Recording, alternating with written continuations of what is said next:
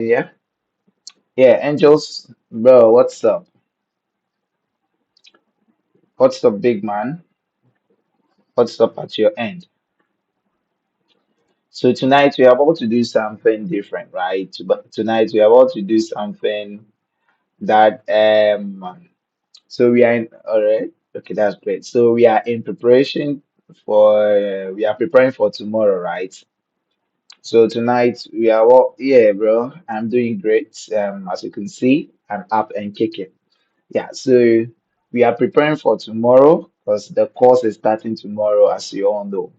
And tonight, I just want us to do something for the last time, right? As you can see, I posted in the group that tonight is going to be the last supper, right? Tonight is going to be the last supper, and then from there we can look at our work, right? Yeah. So tonight is going to be the last supper, and then from there, tomorrow we are going to be doing our projects just as we agreed on. Yeah, so right now I want to get some few things done, then we jump into business. Yeah, so let me update the WhatsApp channel. Let me update the WhatsApp channel, right? Let me update the WhatsApp channel, then we get to business. Okay, all right.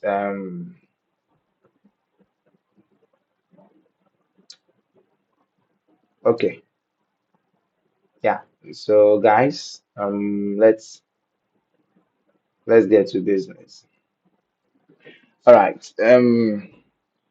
So tonight what we are doing is that we are not coming to do anything different from what we always do. We are coming to build an app, right? But this one is going to be different. Today is Friday, and we are about to party. We are about to jam together, right? So today we are picking a random app from this one from Google, right? From Figma.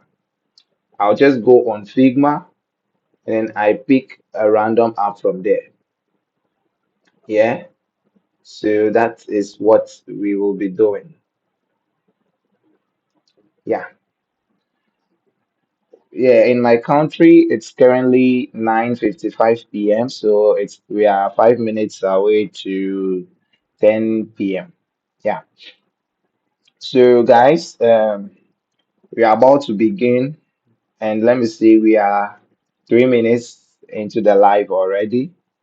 Yeah. So guys, let's get the work started. Yeah. So tonight we will be doing the last supper, which is we will be building. Let me put the news well. The news is we are going to build an app, but I have no idea what the app is. You have no idea what the app is. All I know is that the app is on Figma, and I am going to look through designs on Figma. We'll look through designs, we'll pick one design, and then we'll set it up and we'll develop. Yeah, so that is what we are doing tonight.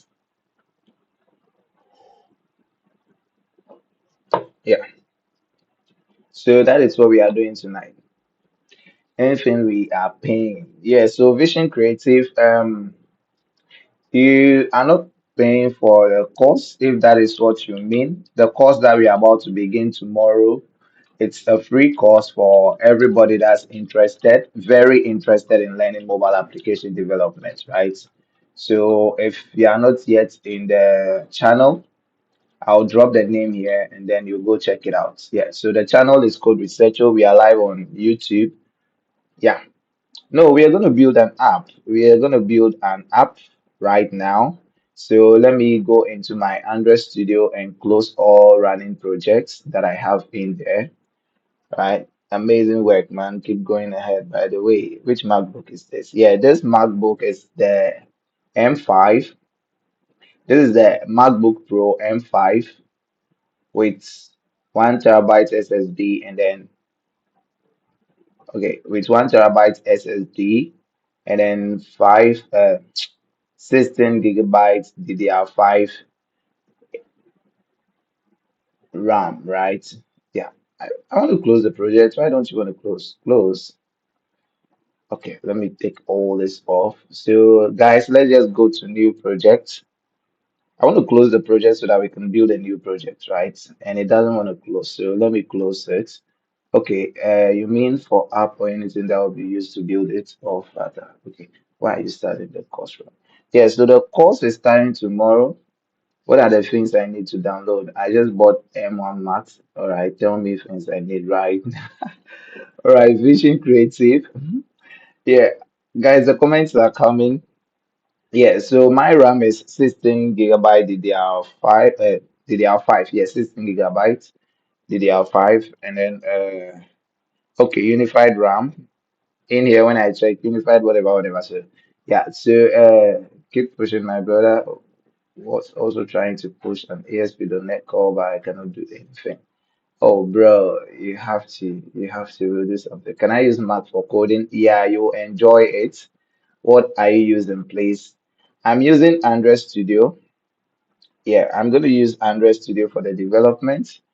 Guys, you can check out the YouTube channel. We are live on YouTube as well, so you should check it out. So first, let's close this project. All right. Today is Friday. People are at parties and stuff. Why does the project don't want to close, guys? The project don't want to close. So how can I download the Android Studio? All right. So Vision. I want to take you through that right now, but I'm closing the project and it does not want to close. Okay, finally. Right. Okay. So anyway, AI workflow. AI, not yet. We are not using AI now. Yeah, because we are focused on understanding the framework. We are focused on understanding about foundation and everything before AI. So for everybody that's interested in maybe using AI to code, right? I'm going to give you something that I know, which is very free and you can use. You are going to use amount of data. Yeah. So the thing is, I will give you something that you can use to code for free, maybe to debug your code, not to code, to debug your codes. All right. When you're having an error and you can't find a solution, you ask it to help you debug it. And also to just help you write documentations in your code and then maybe test, not to build the app for you, right? But I'm going to give you that after the whole course. All right. So if you need that, you have to stay up to the end of the course, and then I'll give it to you. I'll give it to you. Yeah, it's a free app that you can use. It's a free AI model. You don't need to buy tokens or anything. But I want us to learn. So yeah, so new riches. If you're not do face to face, then you would have to text me. So drop me a DM, then I'll give you a quote. Right? It's Yeah, they have to wait, bro. You guys have to wait. If I give it to you now, you wouldn't learn. You just use it to do all the work. So you have to wait after the whole lesson when you are okay with everything, right? When I know that finally you've built the app, we are all good, then I'll give it to you. Yeah, it is free. It's a free model. You can use it. It does everything for you. Yeah, so guys, let's first go on Figma. Yeah, someone was asking how he can install Android Studio. All right, so guys, someone was asking how he can install Android Studio. So installing Android Studio, where's the group for the training? Okay, so guys, this is the group, Code Researcher. We are live on YouTube right now. So yeah, we are live on YouTube. So check YouTube in there. And then in the description of the live, you can have access to the WhatsApp channel. Guys, don't forget to support the YouTube channel, right? Guys, the YouTube channel is now we are having 216 subscribers. That's a crazy support. That's a massive support, and I love it, right? And I love it so much. So you guys should check it out. Please, how do you prevent the license on Android Studio? License. What license actually? Guys, so let's hop onto Figma. Tomorrow is going to be a big day because we are starting our course. right? You join a live coding session, they ask how to install an ID. Yeah, please, how do you prevent the license on iOS Studio? Yeah, so I'm strong. I don't fully get the license that you're talking about. So if you can explain a little further, because Android Studio does not really come with subscriptions and stuff like that. It is free to use, so I'm a bit confused right now. So if you can explain it to me or go further and then tell what you want, then yeah. So guys, the YouTube channel, we are live there. Tomorrow is going to be a big day because we are starting our course, and don't forget to check it out. And also, guys, let's subscribe, right? Let's support the channel. So we are going to just today, we are not building anything. We are all the things that we've been building before, we are done with all of them. So we are going to do some different coding today, which is we will just pick a random app on Figma, right? I'm just going to Figma. I have no plan for what I want to build. I'm just going to pick a random app and let's see how far we can build or how far we can get with it before the end of the live, right? So let's see how far we can do that. All right, so I'm gonna search a design right now. So yeah, please let if you're choosing it's where is a randomness. So we are just gonna search something. I'll search mobile app UI. Guys, on TikTok, I would have to go off and come back again because TikTok has restricted the old live, so I have to go and then come back again. Guys, don't go, right? Let me just end this live and start again. TikTok has restricted it, so no new people will be joining. The numbers will only reduce. So let me go off and come back. Yeah.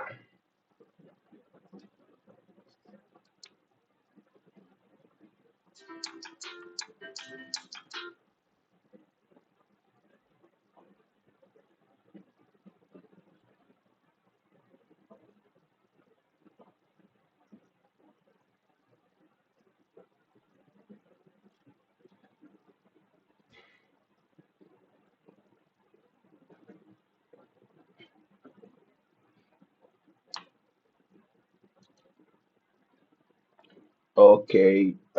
Guys, I think we are back on TikTok. So what we are going to do is modern mobile UI. All right. So we are going to search modern mobile UI, just any app. All right. So we are going to search modern mobile app UI, and then we'll pick something from there, right? I don't know what it's going to be. We are just picking something, right? This ones are a lot. We don't need so much. We just need something small. This looks good, so let me pick this and let's see. TikTok is really disturbing, guys. Guys, you should join on YouTube, right? Because TikTok is like, TikTok says, hey, guy, I'm not gonna allow you to do this today. Yeah, so guys, let's join. Let's try and join maybe through WhatsApp and YouTube. All right. So let's check the UIs that we have here. Hmm, this UI.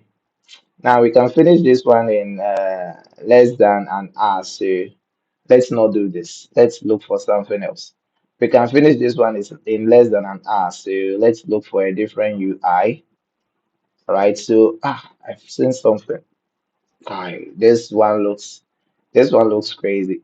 We even have to pay for it. Yeah, because it looks very premium. It looks very premium. So yeah.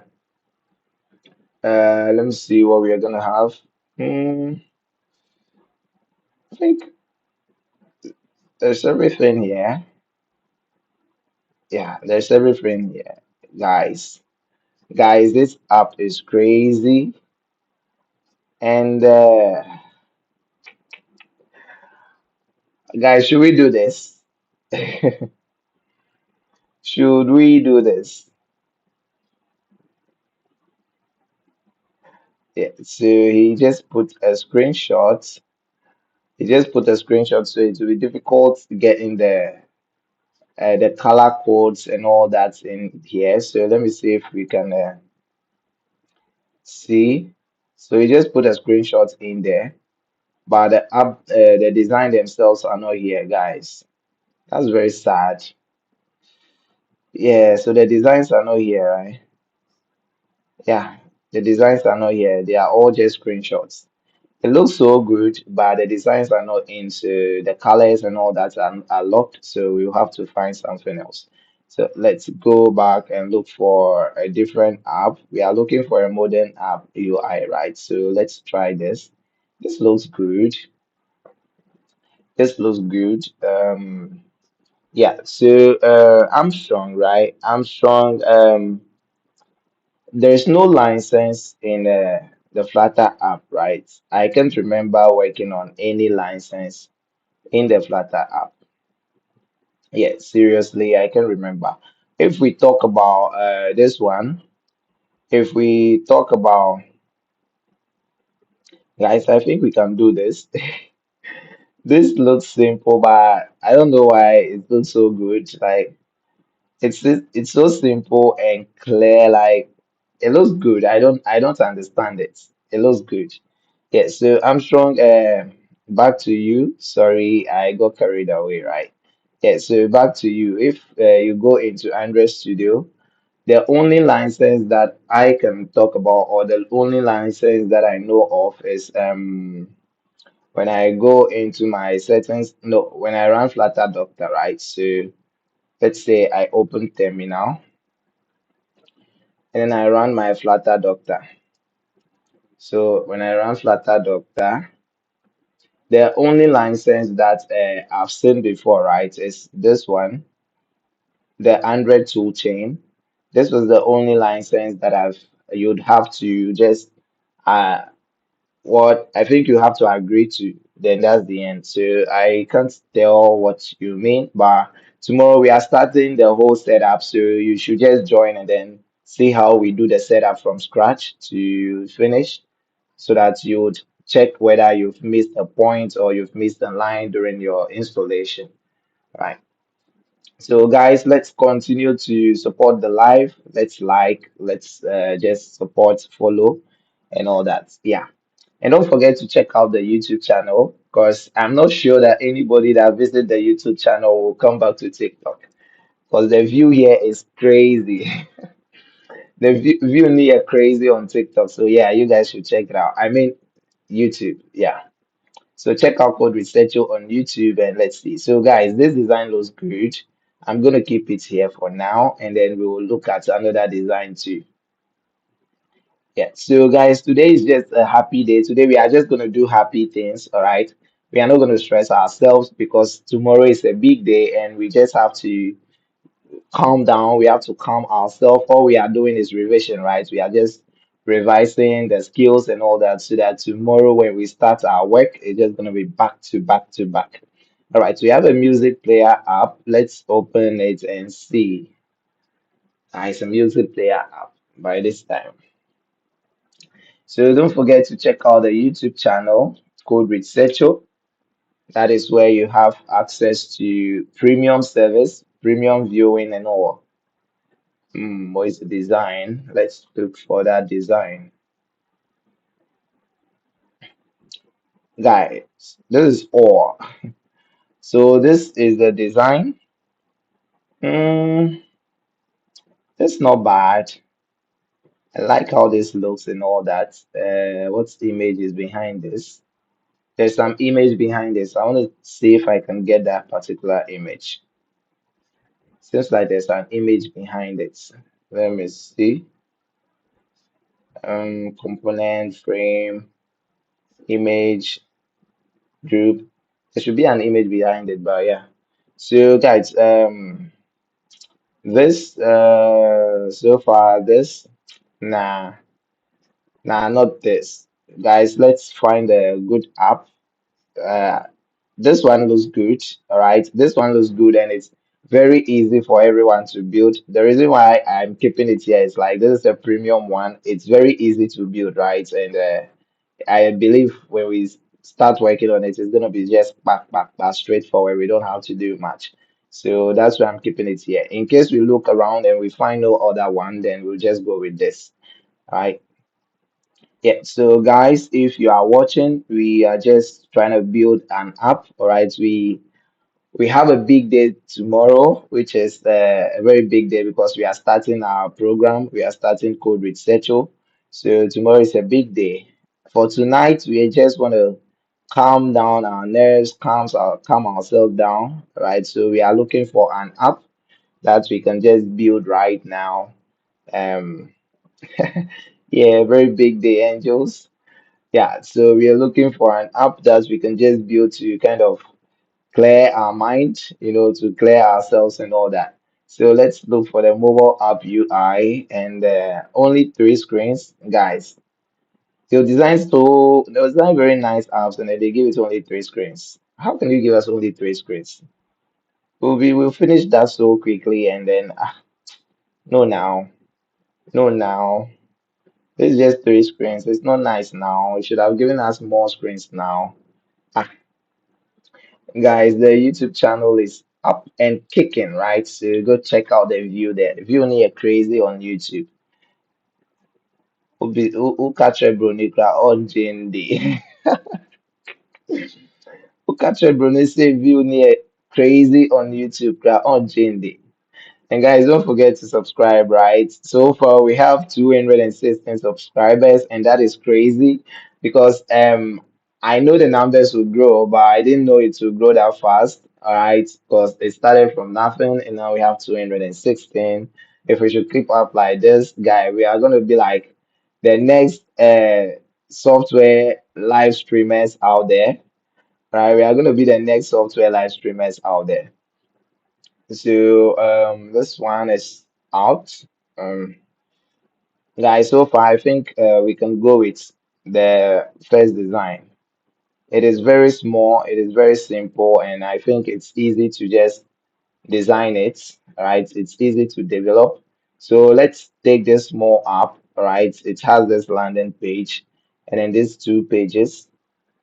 Okay, these two pages. So let's see how far or how long it will take us to do something like this.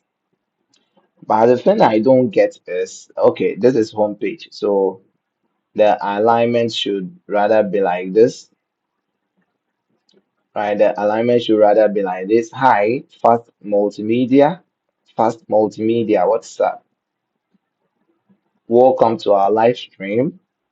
Um, Now it's not a website. Where I'm getting the designs on Figma. I'm getting the designs on Figma and we are building the app in Flutter. All right, so we are going to build it for Android and iOS. We'll make sure we run it on Android and iOS. Where do you get the design for the software? Yeah, so the designs are on Figma. You can just go to figma.com and then you have access to your designs, right? Yeah, so the designs are on Figma. Find the perfect plans here for 50% discount. So are we building this or this? Are we building this or this? Good. I'm now learning UI UX. Okay, that's great.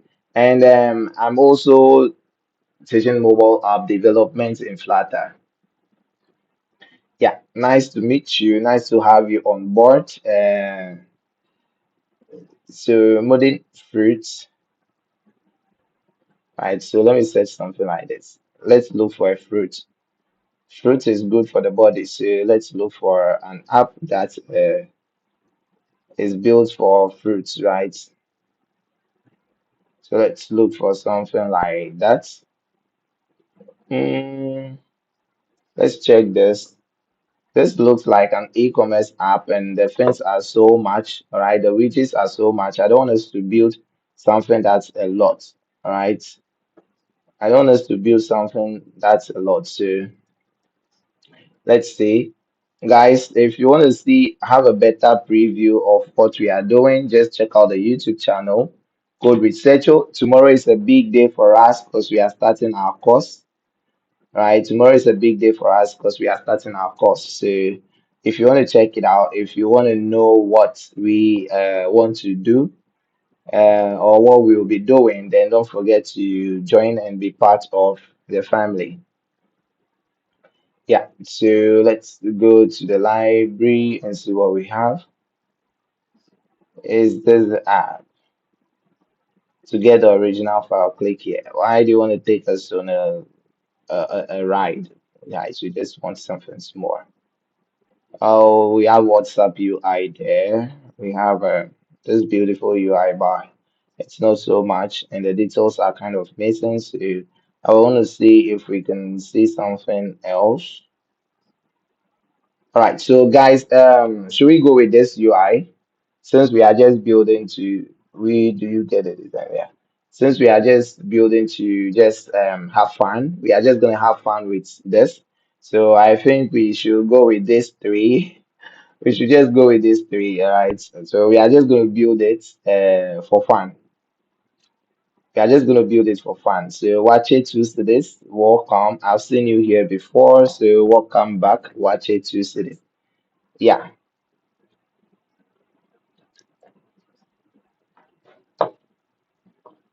yeah. So guys, the best view. I see you. The name pronounces itself, even if you don't want to. Yeah. So guys, we are live on YouTube. Code Researcho. We've spent almost 15 to 20 minutes selecting the design that we want to go with.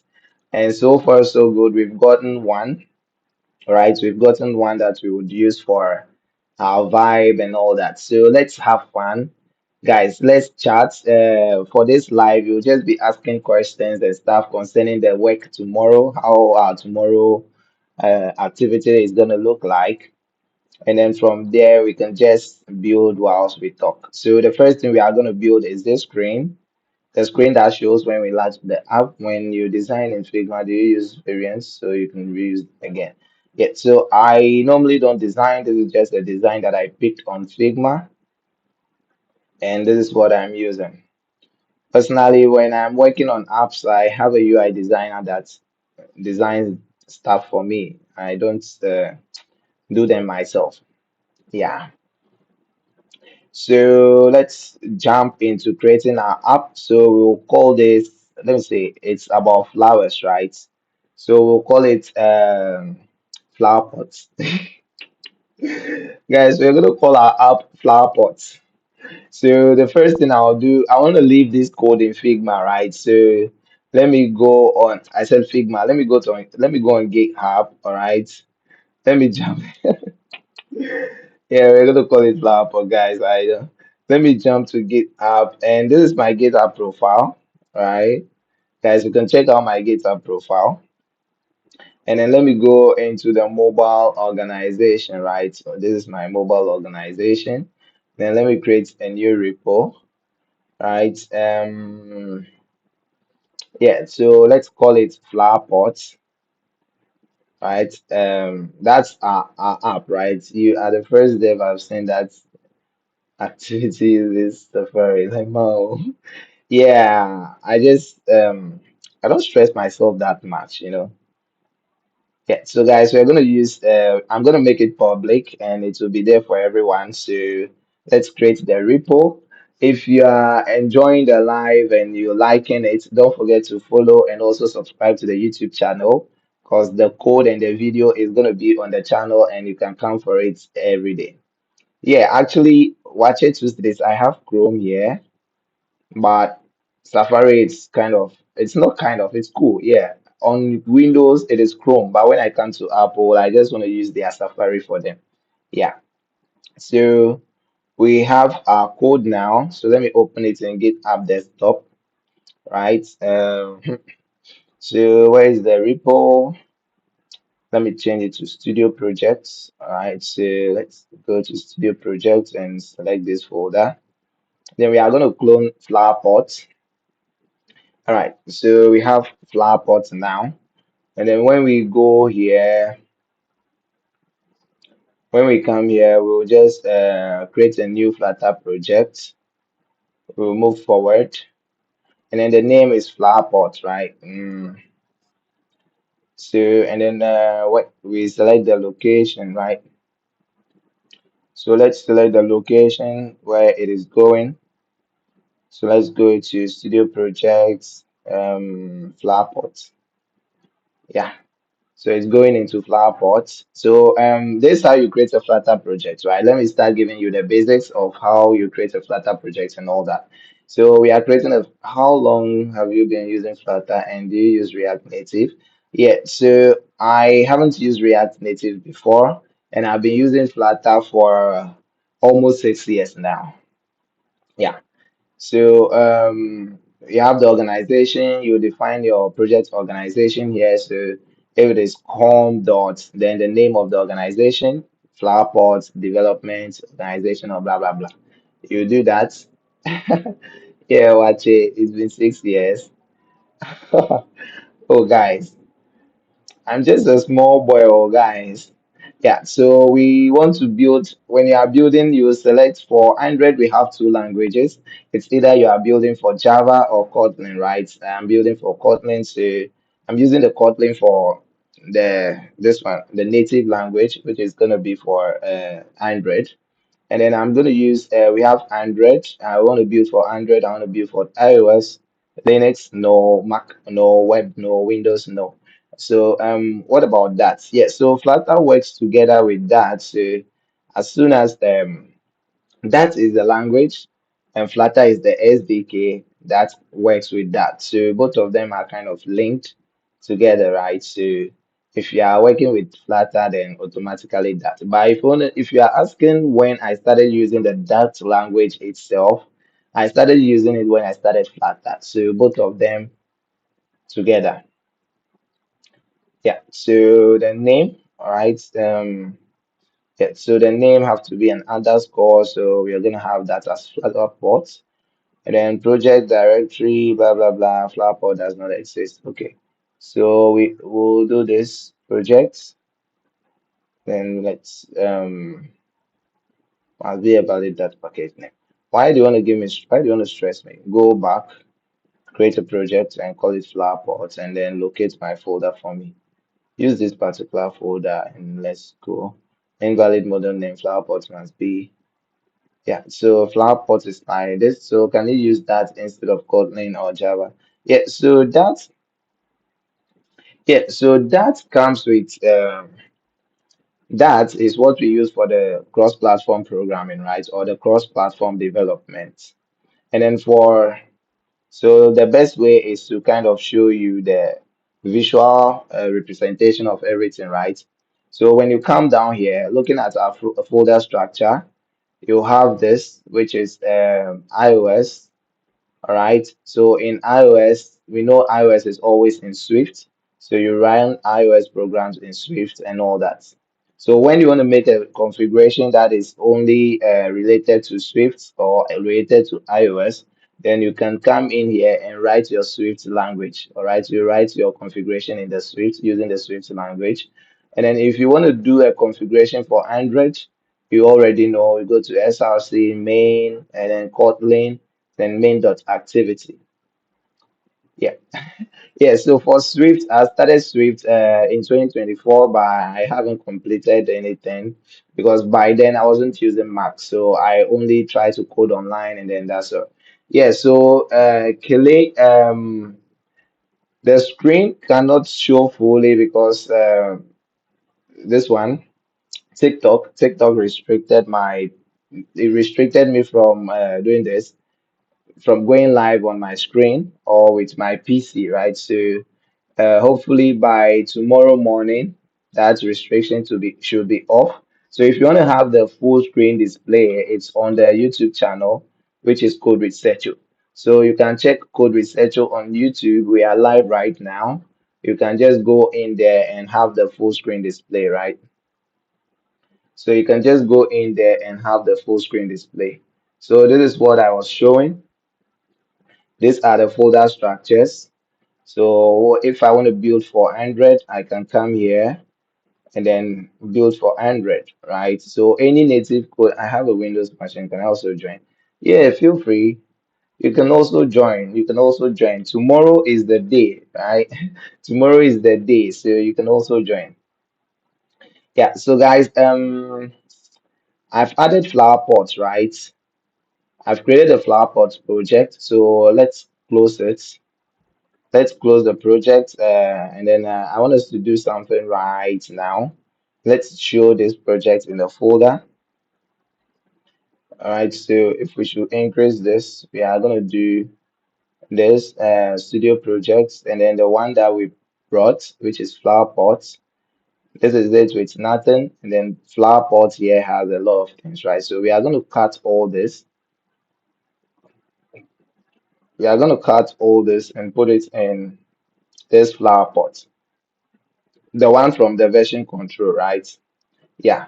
The reason why we are doing that is that when we do it that way, we would be able to push it onto GitHub and all that.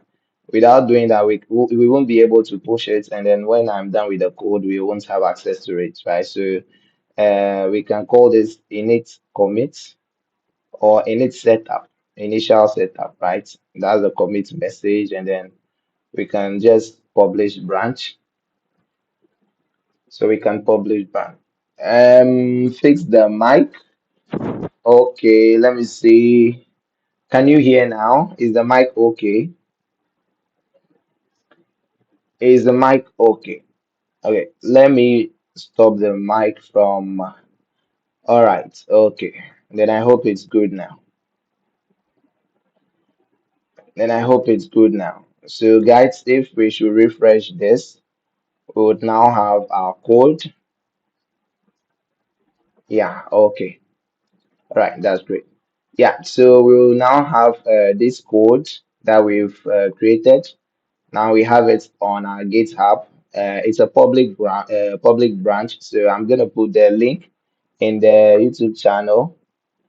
Yeah, Asante. Yeah, I'm great. I'm happy you guys are ready for tomorrow. But you guys don't react to the messages in the WhatsApp group. Sometimes I drop messages to just check if you guys are live or active, but you don't react. You guys don't react in the WhatsApp group. Yeah, so we have our code now. So from here we can just go and then enter our Android Studio. We are going to enter our Android Studio and start the setup. Then we get to business, right? So let's open project. Yeah, so we are building. So we are building this app today. Today there's no plan for whatever we are coming to build. Today is just the day that we want to do something different, right? We just want to do something different. So we went online and we got this design, right? We got this design, and the idea is just to design this and vibe. All right, let's be chatting and design this. Let's be chatting and design this. That's all we are doing today. And then tomorrow is the big day. Tomorrow is the day that we've all been waiting for. The day to start the software development journey, the day to begin mobile app development. So it's still not too late. You can join. The gates are opened. You can join right now and be part of it tomorrow. Yeah, so Julius Moore, I am using Android Studio, right? I am using Android Studio for the development. So let's rearrange our stuff. Wait, I'm in IT here too. No, Prince there, we are starting tomorrow. Yeah, okay. 1290. Yeah, next logic. Welcome to the house. Guys, the people are joining. My bosses are joining. Oh. So let's get our dependencies and see. Yeah, it's Flutterpop. Sorry. So now we are not starting today. Today is a warm up. Is the warm up day. So today we are just warming up. So we went and got this small design that we'll do to for the warm up, right? And then tomorrow is the big day. Yeah. So guys, if you want to join, this is the link, code researcher. We are live on YouTube right now. The YouTube live is very cool. Yeah, you can have access to the full screen. You can see whatever we are doing on there. So you should go check out the YouTube if you want to enjoy this very much. And then also don't forget to subscribe, right? Don't forget to subscribe. And the course is going to be free. The Flutter course is going to be very free. And yeah, we are fully active, bro. It's going to be free actually. For the very first time, I'll be giving out a free course, which is online, because normally I do it offline and then I get paid and I run away. But I decided to just do it online for the first time. So we are going to have it online and then let's see how it goes. I know it's going to go very well. So yeah, let's prepare for the good.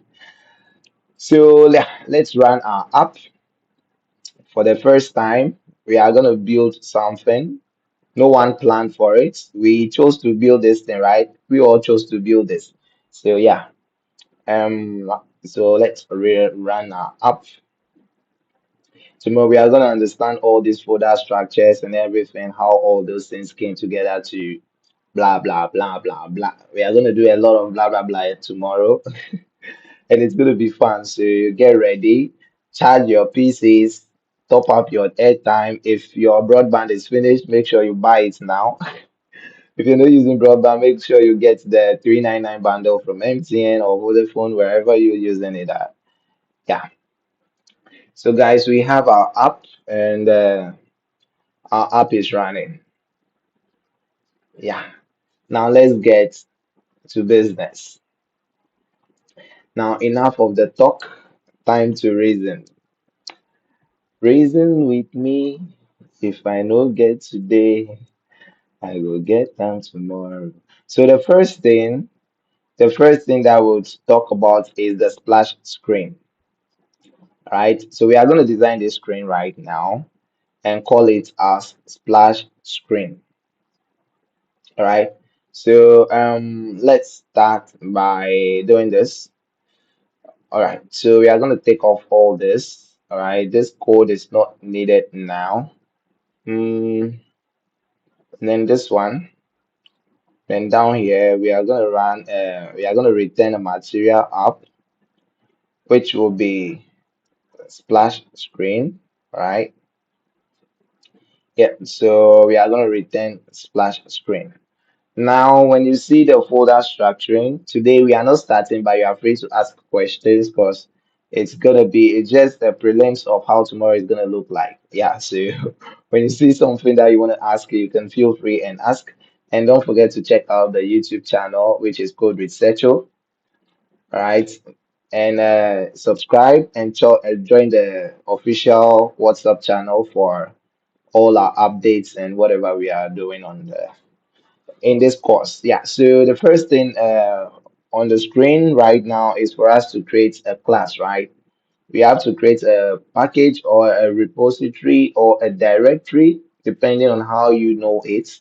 We are either creating a repository, a directory, or a folder where we would be storing our new class called the splash screen, right? So when you start your app, you have the lib main in the library or the lib, you have the main app. This is where the Flutter app runs, right? When you run the Flutter app, this is the first entry point, the entry point of the app. This is the first thing that runs. It comes to void and it runs main, and then main is returning this my app. So this is my app, and my app is returning material app. So therefore, you have this element here, and then material app is returning splash screen. So that is how it goes. Hey, oh my God, YouTube comment section is on fire, guys. Yeah, YouTube comment section is on fire. Yeah, hello everybody. Yeah. So nice to have you online. Don't forget to subscribe and don't forget to like. Hey, beautiful. Yeah, so we are going to create few folders. All right, we are going to create few folders when you set up your Flutter app. The first one is core, the core folder. Inside of the Yeah, TikTok, you guys are so down right now. What I don't know if you guys are on the YouTube, but YouTube is kind of yeah. Someone just came there and was like, "Hey, handsome guys, I'm shy. I'm just 12 years, guys." All right, so we have our call folder. The call folder is where we have the core configurations or the core entities that runs as the background or the backbone of the app, right? So the things that the app needs to actually stay alive or stay relevant are the core things.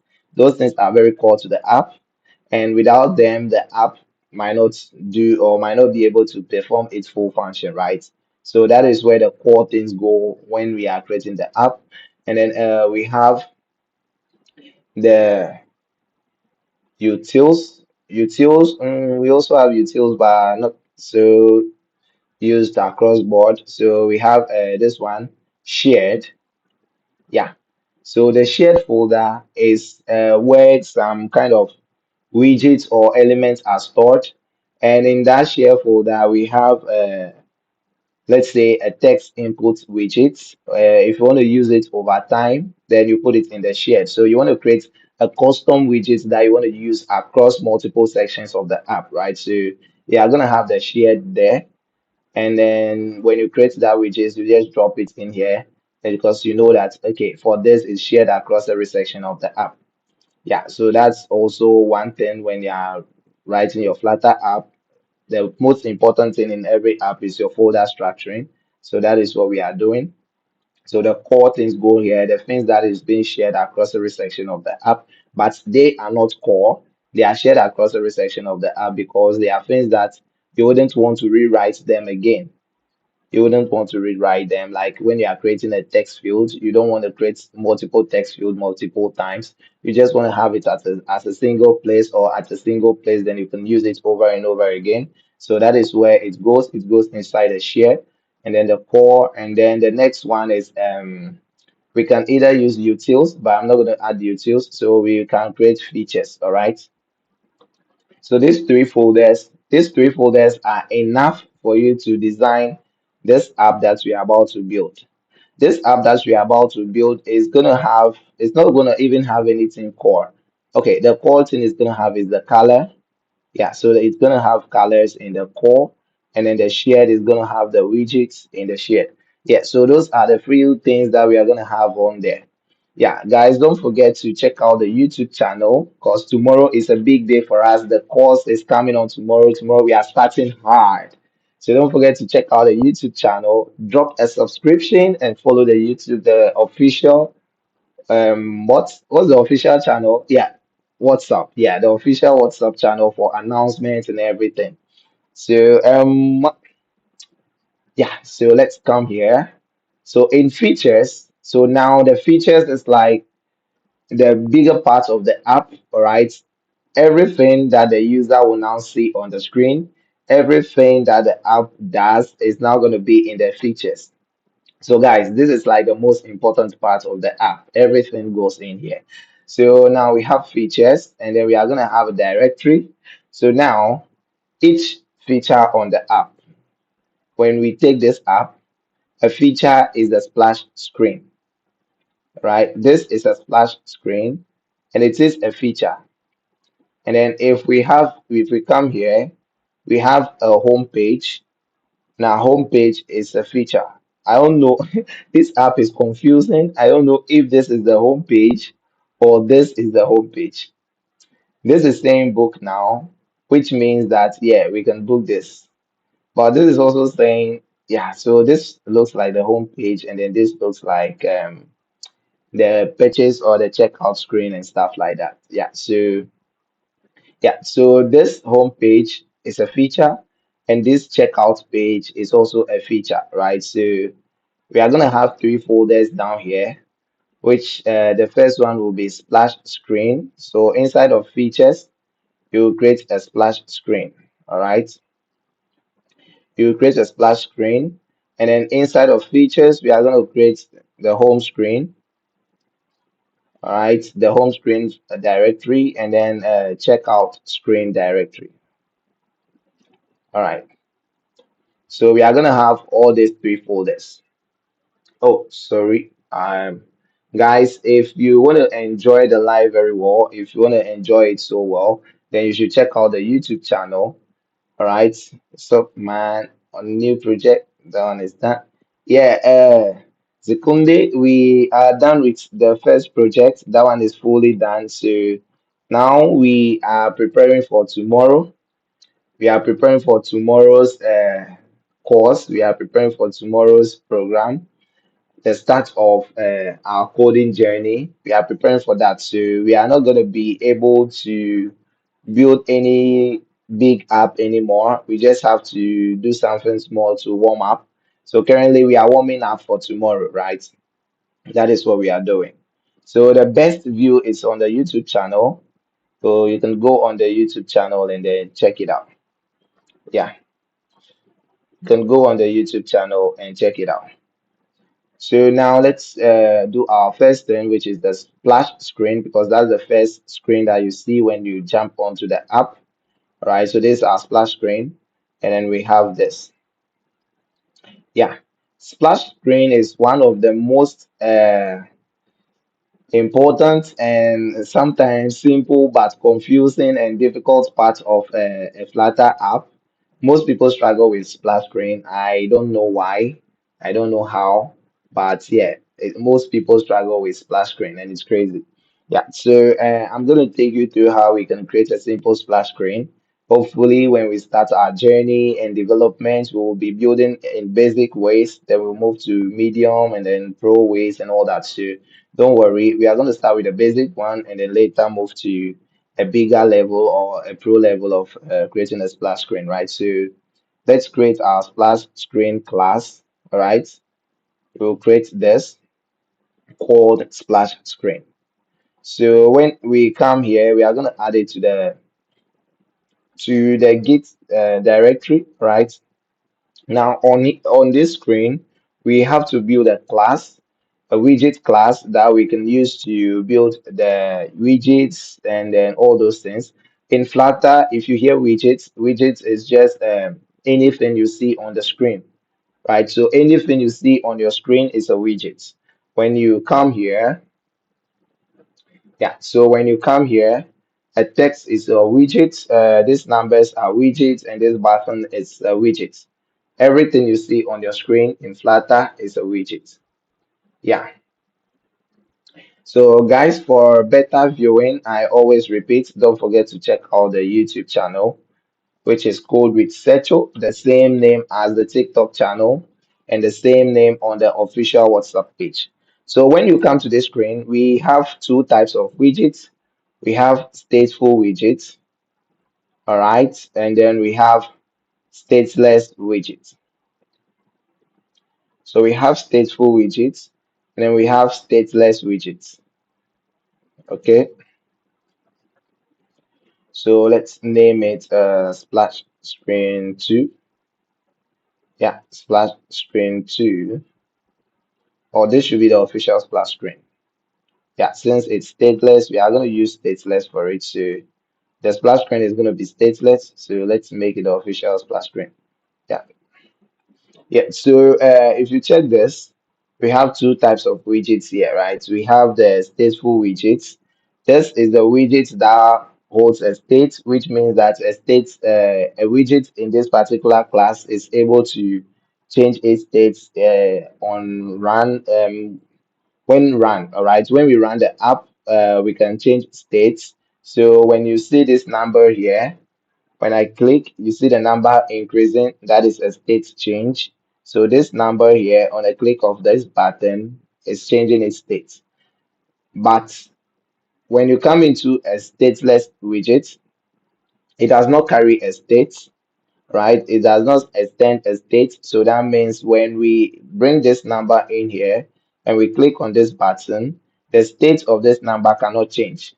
So if we are building an app or if we are building a particular screen that does not need to change a state, example can be like what screen, a splash screen. We don't have to change the state in there. We have a screen like history screen. Okay, history screen, depending on what you are doing in the history, it can either be stateful or stateless. And then we have a screen like receipt. Yeah, receipt screen. On receipt screen, most of them are all stateless because you don't need to change anything from there. Yeah. But when it comes to core functionalities and stuff, most of them are stateful apps. So we are going to use the stateless widgets for our splash screen, right? So we have our splash screen this way, and then we are gonna have a stateless widget for it. So let's just import it here. Now we've imported our splash screen at the top here. If we should rerun our app, we should have this splash screen in here. So let's run, and then we are gonna have this, and this down here is called a placeholder. This black screen with the two lines passing crossing each other is called a placeholder in Flutter. This is the placeholder widget. Right, so now we are in our splash screen, and all we have to do in the splash screen is to make sure it matches this. All right, is to make sure we design it to match this. So where do we begin from? Let's go into development, guys. Yeah, so we are here. The first thing we do is to call one important widget, which is the scaffold widget. So this scaffold widget, it's how they say an out of the box widget. It comes with a Flutter SDK, and it holds almost all the material configurations and the Cupertino configurations that you'll need to run or create widgets for both Android and iOS and then other platforms as well, right? So the scaffold widget is a very important widget that we use mostly in our app or always in our app when we are creating a new screen. So if we are creating a new screen, the scaffold widget is very important because it have very core functionalities or it has very core. Guys, am I talking too fast? Yeah, so the scaffold widget is very important because it has very core properties that we can use. Some of them are the drawers, some of them are the end drawer, some of them are the body, the app bar, the floating action button, and all that. That comes with the scaffold widget out of the box. Okay, yeah. Yeah, so I realized I was talking so fast. You guys didn't inform me. So yeah, I'm gonna take it slow now. So guys, check out the YouTube channel. I like how you guys are supporting the live. I love how you guys are following the likes and all that. I'm very grateful. And if you are liking it, that means you love what we are doing and you'll be happy to have it over and over again. So I would want you to check out the YouTube channel with the name code with Central, as you can see in the comment section. If you want to learn mobile app development, we are starting the full crash course tomorrow. Yeah, so tomorrow by this time, when we are live, we are starting the course. That is the beginning of some people's tech journey. Yeah, do you do data analytics as well? No, I don't do data analytics. Sorry, but I do mobile. Yeah, so guys, tomorrow is going to be the beginning of a lot of people's mobile development journey. As you know, the beginning, everybody comes. It's like a marathon. A lot of people, a lot of people come on board, and then at the end of when getting to the end line, a lot of people will kind of be left back. Some will be in the center, and some might even cross already. It doesn't matter. At the end of the day, the goal is that everybody should be able to cross the line, right? So yeah, the course is going to start from scratch. We are going to pick it from scratch, everything from scratch. Tomorrow is going to be the installation section. We are going to see how the installation can be done for both Android and for both Windows and Apple, right? We are going to do that tomorrow, and then we'll pick it from there. So it's just full course from scratch. Yeah. So, guys, the goal is everybody finishing at the end of the day. It doesn't matter who finished first or who finished last.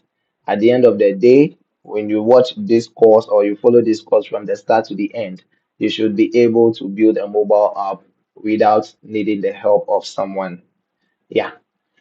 So we'll call our scaffold widgets, and then on this scaffold widgets, we are going to call a property called body. All right. So we'll come here and call the body property inside of the scaffold widget. And in that body, elements on Flutter or elements in the Flutter app, whatever app you see has two main layouts. Those layouts are either a row or a column, right? Those two layouts, those who missed it can watch the live video. Yeah. Yeah, guys, thank you. Thank you for Yeah, Wagwan, Abubakar, Wagwan. All good, bro. Yeah. So, guys, thanks for the support. Yeah, thanks for recommending the YouTube channel and all that. Yeah. So every widget in Flutter, right, or everything you see. Yeah. So, bro, today we are just building a random app, we saw on Figma because tomorrow is the big day. Tomorrow we are starting the course, and we don't want to stress ourselves. So we are just building a random app as a warm up for what is coming next. All right, so yeah, it's just a random app with these three screens. We will build this and then we will do bye bye. Tomorrow we'll begin the work. Yeah, so as I was saying, every application or every software you see has two main layouts, which is a row and a column. So when you take a look at this particular design, if you take a look at this particular design, we have this element in the center, and these two texts are aligned just below each other or on top of each other. So this becomes a column layout, right? So yeah, I'm going to show you how to tackle designs and build them just as it is on the UI. A lot of people know how to code, they know how to build, but they don't know how to build according to design because they missed the little details and the details matters. So yeah, I'll show you that.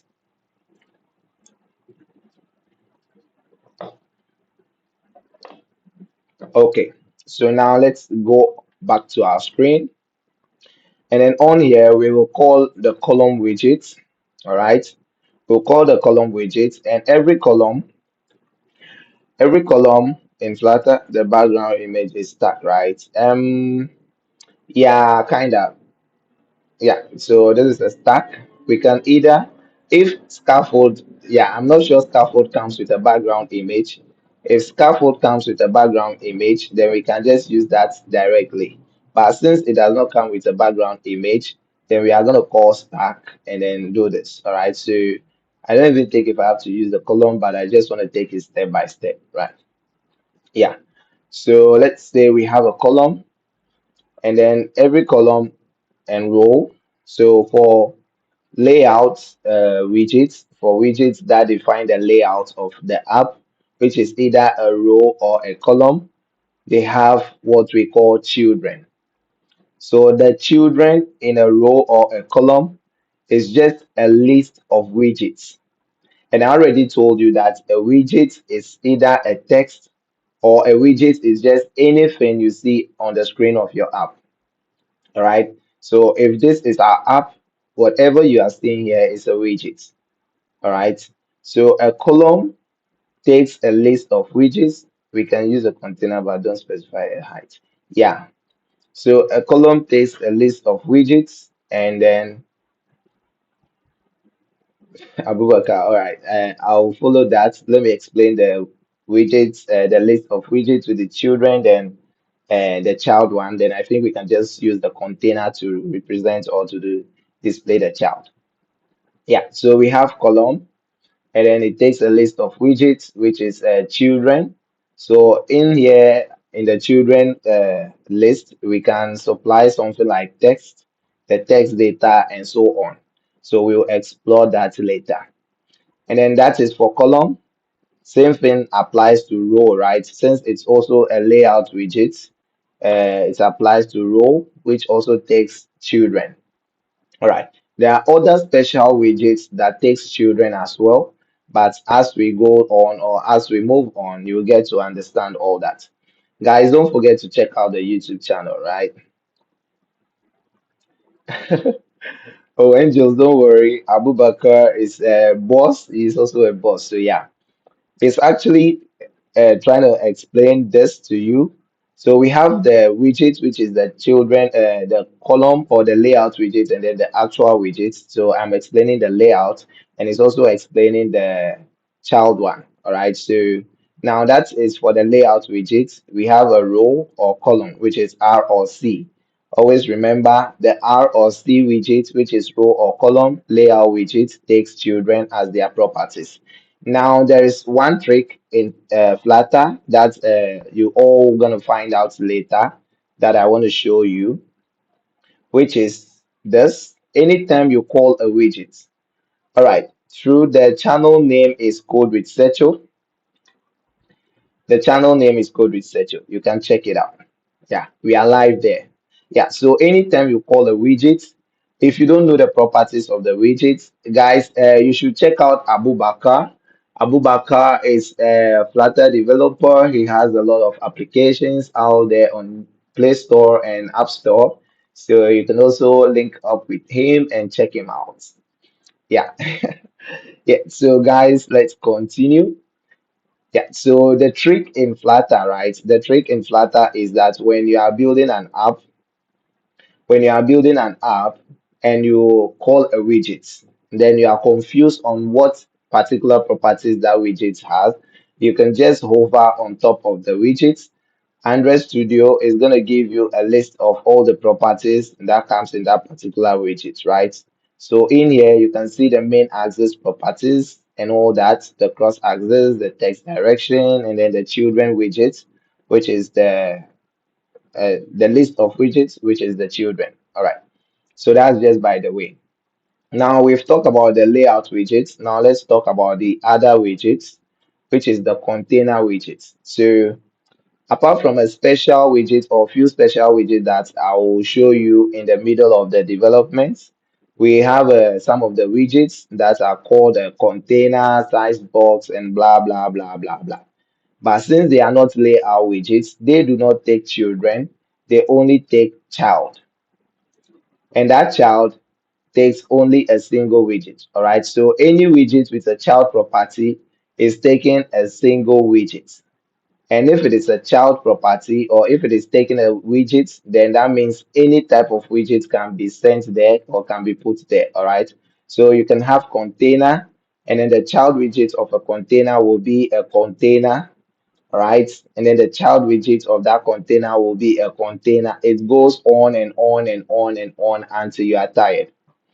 Right. So you should know that for any property that takes a widget, you can supply any type of widgets. Yeah. So now we are going to build this now. All right.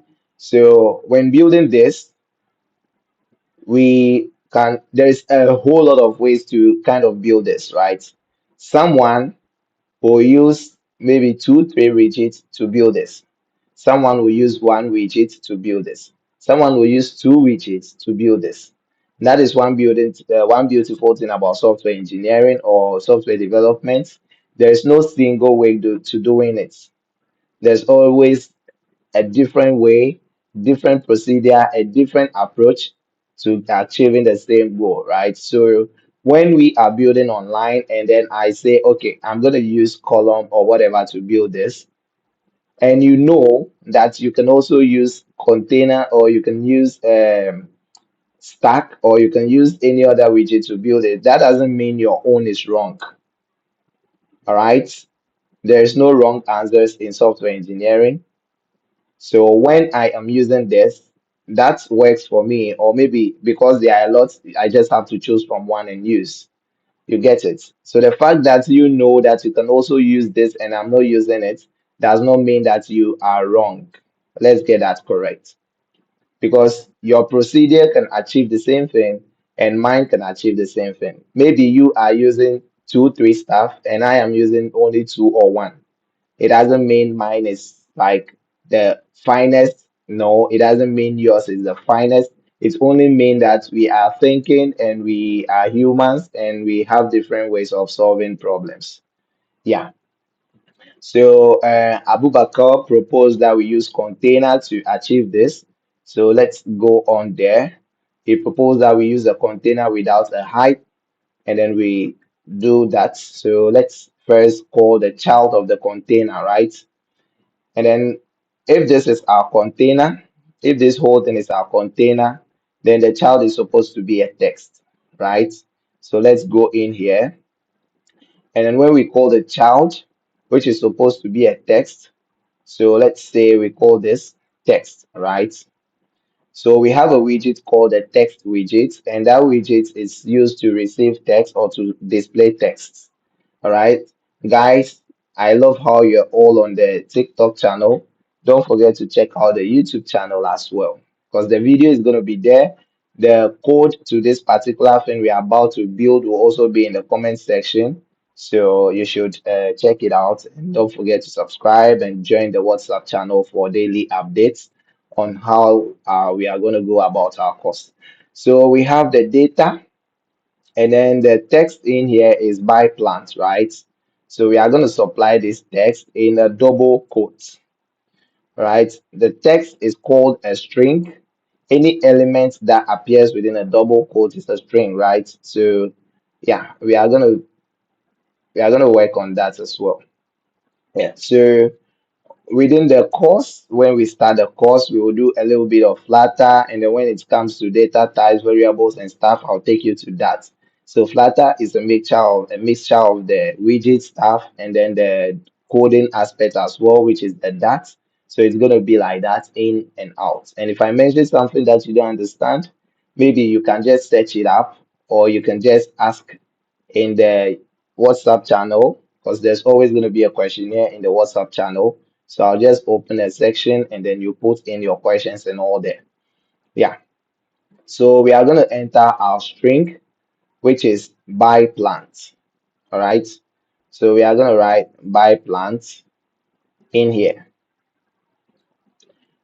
We are going to write by plant in here. Now, in running our app, we have two options. When you check the top here, we have the hot restart, which restarts the whole app from the beginning. And then we have hot reload, which just reload the particular or rebuild the particular widgets or the active widgets of that on the screen, right? So it just rebuild the active widgets on the screen or the active widget that we are seeing. So restart the app, and reload just resets the state of everything in the widgets, right? It do- mm, you get it. Yeah, so let's restart the app, and now we are gonna have this. If you can see, our text is aligned at the top, yeah, the top left corner of the app. So that means we have our text, but we would love for it to be in the center, right? We have our text at the top left corner, but we love for it to be in the center as it is here, right? So now we are going to explore a new widget. We've discussed the scaffold widget, we've discussed the container widget, we've discussed the text widget. Now we have another widget called the center widget. So one good thing in Flutter is that the name of the widget identifies what the functions of the widgets are. So when you hear of container, you know that okay, this is a container and it can contain something that we can decorate. Yeah, if you hear of a column, you know that okay, this is a widget that anything we put in there is aligned in a column. And when you hear of a row, it's aligned in a row. Yeah. So now we want our elements in the center of the screen. So we have a widget called the center widget. Are you getting it? Yeah. So what we are going to do is that for the whole of this body, we can either align it in the center, or for the text in this particular container, we will align it in the center. So let's try the two options and see the one that will work. Do you think both of them will work, or just a single one? Yeah, so let's start from here. First, let's change this child of the container to be a center, right? So Flutter enthusiast, which one is going to work? Both of them or just a single one? So now we are doing the century inside of the container. So now the container is going to have center as the child, and then center is going to have text as the its child, right? So now you are getting the dynamics small, small. So when we read puts, you are going to see that by a plant is now in the center of the screen. Guys, if you can't see the screen clearly, join the YouTube channel, all right, and you can see exactly what we are doing there. So sorry, unfortunately, Apple didn't give us not Apple. Unfortunately, TikTok didn't give me the chance to stream from the PC. So if you can't see clearly, just hop onto the WhatsApp channel, which is called Researcher, and then access the video in there. Over there, we are sharing the whole screen, so everything is back and up to date. Yeah, so we use the center for the container and it is working perfectly. So the next thing we can do is we are going to take it off and then use the center before the container and see if it will work. Do you think it will work? Yes or no? So the child of this center becomes the container, and then let's rerun. Yeah, so it works. Yeah. So if you can remember, I told you that there's no yeah, Flutter enthusiast called it. That's great. Guys, thanks for joining the YouTube channel. Don't forget to subscribe, right? And don't forget to join the WhatsApp official channel for uh updates.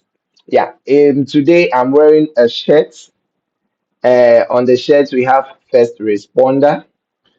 If you're on TikTok, you can see we have first responder on the shirt.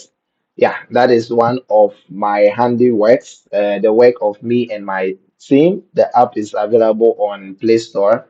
Abubakar, thanks for the gift. Unfortunately, if you're in Nigeria, you're not going to have access to it. You only have to be in Ghana. Unless your Gmail or your Play Store email is registered in Ghana, you're not going to have access to it. So, yeah. If you're in Ghana, you can check out First Responder on the Play Store and see what we can do and see what you can also do after this course. Yeah, guys, don't forget to follow and don't forget to check out the YouTube channel and subscribe. Yeah, so if you remember, we use this center widget for as the child of the container and the element was aligned in the center. We also use the widget as the child or the parent of the container and it still worked. And that is exactly what I was explaining to you that there is no perfect way to getting things to work in software engineering. There's always a different way, a different approach that works. All right. Just make sure that whilst it is working, tomorrow when you touch it, it won't break. Yeah, that is where optimizations, that is where the rules of clean coding and stuff comes in. All right, because when you follow those rules, you're able to build softwares that do not break when something is changed in a different class. Yeah, so yeah. So now we have our text aligned in the center, as we can see. So if it works, don't touch it. Now, if it works, make sure you touch it again and again. So my rule is that when it works, I'll touch it again and again and again, and then I'll touch even a different one to see if it will break. If it breaks, then it's not okay. I have to make sure it works. Yeah. So guys, now we have buy plans and then we have order plans. So for order plans, what do you think? Which widgets do you think we are going to use for it? Because we talk about two widgets. We have layout widgets and then the normal widgets, right? And then the layout widgets for column, we need elements like this. And then for row, we use it for elements like this. So yeah, we are going to use column to get that. So what we are going to do is that for this being the first widget as the child of the container, we will take it off. And then the child of the container will now be column. And then column is now going to have children. And that children will be text and then another text. All right. I guess you should both buy the plant and yeah, I guess you should both the plant and order in a column. Yeah, so both of them are going to be in the column. Thank you, Abu Bakar. Yeah, so guys, we are going to have our elements in the column, and then we are going to change this to, is it by now? Yeah, we are going to change this to order now. Yeah, yeah, so we are going to change this to order now. All right, so if we should rerun the app, now we are having this buy plants and then order now. Yeah. So now you can see the elements aligned all the way inside of the app bar. And then the question comes, why did it move all the way inside of the app bar when it was just text? And then now that we brought column, it's now appearing at the top there. That is the question that you would have to ask because at first it was in the center and then we brought something and it's at the top. That's crazy. Yeah, so the reason why it's moved to the top is that when we use the column widget, The column widget takes off the remaining space on the screen. So if we should have something else before column, column will still take the rest of the space on the screen, which means that at first, when we were using only text, text was only taking a minimum space that fits the text. All right. So it's the space is a minimum, all right, and it's intrinsic in a way. So it only fits the text and it doesn't expand. But for column spreads across both the row and then the vertical space on the app or in the app. So it takes off all the screen. And because the column is so long, starting from the top of the screen to the bottom of the screen, yeah, we'll add safe area. Yeah. So because the element is so long and it starts from the top to the bottom of the screen, and its default layout or its default main axis alignment is on start, the elements are automatically pushed to the start of the screen. So I just mentioned something. Main axis alignment. What is the main axis alignment in a column?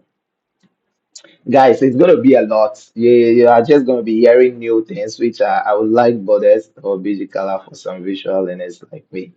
Yeah, Elvin, we are gonna do that. Don't worry. This is what we are building, right? So we are taking it a step after the other, then we'll get there.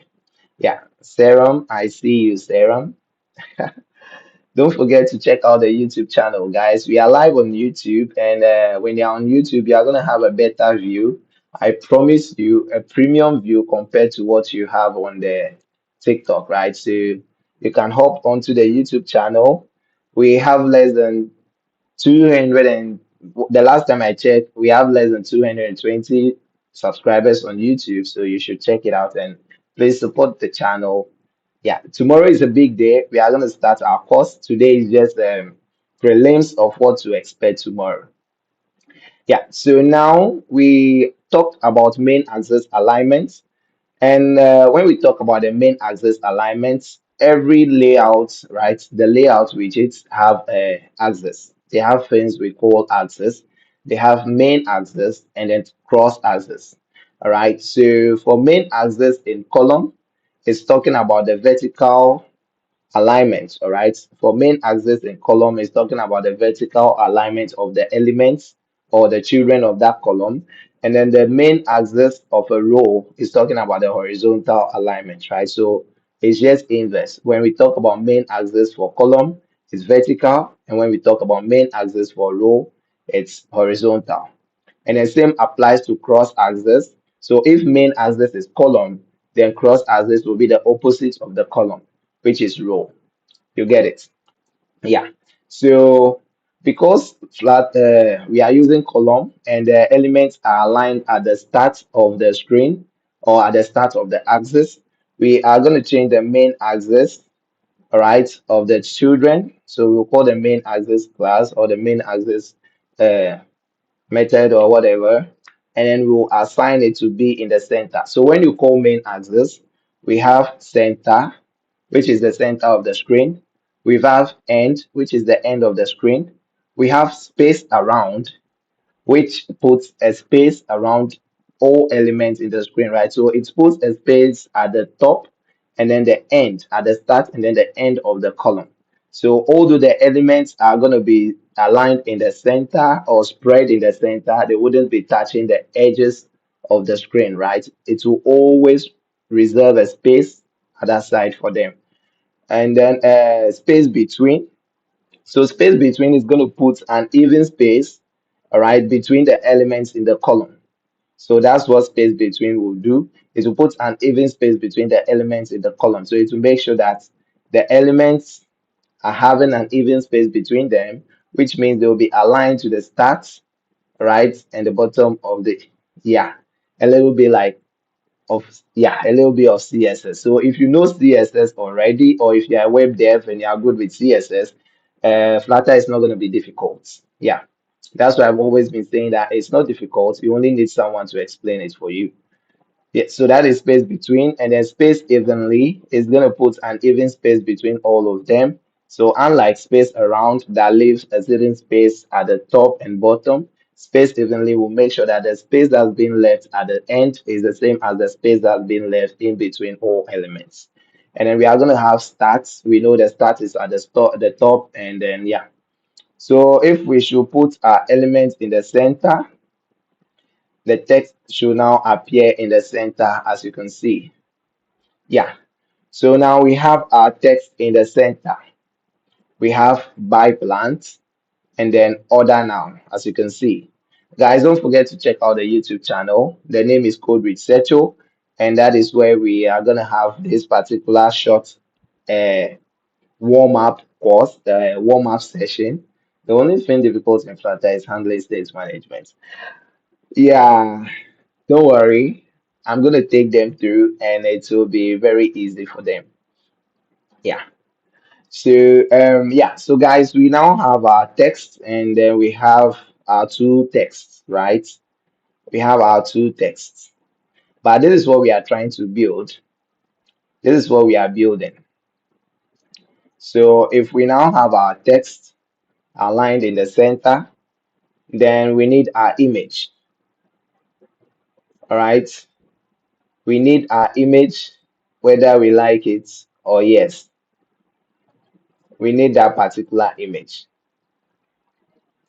And I want to find that image. Yeah. So we need the image, but oh, do you know what the designer did? Guys, do you know what the designer did? He did not,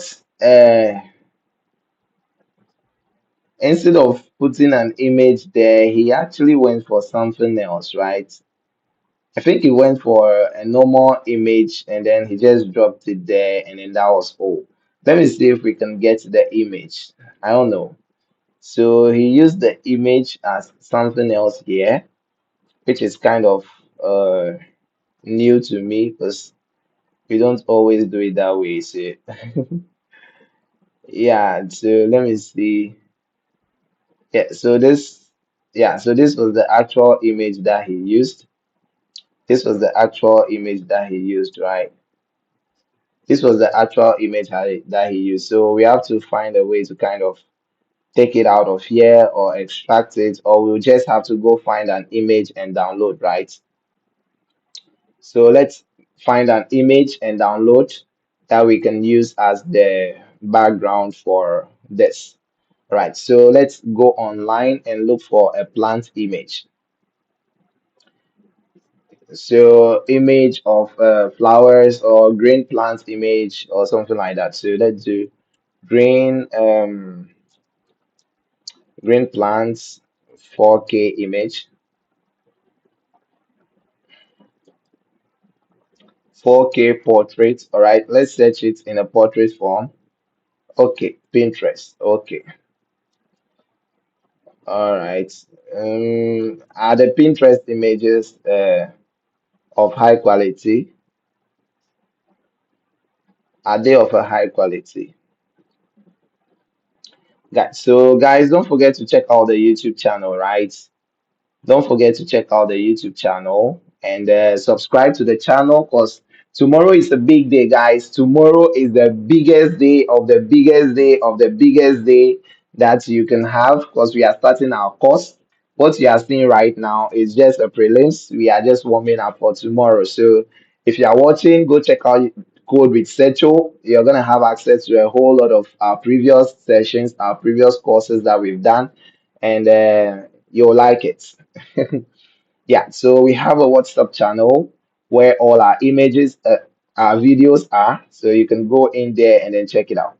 So guys, I'm gonna just pick this and then it wants me to log in. Guys, let me just log in, then we move. So we have an image. We are gonna pick it. Guys, don't forget to check out the YouTube channel. All right, don't forget to check out the YouTube channel.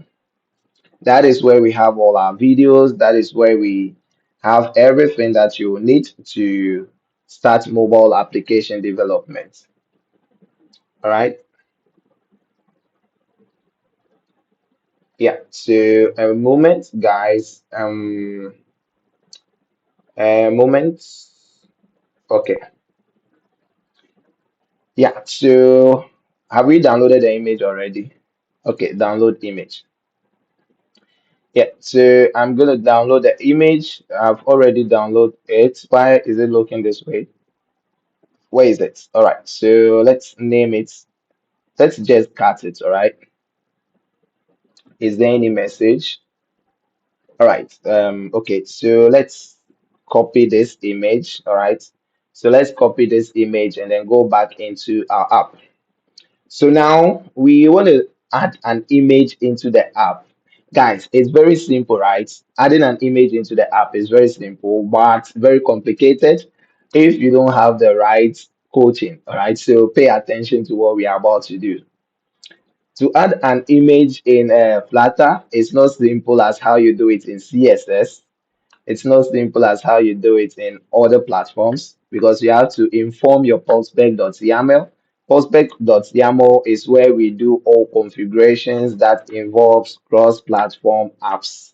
So for a configuration that is going to affect uh, Android, that is going to affect iOS or any other platform, we do that in, it's like the heart. It's like the heart of the app.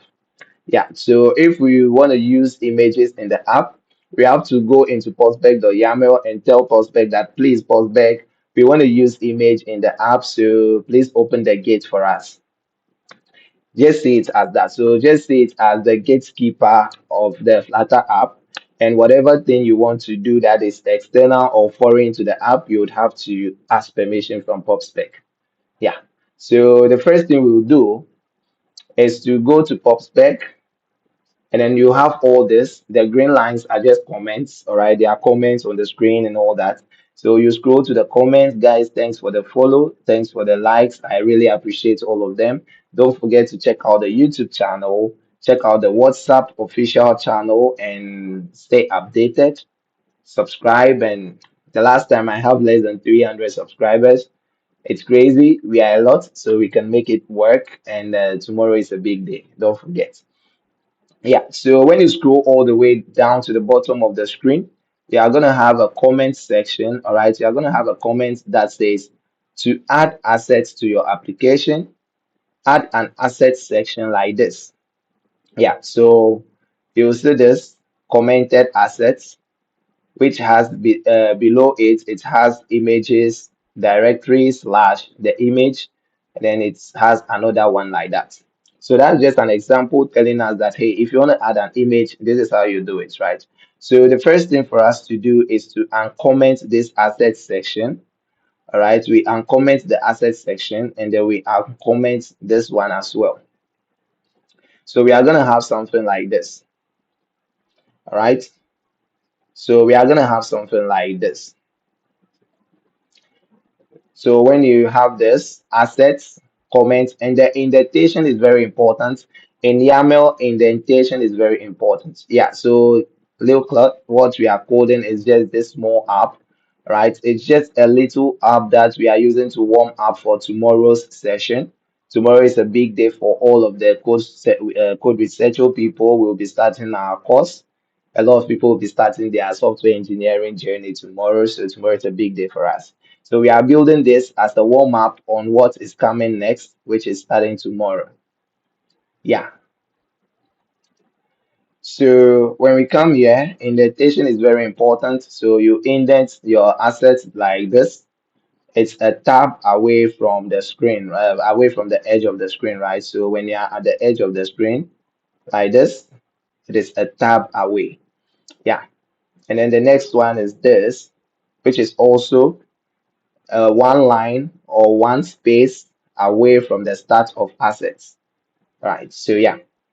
So now when you call assets, assets basically is talking about elements or external stuff that we would want to use in the app, like fonts, images, videos, all those medias are like assets in the app, right? So yeah.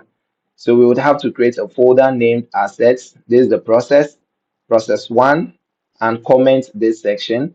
Process two, go all the way to the root folder and create a new directory called assets. Yeah.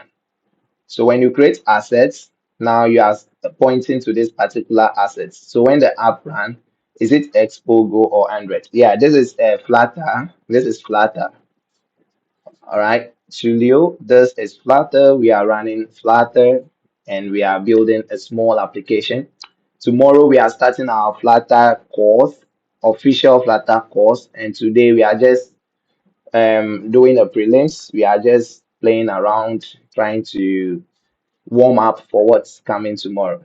Yeah, yeah.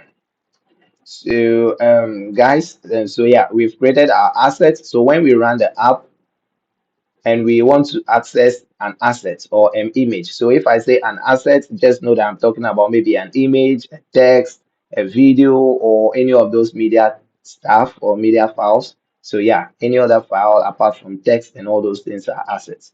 So yeah, so when we run the app, these assets will be located.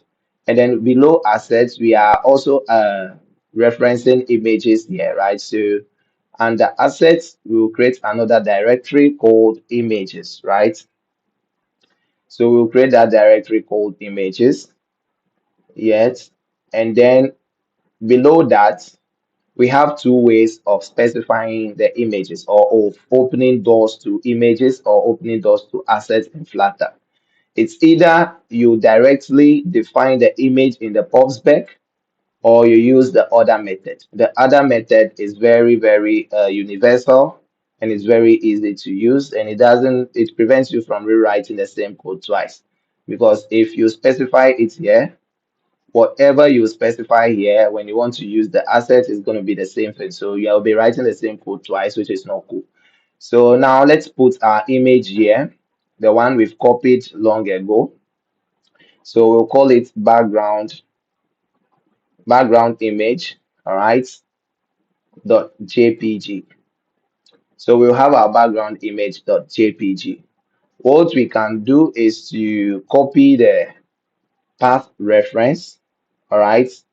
We can copy the path reference of this image and then we'll drop it here, all right. And then we'll drop it here like this. And then we can copy and drop it here like this, but that might give us an issue. So I mostly love for us to just leave it like this. All you have to do is to specify the parent directory. All right, when you want to use an asset, you create your asset, you create your images folder, and then you specify the parent directory.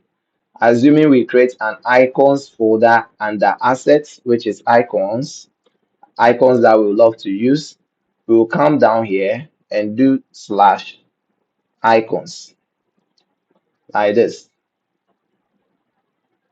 All right. Yeah.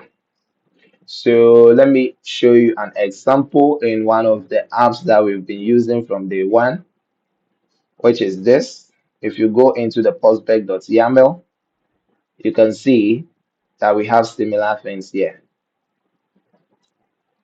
All right. We even use an env and we have to specify it under assets. Yeah. So that is that. And we are going to use this example there as well. Yeah. So we have, sorry, we have this and then we will have this.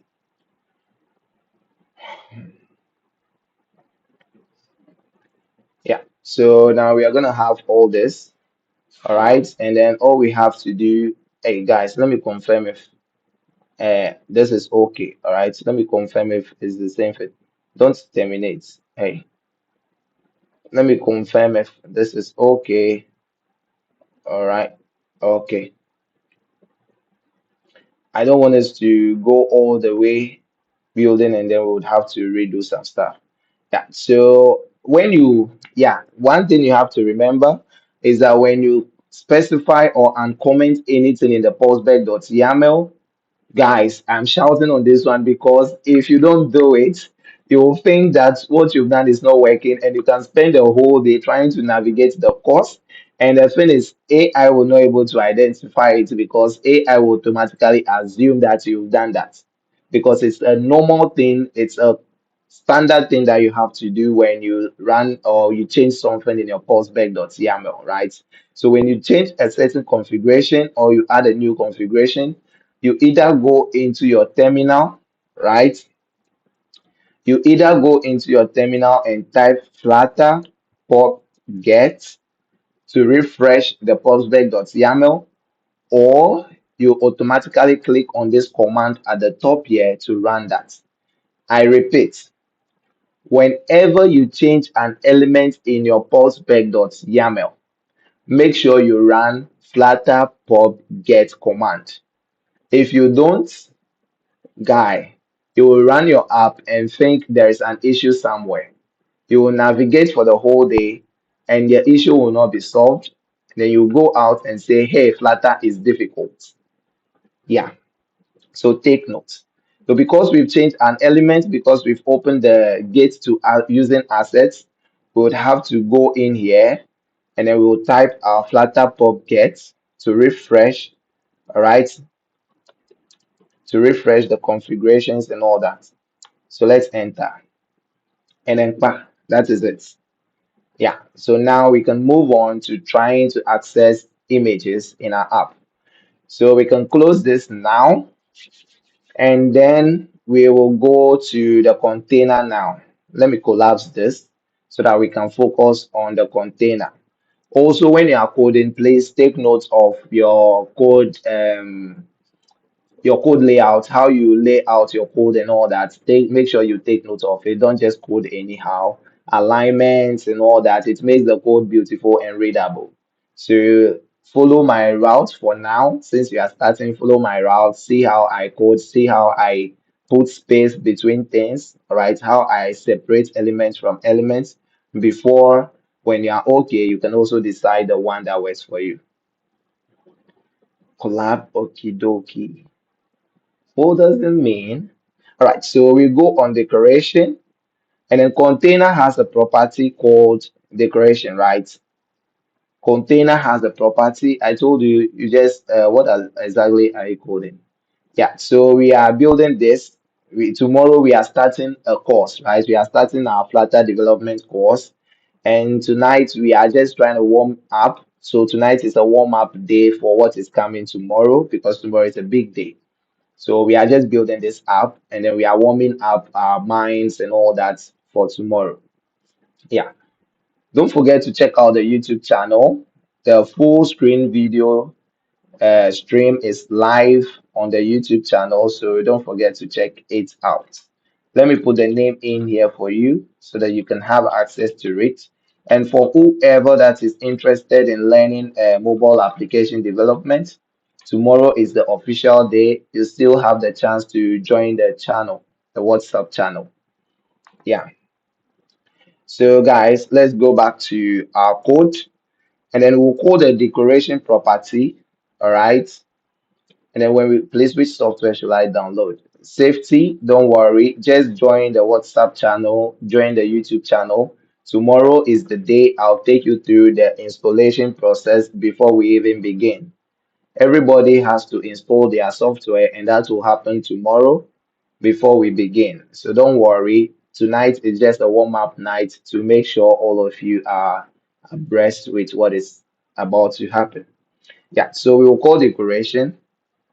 Elvin, the WhatsApp channel, it's available on the YouTube, right? We can't put the code in here. I tried putting it here multiple times, but TikTok keeps flagging it. So confirm code with Secho on YouTube.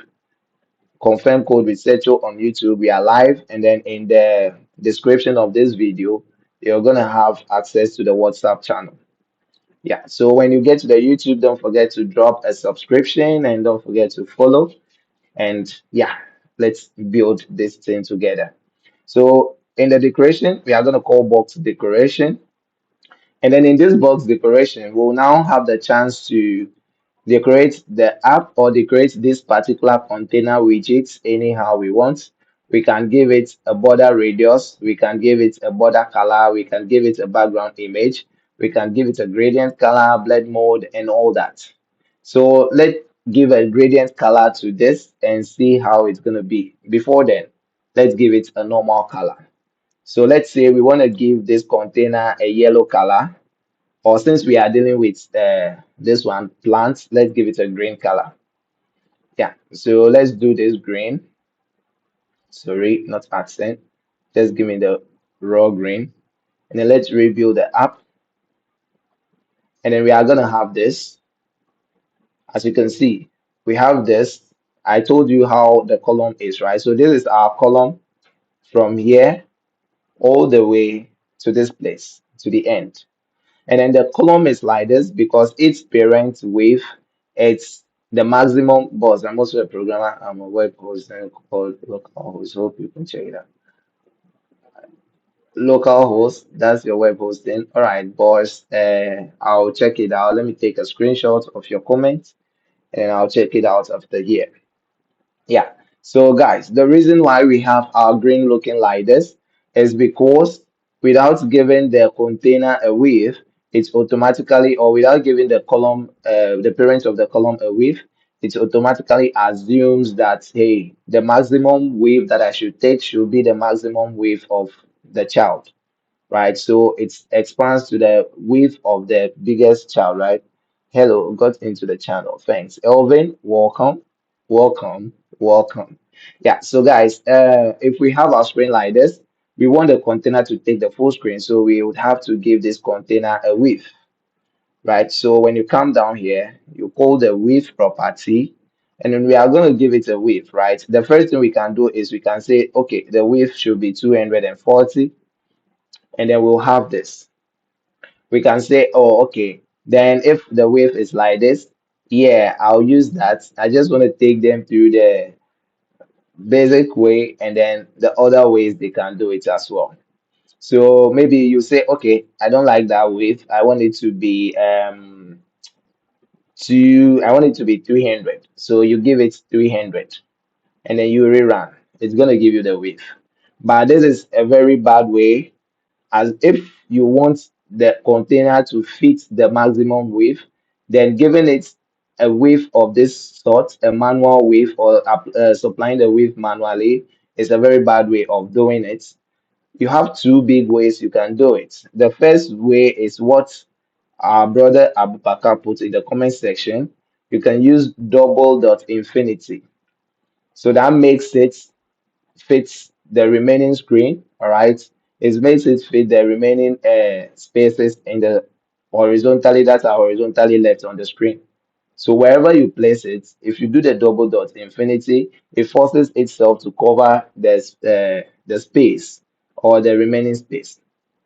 Yeah, so you can use double dot infinity, or you can also use this. So let's say we have 230 as the width. You can also use another function called media query.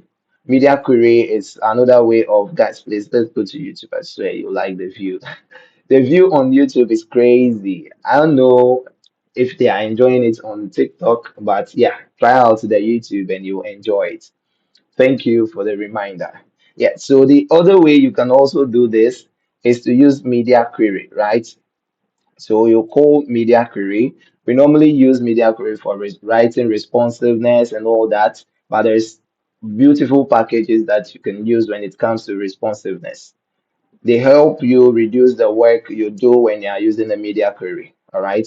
So instead of using double dot infinity, another option is also use a media query of this context, which takes the size of the screen times the width. So this automatically does what the double dot infinity is doing. So if we should rerun the app, we should have our elements start to the end of the screen like this. You get it? Yeah. So that is that. Now we have our container fitting the whole screen, and then we have to move on. I'm watching on YouTube and texting on TikTok. Bro, that's that's like multitasking, right? So guys, we have different very good people in the comment section. We have Angel Time, which is for multitasking. So if you want to do multitasking, give it to Angel's Time. And we have Abubakar as the second coach. So if you have a headache and you call on me and I'm not available, you can check out with Abubakar and He will be able to help you. Yeah. So yeah, we have everybody, everything you need. It's here in this channel. So yeah, guys, we are trying to use this plant, all right, as the background and not this color. So what do we have to do? We have to take all the color. Really, TikTok has a better audio. Guys, is it true? If it is true that TikTok has a better audio, then let me drop the audio downwards. Elvin, how is the audio now? Is it better? Yeah, guys, let's confirm is the if the mic is better now, and then we move on. Yeah, so the next thing we would have to do is to change the background image of this container. So the container actually can take, all right, that's great. So the container can have a background image, all right, and that background image, we can use it to design this. All right. I told you there are multiple ways. You can decide to use whatever you want to use, but we can also use the background image. So what we'll call is we'll call the image property, and then we'll call the asset image property. Oh wait, no. Let's see. Is it image? All right. Wait. We have to call the image object. All right. Yeah. So we'll call the creation image. Yeah. I was kind of concerned on why it wasn't that. Yeah. So we'll call the creation image. And then the decoration image. So wait, let me explain this to you, right? I was calling asset image and stuff because I got confused. Yeah, a lot of things are running through my head. And when I wanted to understand the particular object that this property takes, I just hovered on this, which shows that it takes decoration image as a property. So always when you are confused on or you are lost on what child or what property a particular widget takes, always hover on it. When you hover on it, you get a chance to see all the elements or all the children of that property or all the property that particular class or object takes, right? So yeah, we now have the creation image and we have image. So what we have to do is to open this, call our image, and then we can now call the asset image. So asset image means that we are picking the image from the assets that we created, right? For it just can explain the difference between image assets and asset image widget. Yeah, so that particular two things, right? I use them, but seriously, let's check here. I don't want to confuse myself. I don't want to confuse everybody. I use asset image. I use image.asset, but I never checked why we have those two things. All right. Asset image versus image.asset. So let's try and understand why it is like that. Okay. Okay. So image.asset is a built-in widget that displays an image directly.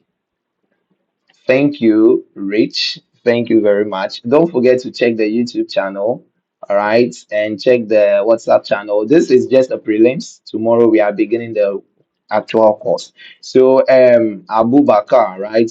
According to the internet, image.asset is a widget that displays the image directly, and then the asset image is an image provider that fetches the image data but requires a wrapper widget to render it on the screen. So image.assets displays the image directly, but when we use the asset image provider, it needs a wrapper that works underneath to display the image. So if we read further, is there, please, how do I join your WhatsApp group? Yeah, so Rich, you join the WhatsApp group by joining the going through the YouTube channel, which is called with search. I can't put the link here because TikTok will reject the link. So search code with Searcho on WhatsApp. We are live, and then you check the comment section or the description of the live, and then you can have access to the WhatsApp channel. Tomorrow we are beginning our course, so don't hesitate to join. Yeah. So if we read further, image.assets, you're welcome, brother. Image.assets is convenient infrastructure, blah blah blah blah blah. Yes, I deliberately asked that because few years while I was on an interview, they asked me, "Oh yeah, then thank you for bringing it up, right?" Because I normally use it, but I just didn't have like, I wasn't moved to ask why we have image.assets and then we have asset image. So yeah, guys, it was asked in an interview. All right. It was asked in an interview, what is the difference between image dot asset and then asset image?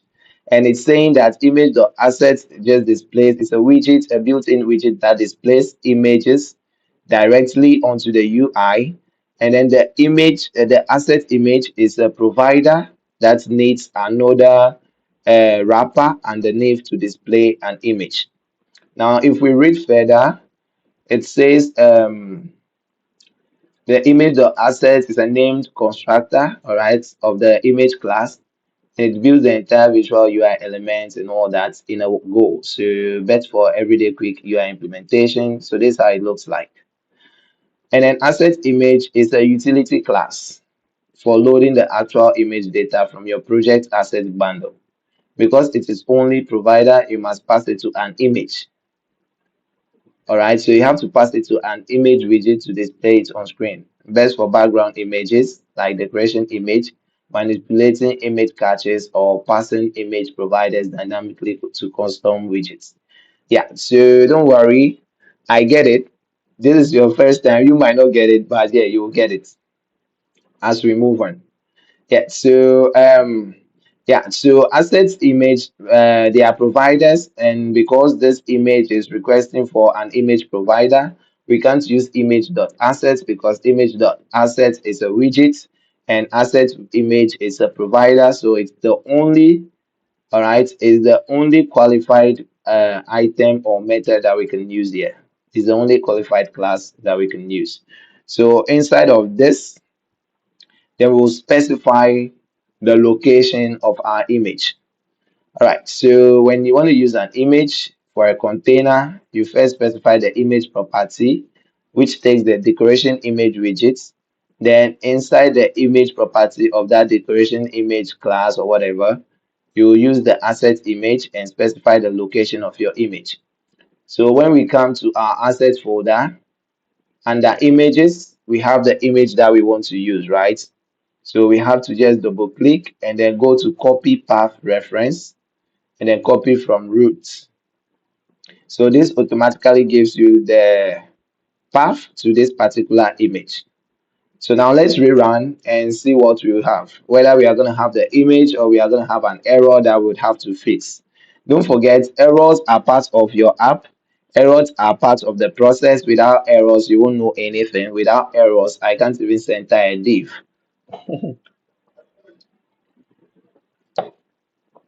So when you are building a widget, don't expect to get it on a go.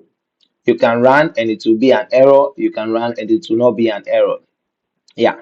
So now we have our image looking like this, as you can see. So now we are loading this image. All right. So now we are loading this image in our app now. So this is how we are displaying the image. Now the next thing for us is to make sure the image takes the full screen, right? So we are going to use something like box fit. Oh no, we are going to use fit, the fit property. Wait, yeah, it's not from here, sorry. So below this, we are going to use the fit property and then we are going to use cover. So let's see if it's going to cover the whole screen like this. Yeah, it's true. The view on YouTube is very crazy good. Yeah. So guys, when you go on YouTube and you see that the view is good, just come back to the TikTok and let them know that hey, YouTube view is crazy. Yeah. So guys, now we have this.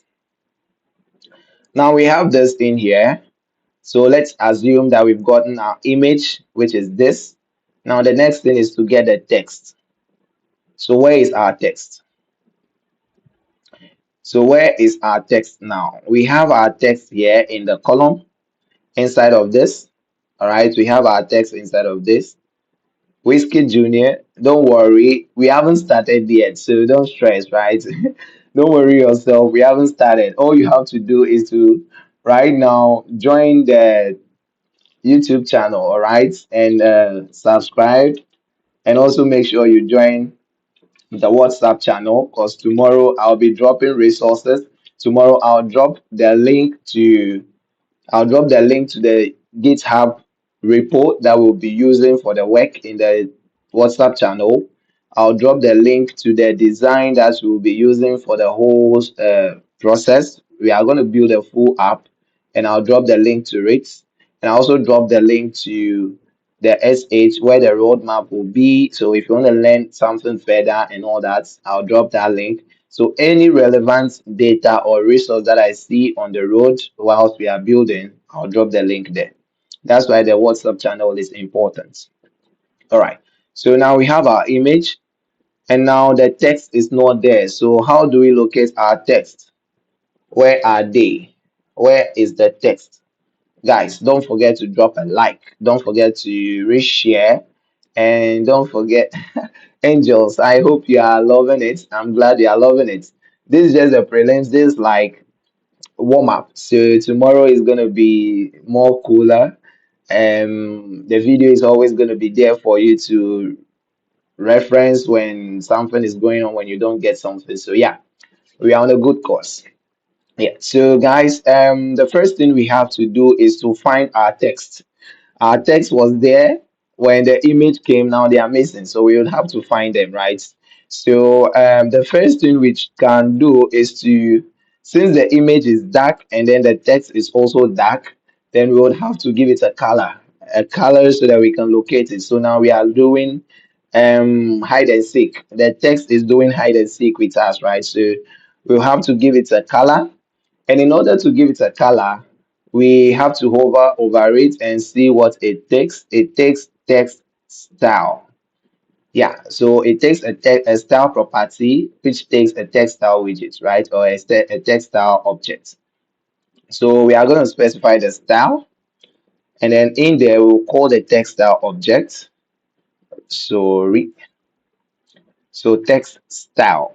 Flutter widgets are very, I love the naming of all the Flutter widgets, right? Because they explain exactly what they are used for.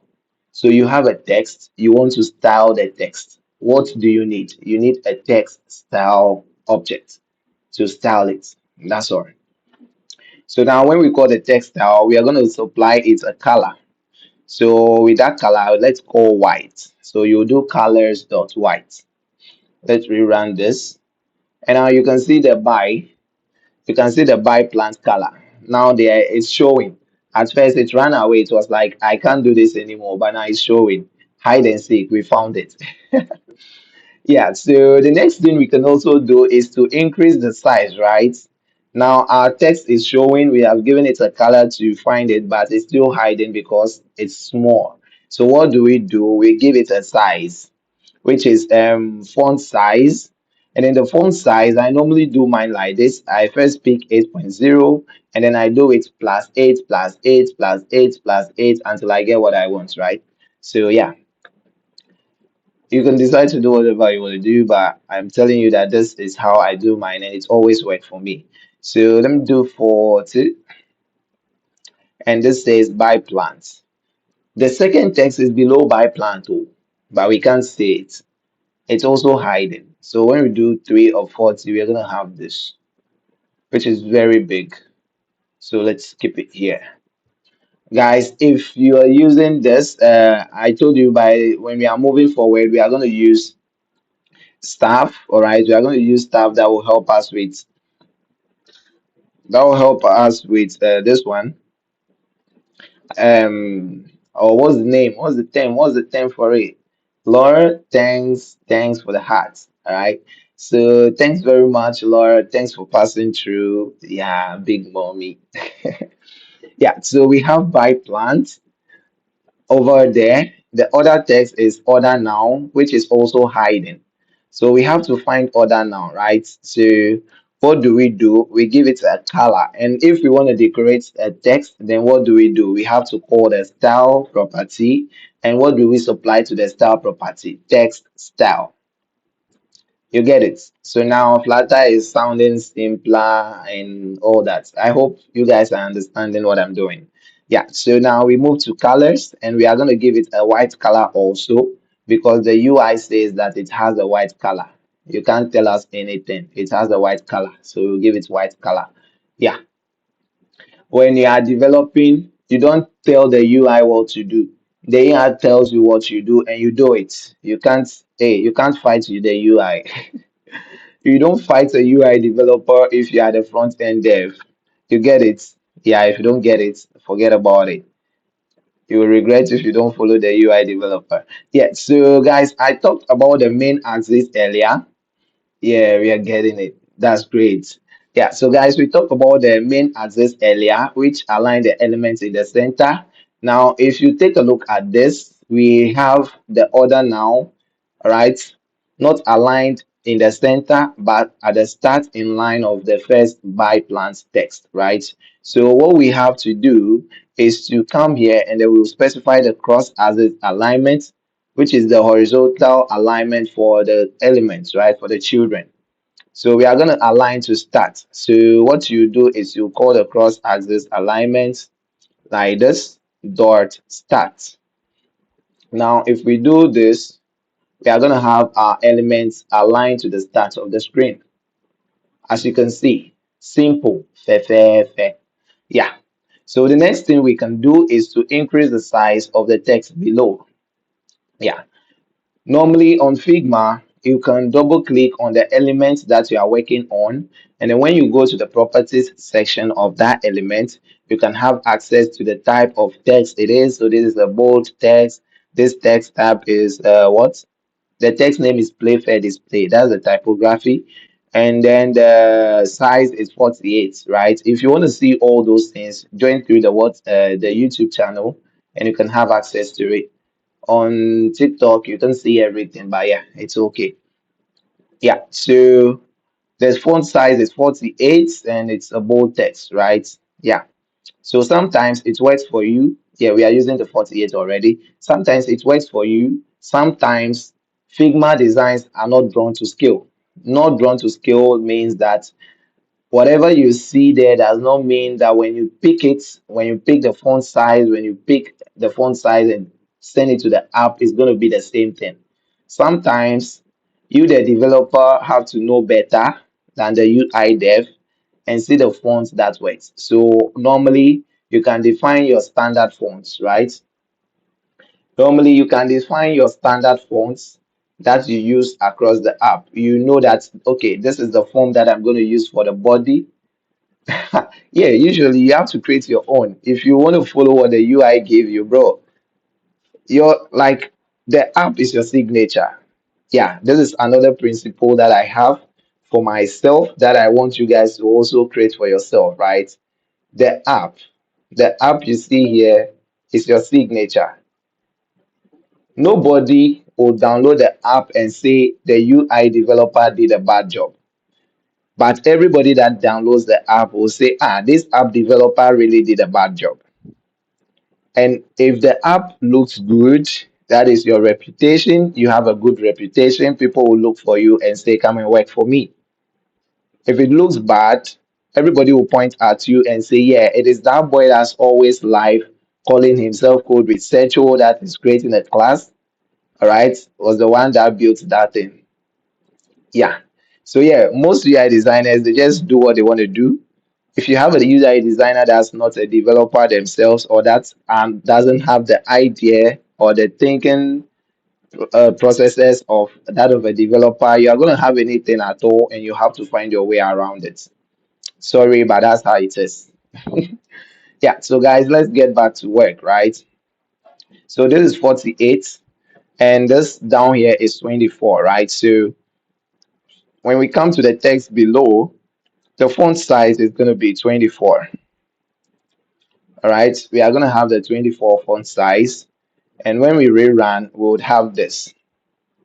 So now we have this, but if you look at this closely, there is a margin, all right? There is a margin between this and this. There's a margin between this and this. Those are the details that you always have to pay attention to. I'm talking about details. You have to pay attention to details when you are designing your UI. So when you check this, all right, all the way to this, give me a better color for my pencil. Give me some color like red. Yeah. So when you check the space from here to here, right, this is the margin. As you can see, when you come here, there is no space. So even though we have what the UI is looking for, we are lacking a lot, right? So you have to make sure that this space is being provided for, right? Or you provide this space in the app.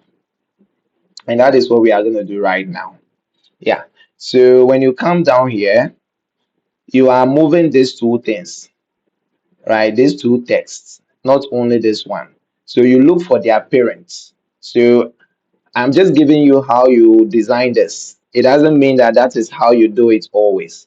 You need a principle and then you have to apply it in your own way. So to be a developer, you have to be creative.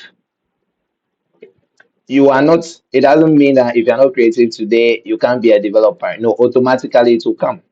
When you suffer today, you suffer tomorrow, you suffer again, you start to think, and then you become creative. Yes, so that's one thing about being a developer. All right. Yeah. So now I look at these two and then I go to their parents because I know I can move the parents a little. Yeah, so atmosphere, you are at the right place. All you have to do is you are even lucky because we are starting the course today. It's already 12 a.m. in Ghana and we are starting the course tonight. So search this on YouTube right now, Code with Secho. We are live on YouTube. You check the channel in the description of this live. You would have access to the WhatsApp channel, and then you can join us. And don't forget to subscribe as well.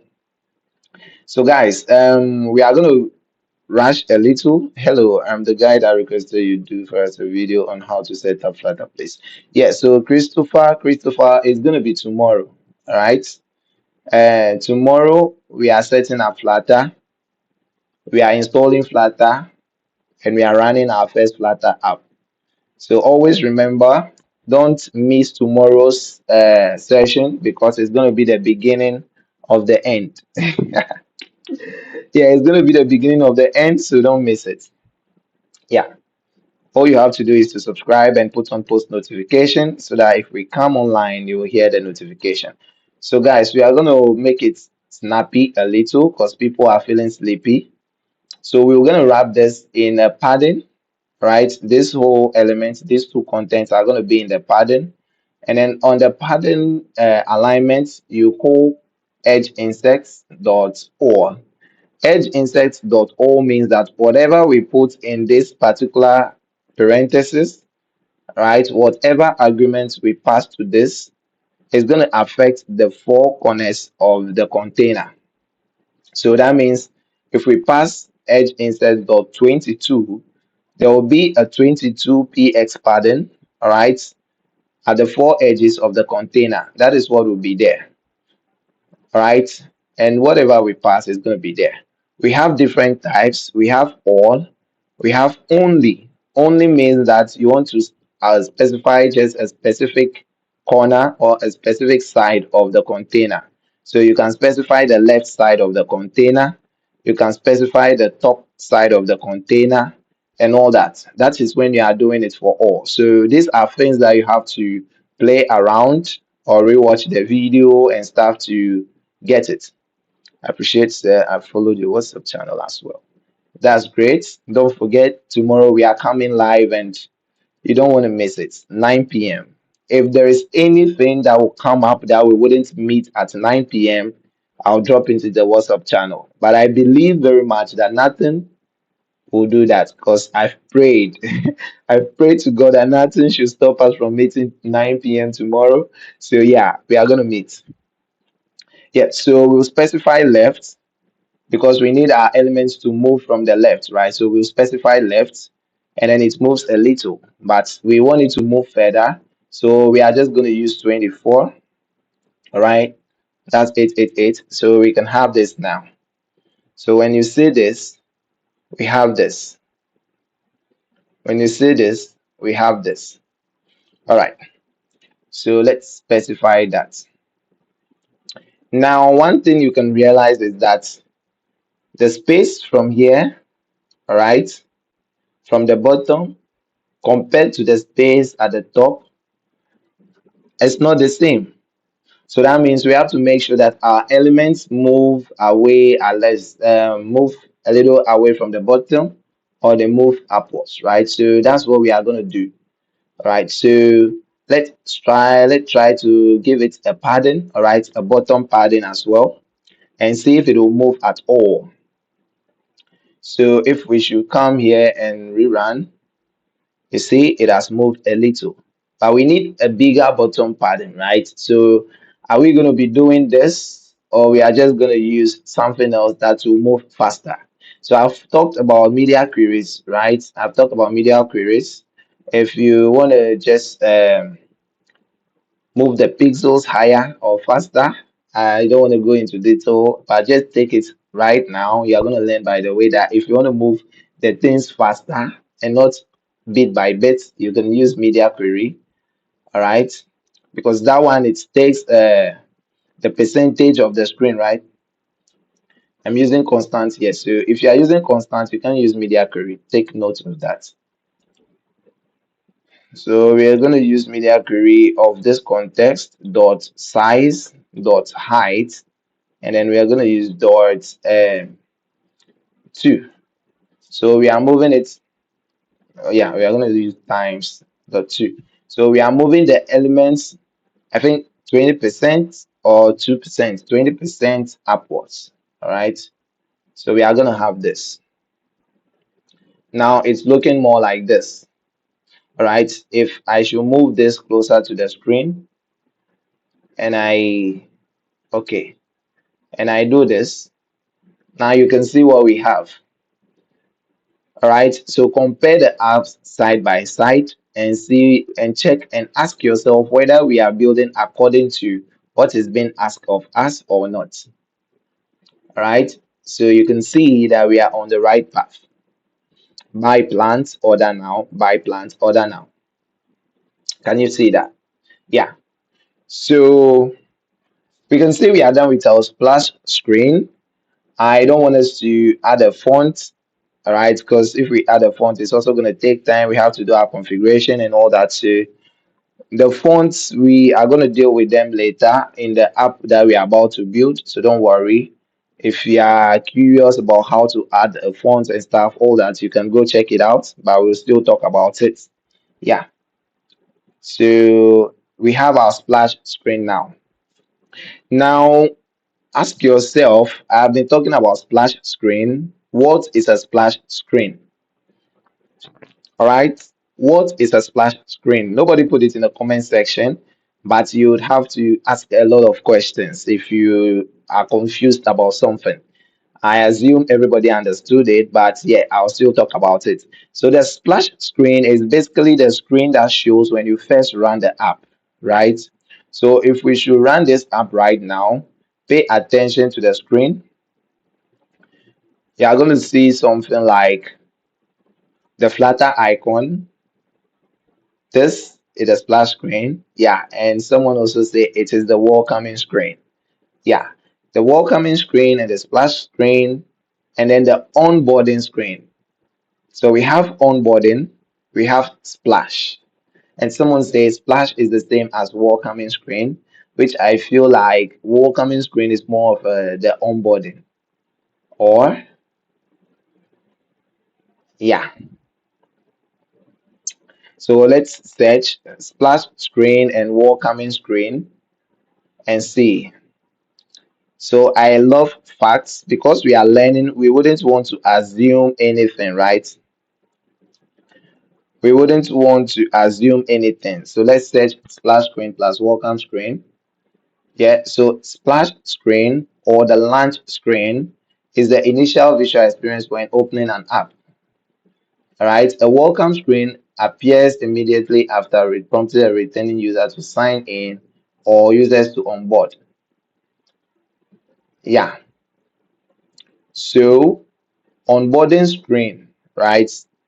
Splash screen or launch screen, they are just the ones that shows up for a single second or for milliseconds when the app is initiating or initializing. But the onboarding screen or the welcome screen is the screen that you normally get when you log into the app or when you open the app for the first time. And then they say, hey, welcome. Then you click next. Then they say, our app is yellow. Then you click next. Then you say, you can change the color to green. Then you click next. Then they will say, okay, now let's create your account. That is the welcome screen or the onboarding screen. We will do that in the course. After setup and everything, the first thing we'll do is to do the splash screen, the onboarding screen before we jump into homepage and all that. So the series is going to be beautiful. Yeah. So we have the screen. We have the screen right now.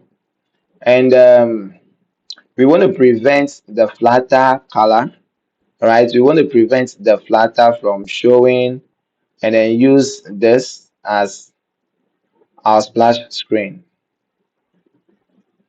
All right, so we want to prevent flutter from showing and then use this as our splash screen. But that is a whole configuration on its own. I have a video on it. You can actually go check it out because we will do that today. I'm not going to do it.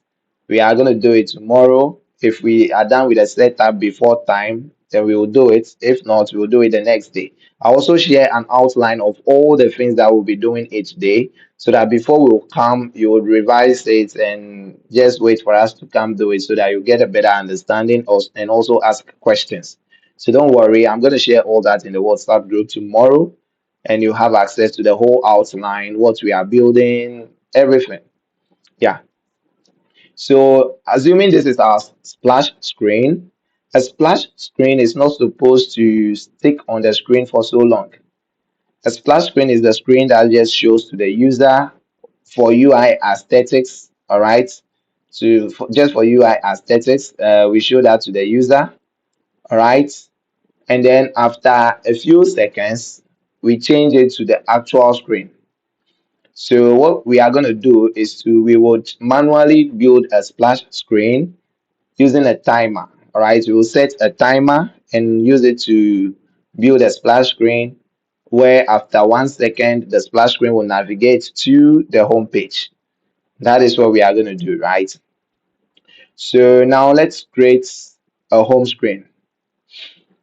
So in the main, we are calling material page, which is my app, and then the home screen is now the splash screen. So when we run the app for the first time, splash screen is what will show. Okay. Now when we come to features, we have home screen. So we will create our widget called home screen. So we will create our widget called home screen. And home screen, we'll create it as a stateful widget because we will be doing some state changes in there. And then we'll have this. And then in here, I want to create a scaffold with a text, all right, something that we can use to just represent or tell the user that you are the home screen, right? So we are going to create a scaffold. And then in the app bar of the scaffold, we'll call the app bar widgets and then we'll call title. Then it's going to be text and then we will say home screen. Don't worry, I'll explain all this to you. If not today, tomorrow. Because now I want us to finish with this. All right. I want us to finish with it. The time is going. We are almost into 3 hours, and I just want us to finish it before the third hour. All right. Yeah. So we now have our home screen. All right. So all we have to do is to specify a timer in the splash screen. Then when the timer is done, then we can jump to the home screen. We can't do that without a stateful widget because we want to do it in the initialization state. We want to make sure that as soon as the app is done initializing, then boom, we jump into the home screen, right? So we are going to change this particular widget from stateless widget to stateful widget. And if you want to do that, if you want to change a widget from its state to a different state widget, you just click on the stateless or stateful widget. You'll see this light bulb icon. When you click on it, it's called a context menu. Mr. Botte, today you are 2 to 3 hours late. Welcome, boss. I've been keeping the time for you. You are 2 to 3 hours late. Yeah. So, guys, we are going to have this and then we'll write in it.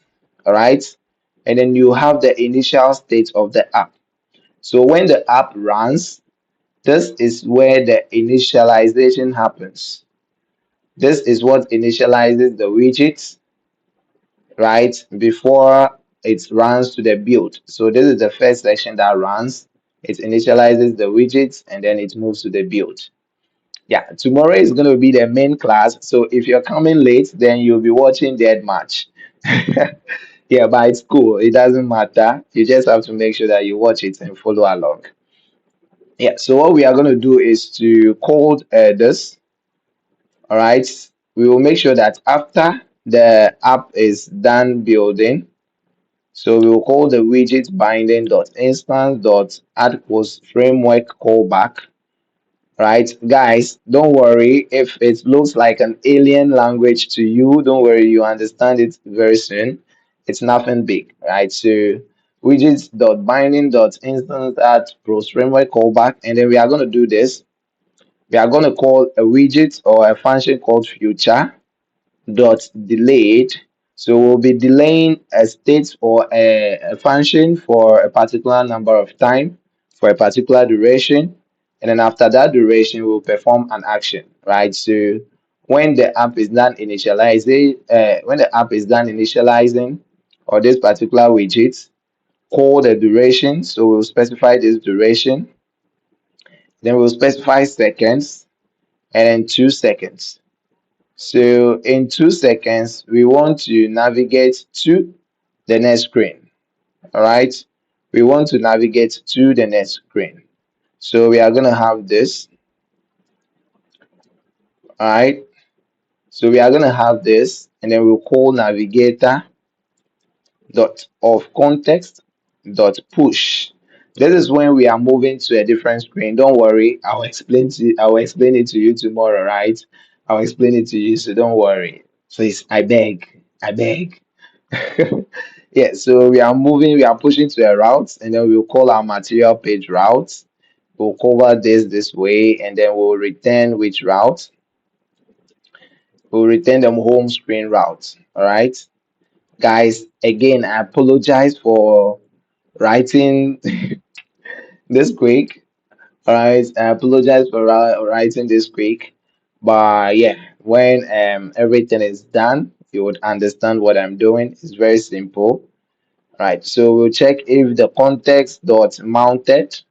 All right, that is just saying that if the app is done building and the widget is free and everything is free, then you navigate to this screen after 2 seconds.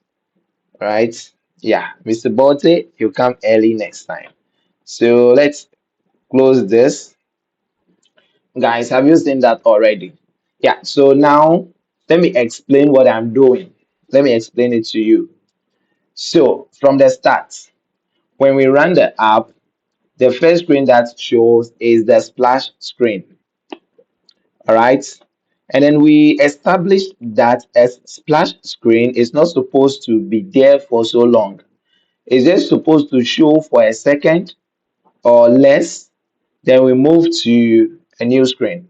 Splash screen is there to keep the user entertained when the app initializes. So if we have to initialize some stuff before the app navigates to the home page, we initialize that in the splash screen. So while the user is seeing some loading something or whatever, or maybe some animated icons, we are already initializing the widgets behind the scene.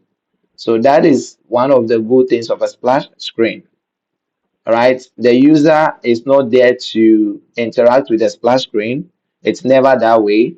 All right, so you all, I hope you get what I mean. So when we come to the home page, the splash screen is the first screen that will run. And now when we go into the splash screen, All right.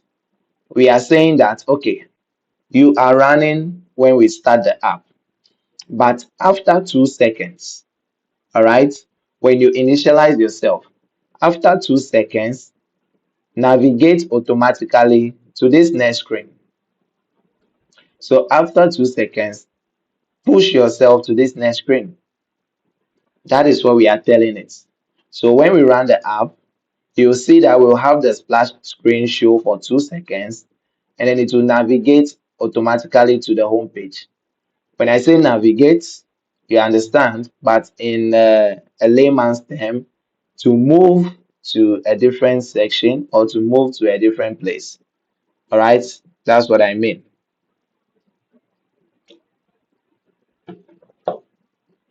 Guys, don't forget to check out the YouTube channel.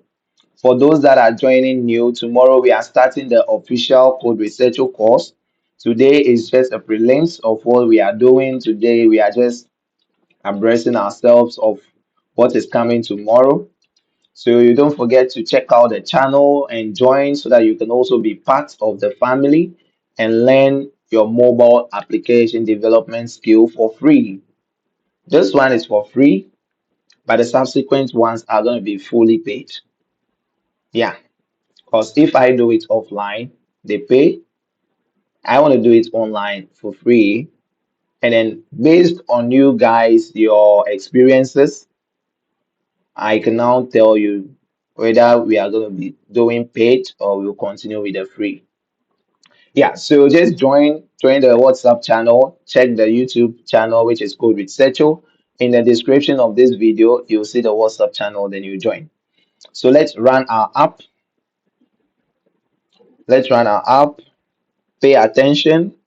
When the app runs, after 2 seconds, it will navigate to the home page. So you see that I can increase the time to 5 seconds so that you can have a better view, right? You can experience it and see how it works. So after 5 seconds, it should automatically navigate to the home screen. All right. On a normal, this is what it's supposed not to show, but 1, 2, 3, 4, 5 home screen. Yeah. So now you can see. Now the next thing for us is, since you are navigating to the home screen and it is a splash screen, then you are not supposed to go back to it, because right now if I click this button, we are going back to the splash screen. So still, although we have our splash screen, the concept or the configurations and everything is not done. So we would have to do that. All right. So what we'll have to do is to make sure that we cannot go back to the splash screen after we run the app for the first time or after the splash screen is initialized. You get it? If you don't get it, get it. Yeah. So what we are going to do is that with this method here, we have push, we have pop, we have all type of methods. I'll talk about it, why it is push and pop and all that. I'll talk about how Flutter widgets are being laid out. So tomorrow, oh yeah, I'm not going to talk about everything tomorrow, but whatever we are doing, it will lead to an explanation, and then through that explanation, you'll get to understand all this. All right, so we have push and named, push replacement, and push and move until. So we can do push replacement. That means we will push and then replace the splash screen with the home screen. So now you see, if we press back, we are not going back to the splash screen anymore. Please, what time do you come online? Joy of God, that can be answered. We come online at 9 p.m. Imagine we came online at 9 p.m. It's now 12 a.m. and we are still doing. Guys, if my jaws are tired and I am not able to talk tomorrow, nobody should blame me, right? Yeah, so check Code Researcher on YouTube and you have access to all our classes, all our lessons. Tomorrow we are starting a full course on mobile application development. So if you are interested, you can just check the YouTube channel and then you make sure you subscribe, and then in the description of the channel You have access to our official WhatsApp channel where I shared information, details, and documentations concerning the course.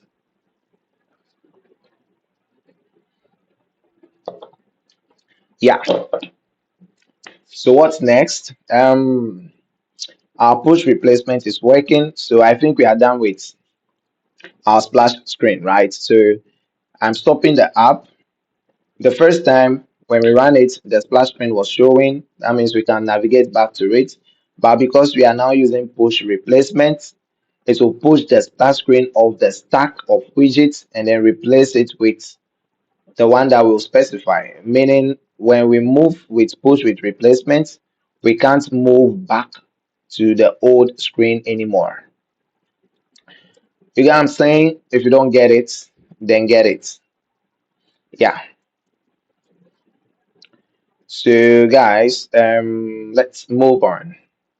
All right, so let's move on. The next thing we are gonna do is to jump to the home page, and then we design the home page. So let's rerun the app. Whoa.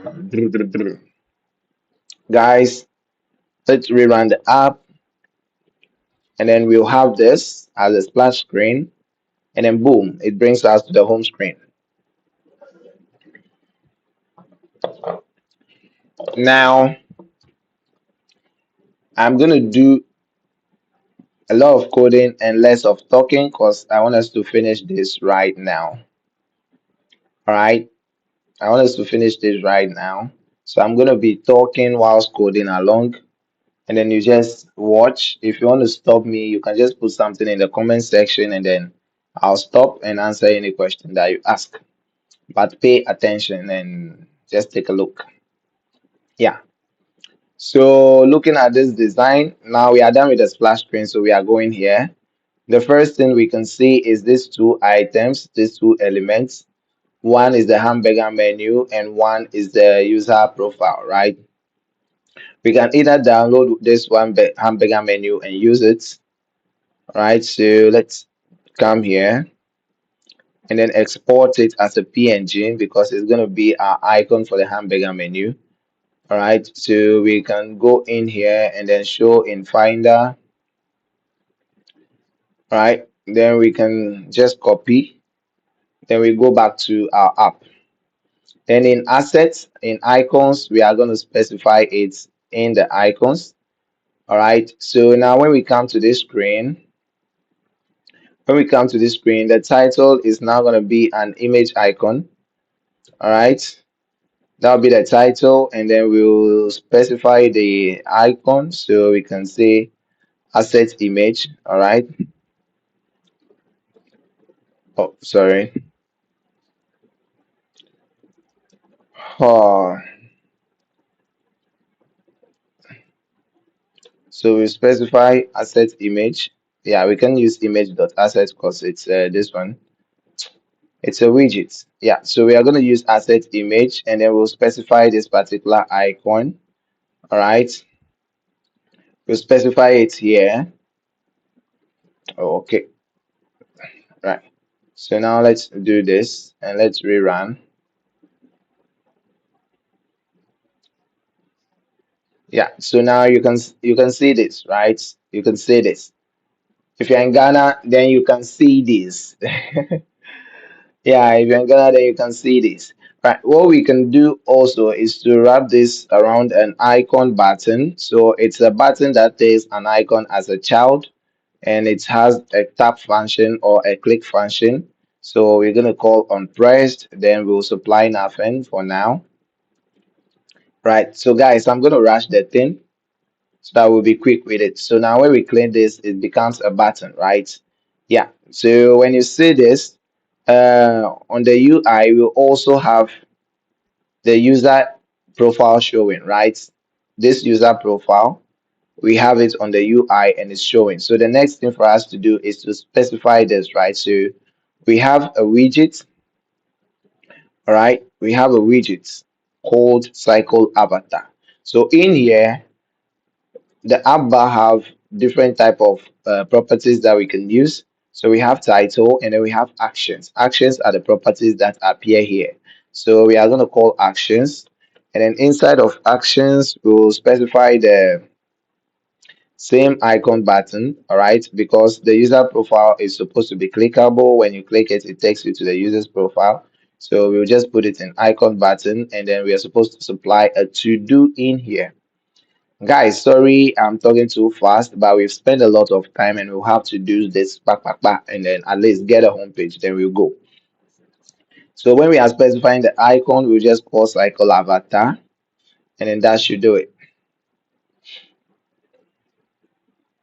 Yeah, so for the splash screen, I'm gonna release the time. Let me call milliseconds. All right, and then this is gonna be 300. All right, so it's gonna be fast. Yeah. So we have this. All right, we have this. We can move ahead and then download this image. We can move ahead and then download this image. I'm showing you like the raw or basic way of doing this. All right, so you can download this image in a PNG format. All right, then we'll just locate it and then we'll use it in the finder, from the finder. So we'll copy and then we'll go back here. All right, then we'll drop it here as well. Don't worry, we would have to rush the process a little before all of you fall asleep. So in our circular avatar, we are going to call background image and then we are call asset image and then we'll specify this. So now when we rerun this, we are supposed to have our image in there. Now we've gotten this too. We've gotten this too, as you can see. We've gotten this too.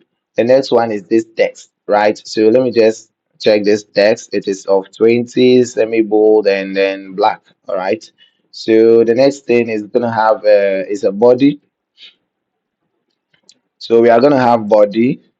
Then we'll wrap body in a safe area. That safe area will push the elements to appear below the app bar, right? So safe area is going to have a child, and that child will be column. All right, I have to add scroll functionality, but I'm not going to add it. So let's just see the column. Guys, what I'm going to do is I'm not going to end this thing fully because my eyes are closing. Guys, my eyes are closing and I don't want the video to get to 4 hours. All right, so let's, when it gets to at least 3 hours, then we'll end. So that's why I'm trying to make it snappy. I don't know if you guys will allow it to enter 4 hours, but I think 4 hours is very long. Or maybe we should just continue until we are tired. Yeah. All right, so let's build a text in here. So we have our column and we are going to have our text. All right. And then we'll supply the data, which is a text. We'll supply this. So if we should rerun, all right, we'll have something like this. So after specifying safe area, the next thing we should specify is padding. And then for the edge insert, we are going to use symmetric of a horizontal or blah blah blah. And then we'll put it that way. So let's see. All right, yeah. So the font size, let's design the text as quickly as possible. Right, so to prevent this continuous this same designing text designing thing, that's where the shared folder comes in. It becomes very relevant in situations like this. So we'll just design a single instance of that text, which is going to be a widget, a reusable widget that you can use it all the time. Guys, don't forget to check out the YouTube channel and drop a follow as we move. Yeah, so let's see, we have this and we have this. We can increase the font size. It's medium, so that's going to be 16. Thank you very much. Thank you very much. So we are going to have W600, right, as the font weight, and then that's it. Yeah, so if that is that, the next thing for us is to build this other text called categories, right? Yeah, so we have this. And then to separate the widgets, all right, to separate the widgets, you use comma. You use comma to end a line, and then you go to the next one. So the next one here, we are gonna have another text, all right, which is for this label that says categories, all right. So we are gonna have another text which will be categories, right? Someone will say, hey, why are you not writing with AI? If I write with AI, how would you understand? Ask yourself, if I should write with AI in 2 seconds, how would you understand what I'm doing? Hmm? You can't. So I'm not going to write with AI. I'm going to type it. I'm going to explain everything that I'm doing. That at the end of this life, you would understand one or two. Yeah. So we are going to call categories and then we are going to call the style. All right. We would have to design it as well. So the style, as usual, then text style. All right. And then we are going to use the font size, which is 20. First, the font size. The font size is 20, all right, 20.0. And then we are going to use the font weight, which is W600, all right, font weight dot 600. And then what we would have to do, let me see, it's not 600, it's a medium font weight, right? So medium is 400. So let me see if they have medium. Nah, but they have regular, right? Don't forget to subscribe. Thank you very much, brother. Thank you very much, brother. Let's do font weight. Guys, check out the YouTube channel and subscribe. Yeah, so we have the normal font weight and we are going to use that. And then when you check, we still have the element in the center like the previous time, right? Yeah, so we are going to increase it right now. We are going to increase it right now. Let's choose more. If we are using 600 for this one, what is it? Why are you hiding it? Yeah, if you're using 600 for this one, then this should be 500, and I think 500 is the normal. Then we move, right? So what we are going to do is to do the cross axis alignment, right? Let's align the elements to the start. Okay, then we have that. Then we have to put a space between the categories and then the label at the top, all right? And even the label itself need a spacing, right? So we can actually do a vertical padding here, which will be 24. Yeah, we can do a vertical padding, which will be 24 like this. And then in between these two, we'll call a constant, all right, for stuff that will never change, like what I'm about to do right now. It's good to use a constant so that when the app is rebuilding, it wouldn't have to rebuild this particular widget. Guys, don't forget to check out the channel on YouTube. All right, tomorrow we are starting our course, and today is just a prelims of what we are about to start, right? So don't forget to check it out. So let me drop the YouTube name in case you are wondering. The YouTube name is Code Researcho. Yeah, it's already in the channel. You can check it out. It's in the comment section, Code Researcho. You can check out Code Researcho, all right? And then subscribe and also be part of the family. Yeah, so guys, we've done we've done almost 3 hours. So let's continue. So we are gonna have a vertical spacing of 24p like this. So this and this should give us the 24, right? If we check in between, it's 37. So we can use 38 or 40. Yeah. So we have this. Now the next thing is to bring this to, okay, the next thing is to build this to. Now we have to download this text at first. Firstly, we have to download this text. So let's go in here and then export it. Sorry. Oh, nah. Yeah. Oh, nah, nah. What's my name? Let me see. How is this image? Let me see. Okay. All right, so let's export it as a PNG. All right, let's export it as a PNG, and then let's go in here, show in Finder, then cut it. So let's copy and then come in here. So in here, down here, inside of images, we are going to use this. I'm not going to edit it. It should be that long. I'm not going to edit it because I want this to just finish before any other thing. So the next thing for us to do, we are working on this. Rearrange, rearrange, Avengers, rearrange. Yeah, so we are working on this two now. Now we are handling these two roles, and then we just have to make sure it is working, right? So let's come in here, right? Let's come in here, and after the categories, we are gonna have a little space, all right? Constant size box between the category and then what it is talking about, because it is the label, and then the element it is talking about is like this. And as you can see, we have a container down here, we have a text, and then we have an image. Those are three elements that we have to put together to achieve this, right? So we have the stack widget. So if we talk about a stack widget is a particular widget that you can use to put elements or align elements on top of each other, just as the name says, stack. So instead of row and column, this one is aligning on top of each other. You get it?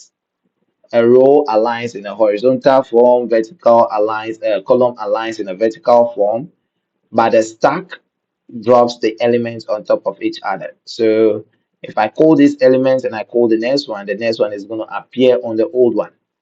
It's simple as that. Yeah. So let me take some tea, guys.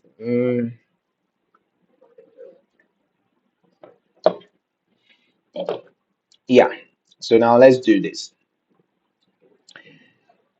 I wish we could play music, but YouTube will flag it as a copyright, so we just have to go without music and then talk. Guys, thanks for the likes, thanks for the shares, thanks for the follow.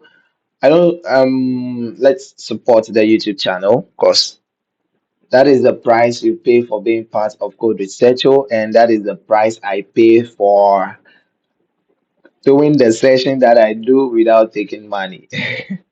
So it's a hand go hand come sort of thing. Yeah. So now let's do this. So now let's start with this. Let's make it simple, right? So let's say we have container, and then the container we are gonna give it the dimensions of this, right? We are gonna give it a width of 56, and then a width of 144, and then a height of 56. Let's go according to what is on the UI, right? And then later we'll change it. I'll show you why it's not good to do it that way, and then we'll change it later. So let's have this.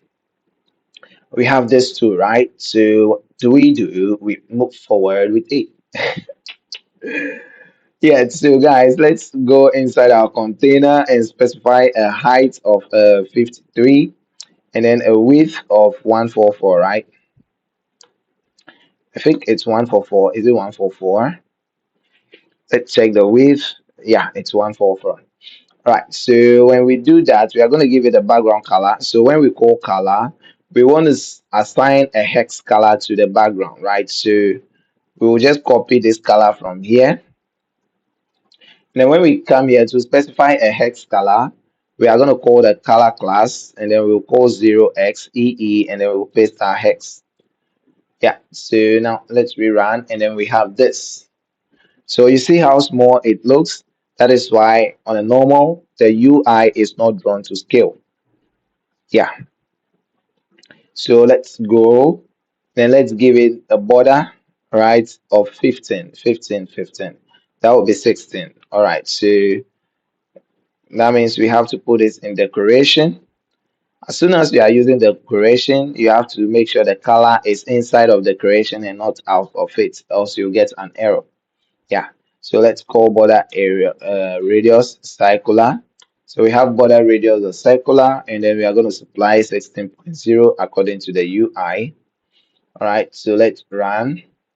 And then we are going to have this. So we are going to have this as what the UI have. Okay. So now if we have those elements, then the next thing for us to do is to make sure we are adding a flower pot and then the text, right? So if we come here, we are going to call the child. Guys, don't forget to check out the YouTube channel, right? Check out the YouTube channel. Let's spoil there, right? Let's go inside the YouTube channel and spoil there. Go into the WhatsApp channel, join the channel, and tomorrow we begin our course officially. Yeah, so we call row and then we are going to have children and then we are going to have image.assets. All right, now we can use image.assets because it is a widget. All right, and then we specify the asset image, which is going to be this color.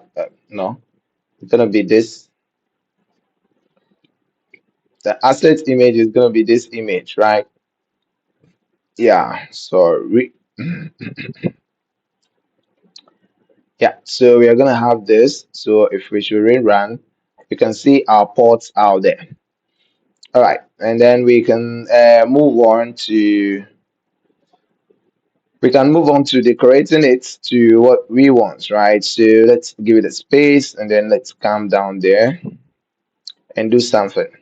So we can give it a height, all right, of 40. All right, so let's give it a height of 80.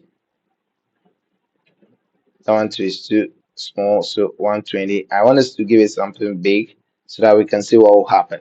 All right, so now the height is not increasing. Why? Because its bound is limited to that of the width and the height of the column. So it can't go beyond its parent what sizing. Right, so if you see, we lock the height and the width of the container to this, so therefore this image cannot go beyond that since it becomes a child of that particular container. All right, yeah, so what we can do is when we hide this two, if we should comment this two and rerun, then we are going to have it look like this.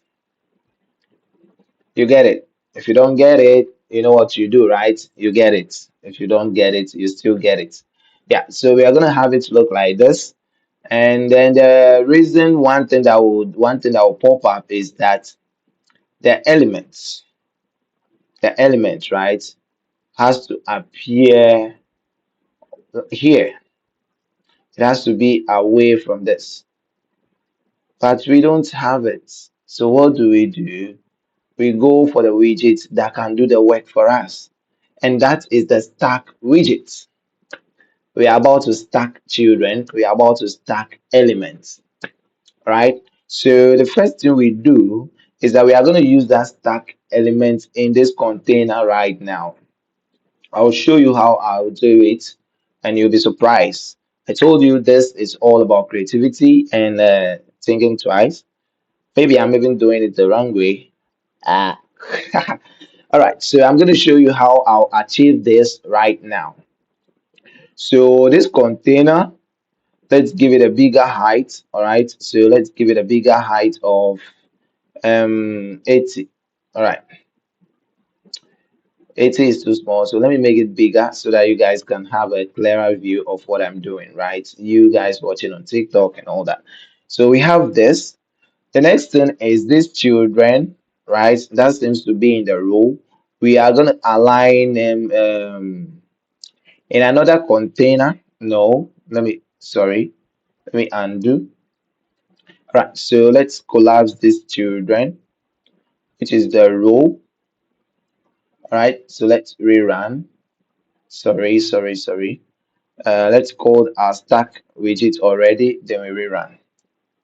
Now we are gonna have this nothing, right? So I told you the stack widgets are aligned on top of each other instead of the row alignment or the column alignment, right? So we are gonna call children. All right, so stack, row, column, they all call children.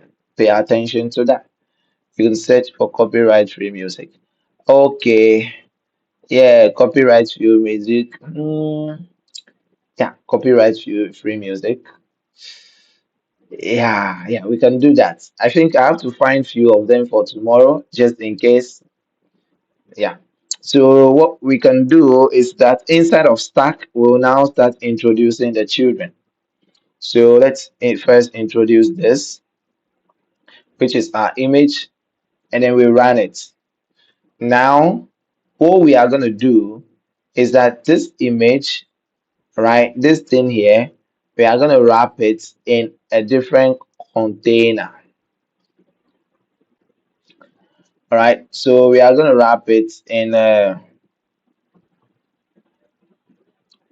should we do it that way or we shouldn't? So wait, let me do the two things that we need to do, right? So we have text, which is this text. Let's add the text and then we can focus on finishing with the rest of the things. So let's add a text that says flower pot, right? So let's have flower pot, all right, flower pot. Then let's style the text, all right. We are gonna have text style, and then we are gonna give it color, and then that color will be white, all right. And then we are gonna give it a weight, font weight, and then we are gonna call it bold. We are gonna give it a bold font weight, right? Yeah. So we have this. Alright, who is watching and where are you watching from? So we have this, and then we can give it a font size of what's the font size of this? 13. Do you know how small 13 is? So let's give it 24. Yeah, so now we have this too. And according to the UI, there's a little space in between them, right? So we can use that. We can use our constants, Michael Asiel, welcome, welcome, welcome, welcome. Yeah, so we can have this too, and then we can use size box. So yeah, note this, all right, note this. When you are sizing in a column, you use, when you are giving a space between elements in a column, you use size box and then you supply height argument to it, right? But if you are spacing things in a row, then you use size box and then use the width argument inside of the size box. You get it? If you don't get it, you still get it. Yeah, so we are just going to space it by 8.0. All right, we are going to space the flower pot and then the text by 8.0. That is enough. Now we are still not done. We have something to do, which is this, right? Which is this showing above this. Okay, so now how do we achieve that? How do we achieve that? Any idea? I don't know. Yeah, so the first thing we do here, it's let me first push the elements because if you check the UI, this is a little bit away from the bottom. So we have to make sure we push it a little bit away from the bottom. So we are going to use only bottom, then 16.0. Yeah, so now we have it this way. Now, what we can do is to do some particular alignment right now using the stack. We have to make sure that this flower pot, this flower pot widget is aligned on another widget, and in the background of that widget is gonna be something. Yeah, so first things first, let's take this as a stack, a child of the stack. Right, let's take it as the child of the stack, and then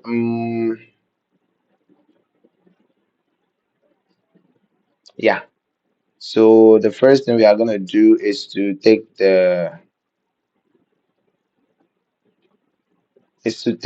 row. Yeah, let's take this row away. So let's keep it here. And then let's have the container. Let's have the container on its own. All right. Let's have the container on its own, and then let's wrap the container in a stack widget. So we are gonna have children, and then we are gonna have this.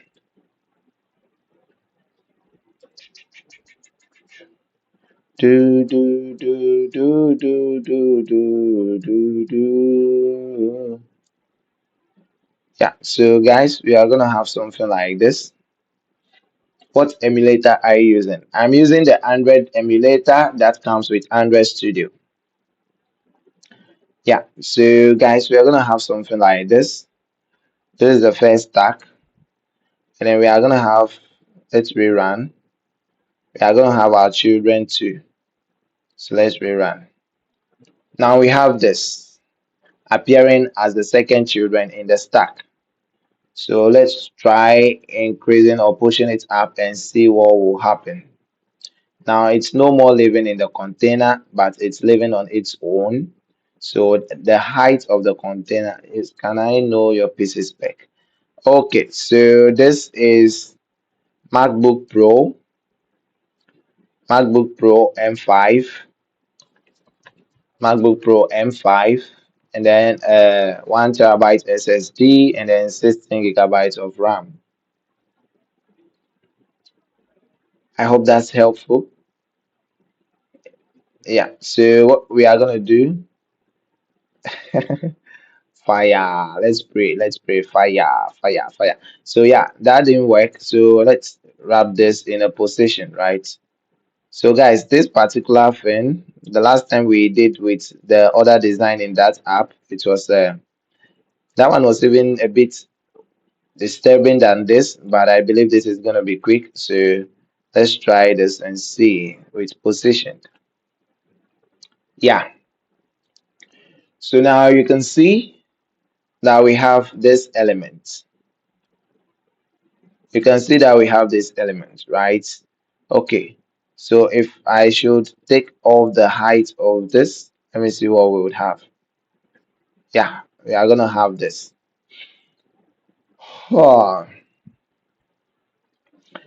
okay, guys. That is the first one. Then the second one. Sorry. Then we are gonna have the second one, which will be this, but the height will be so the parent one is gonna have a height of 240. Let's do that.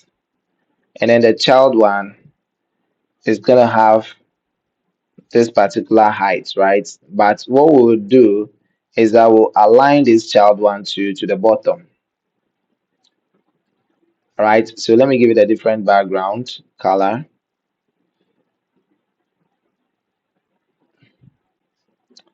Mm,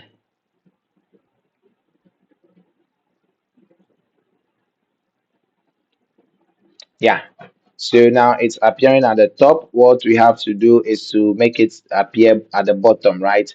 So we are going to wrap it in an align widget. All right, you can use the position widget as well. So the align widget will align it in the bottom center.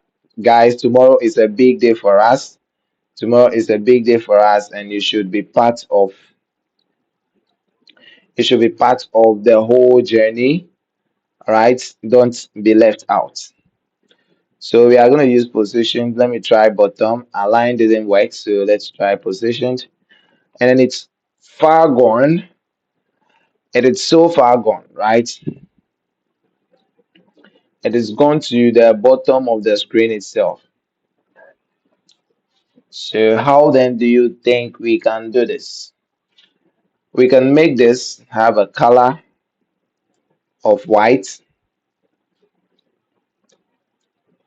We can make this have a color of white, and it's gonna look like this.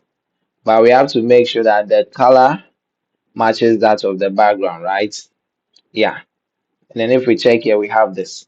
So we still have to make sure that either this is coming before the big one or after this. I don't know which is which, but let's see. Yeah, so this is Flutter for us. Flutter is lashing us right now. As you can see, now we are trying to get this alignment right, and it's doing its own thing.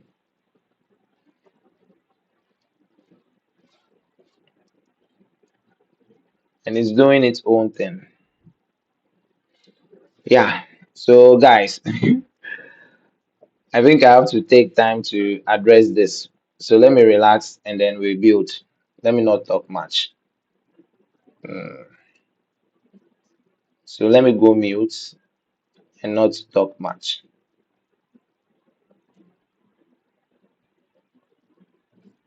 So I have this element. I have this element, and the first one is supposed to be parent, and then the second one.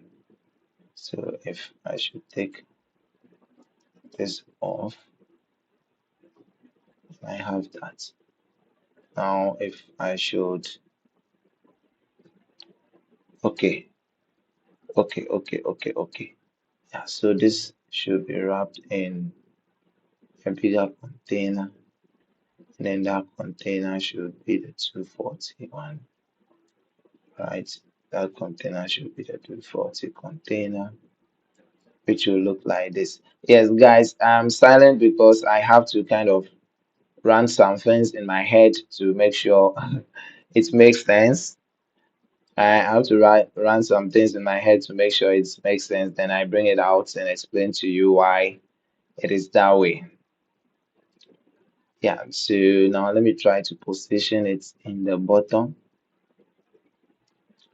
right? Let me try to position it in the bottom. Hey, sorry. Yeah, so let's position it at the bottom of the screen. Let's position it at 0. It's jumping out because it has to be bound to this. I've even bound that, so why is it flying off? Hmm.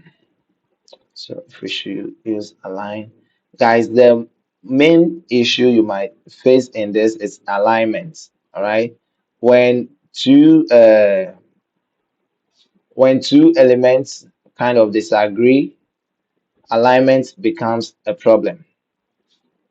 Yeah, so we are very close to achieving what I'm doing, right? Yeah, so now we have this, we have this, and we have to make sure that we have the other one as well, the one we took off. So let's have this, right? Oh, where is the text? This one does not have the text though, guys. Have we lost it? Like you will pay me, Papa. Yeah. So let me take off positioned and let me rerun. Now we have this. All right. Then we can now use let's try the positioned now. Then let's try bottom. Then let's say 0. Yeah, so it will also get missing. So the best one we can use right now is the align widget, which goes with alignment, then bottom center, right? And where is it? Is it on top or below? Ah, am I using? Yeah, so let's use it this way and see.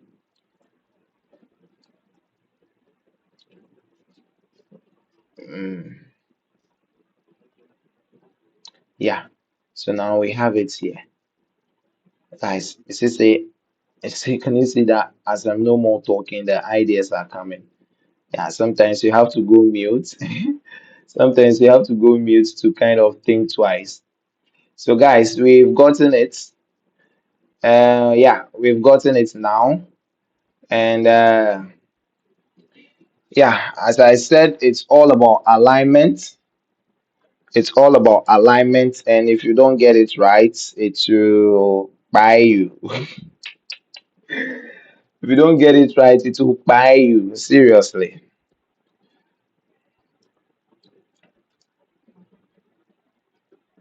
If you don't get it right, it will buy you. So now this is what we have, and we have to make sure that this text, all right, is aligned in the center. Okay. So what we can do is to now make this second container. AI is taking all this job. Yeah, AI, bro, AI is doing its own thing, but I really enjoy this one. I could go to AI and tell it do this for me, but why should I? I'm enjoying it. The reason why you do this, the reason why you have to write code is to keep your brain sharp. But then don't worry, you still have a lot of a chance, right? What I normally tell my people is that the creation cannot overcome the creator. Yeah, people can create AI, but we'll always have people that write code. And I'm part of those people that write code. Yeah, I'm part of those people that write code. And it's beautiful. Guy, it's beautiful writing a code. Nobody will fight that one. Everybody can tell you that it's beautiful writing the code. Yeah,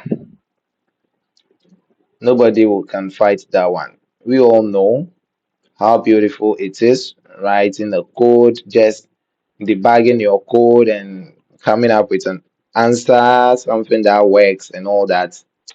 It's very beautiful. It's very beautiful, and people can say whatever they want to say, but I'll tell you that, bro, it's beautiful. Yeah, so this text align, let's see if we can align the text at the bottom to say,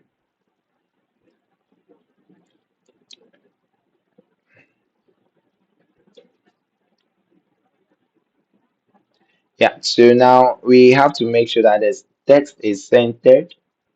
All right, we have to, what career in tech do you think AI can replace? AI can actually do everything. AI can actually do everything, but you have to look at something like systems engineering, like things that require both the physical, the practical use of tools, and then not PC or writing code like that. Yeah, but let's say something like Arduino. If you are doing electronics and all those things, you can write code, right? If you are doing all those things, you have to write a code and you have to do the leading and all those things. So yeah, that one is there for you. AI is not yet replacing you there, so you are good. But I can tell you that a point will come where developers will still be called upon to come work.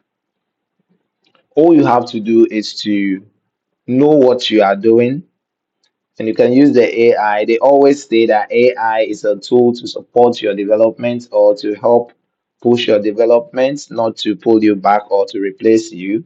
So yeah, you can just put it at the back of your mind that you are using a tool, but just make sure that without a tool you can still work.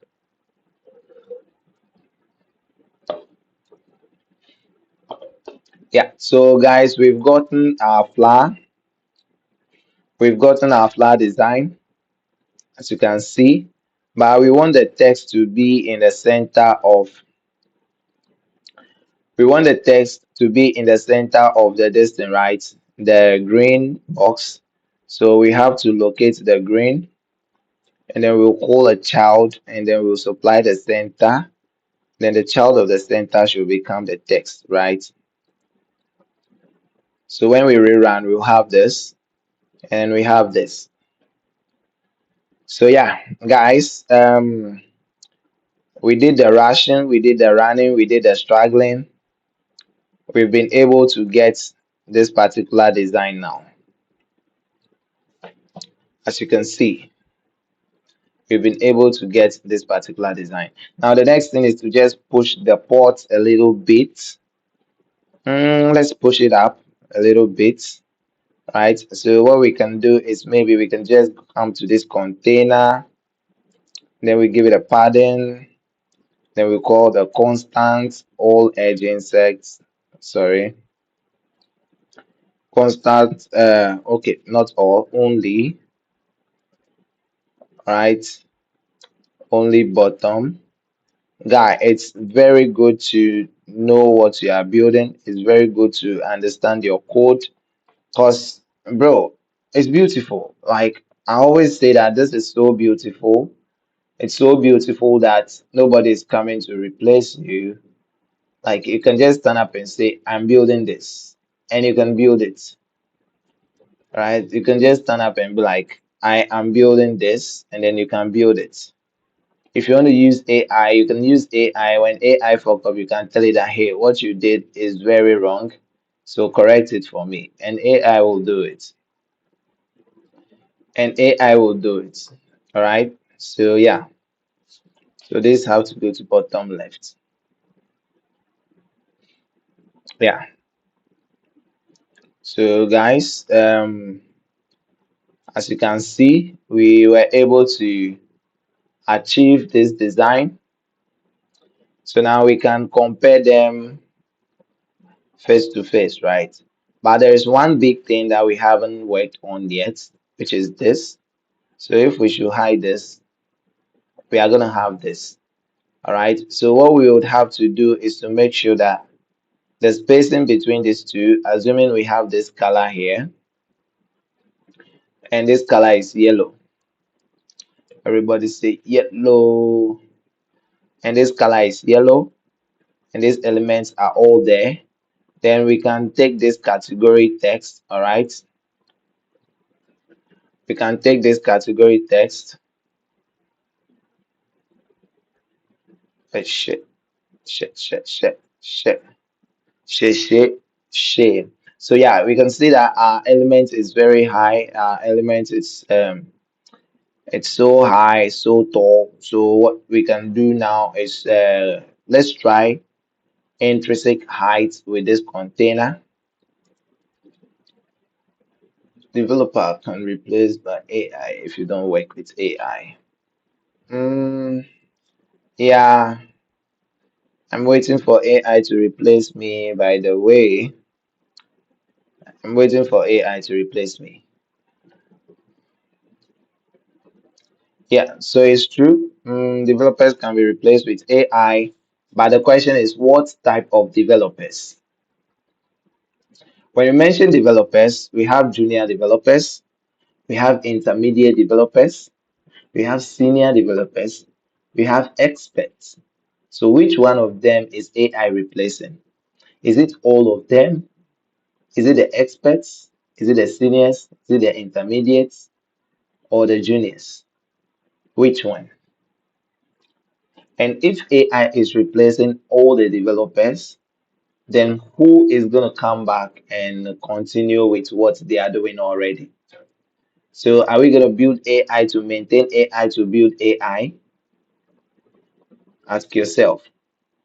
These companies are just doing their marketing stuff and they want to just let you know that, hey, if you don't use my AI, there is no future for you. So they force you to use it. They force you into thinking that, hey, if you don't use it, you can't get anything. But it's all business. They know deep down that, Charlie, this thing no go stop, but they've already invested so much, they just have to keep the business running. Have you ever thought of it that way? Because that's what I think. And that is what it is. They are into the business, they can't stop now, so they have to keep it running. Therefore, they have to resort to all sort of strategies and marketing stuff, marketing campaigns to tell you that, hey, if you don't use our AI, you are going to be replaced. So that is what they do. And it's very bad. But business is business.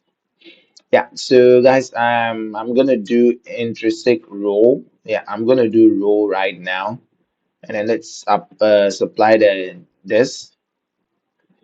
Yeah. Since we don't have a width for the container, that's why the elements run away. Oh, so guys, we've been able to achieve this design. I don't know which other design we should go for right now because it seems we've gotten what we wanted. We just have to make sure that we reduce it a little to something small so that we can use this too. What's the width and height of this? 77, right? So yeah, 80 is okay, right? And then this green is like 50. Yeah, that green is like 50. So we can just use 60 for it, something like that. And then the width of it is like 80. Right. So the width must be what? The width can be 80. All right. Oh, where are we aligning it? Is it bottom right? Yeah, bottom left. Sorry.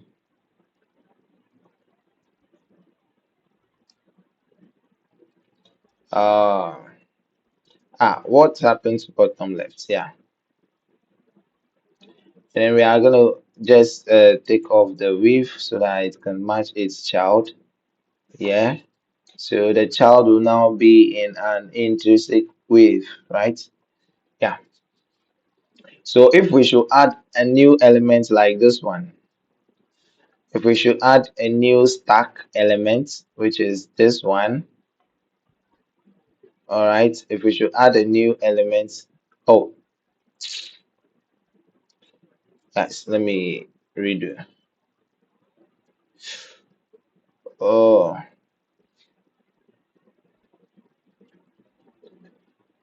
bottom left, bro. Um, yeah. So if we should add a new element to the width, let's see how it's gonna be, guys. So let's do this and let's do a row like this. Let's try this out and see. Yeah, give up and see. Give up and see. Yeah, so that is the row. We are going to do main axis alignment, the space between. Yeah, and then this element will be the, let's use the intrinsic width. It will still be small. Yeah, so that means we would have to make sure that the width of the container, good prompt can do all this without stress. Yeah, Emily Jones, I can do that. I am just building it because I want to build it. Yeah,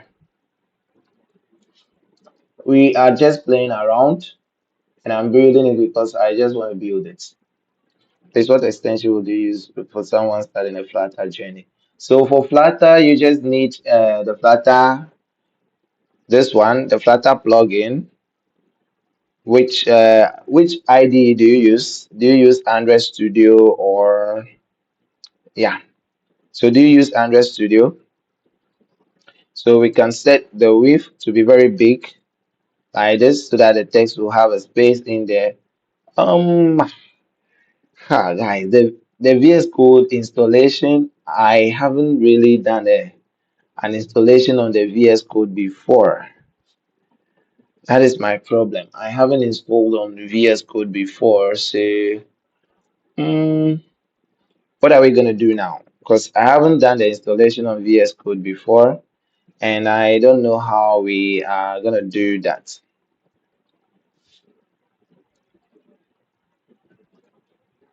Can you use Android Studio? Have you tried Android Studio before?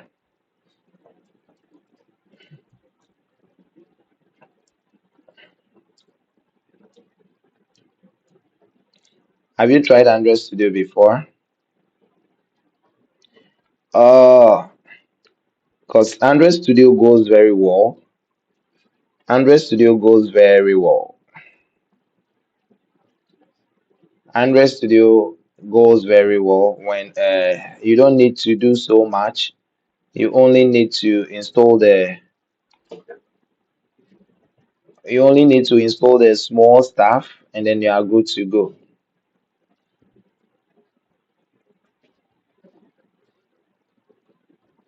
Yeah, you only need to install the small stuff, then you are good to go.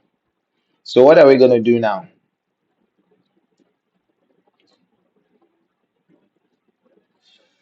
What are we gonna do? Are we gonna continue the installation with that? Because I would prefer you use Android Studio. Seriously, I would prefer you use Android Studio because Android Studio is very good. Android Studio is very good. Mm. So yeah, or you're not a fan of Android Studio? Yeah, I guess you are not a fan of Android Studio. Android Studio is actually good. Android Studio is actually good. Hey, fully active.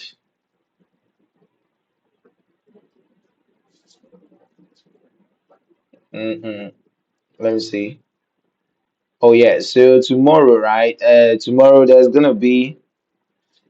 we are gonna do this. We are gonna do an installation, a full installation of the Android Studio setup for Flutter and all that. So tomorrow, yeah, fully active. All is good. How is it at your end as well? So tomorrow we are gonna do an installation of all that, and it will be nice to have you on board. It's gonna be 9 p.m. Ghanaian time. I don't know where you are texting from, but if you're texting from Ghana, then it's gonna be 9 p.m. We'll be doing the full installation, right? So it will be nice if you can show up tomorrow, and then we'll do it together. Yeah. Okay. Yeah. So tomorrow 9 p.m. you should show up fully active. You should show up fully active, and then we can make it work. It's just gonna be some pa movements, be not too long, not too short, and then we are good to go. So where are we? We have our elements. The next thing I can do is to align the text to the end of the screen or to the edges of the screen, and we are good to go. So we are building this, and we have this. And what I can do is to make sure the spacing is assisting as it is on this one. All right. Yeah, on this and on this. So, guys, let's get ready to rumble. Yeah, someone said I should use a prompt to get this thing to work. And I also don't want to use a prompt because I am coding and I prefer going this route. Yeah, so we can compare this to with or without a prompt. We've gotten what we are looking for. I just want to do some few things and then that's all. So we are going to take this text out of the center and let's see where it will be. To jump all the way down there and we can bring it back. Yeah. Oh, I have to learn more from you. Yeah. So I don't know. Are you not part of the WhatsApp channel? I thought you were part of the WhatsApp channel. Are you? Are you part of Code Researcher, the WhatsApp channel? Yeah. Oh, bro. All right. Go check this out. Code Researcher. All right. You can search my username or just search this in YouTube. And then in the live session, we are live right now. So when you check the live, you have access to the channel, and then from there you can access the YouTube, the other channel, right? What's the name? Then you can access the other channel. Yeah. So so far we've gotten this image. Let's compare and see. Give up and see. Yeah, so this is the image, and this is what we have. So we have this text, we have this category, and all that. Yeah, looks almost like it. Just that we have to make sure that our text ends at 50% and continues on the next line. So let's go all the way to the top and make sure we increase the text size a little. So we are going to use 32 and see how big it's going to be. Oh shit, that's too big. Yeah, so this is how it's supposed to be. Yeah. So guys, who wants to close? Who wants to close? Yeah, so we have this looking just like this. And then the next thing is to have the next section, which is available.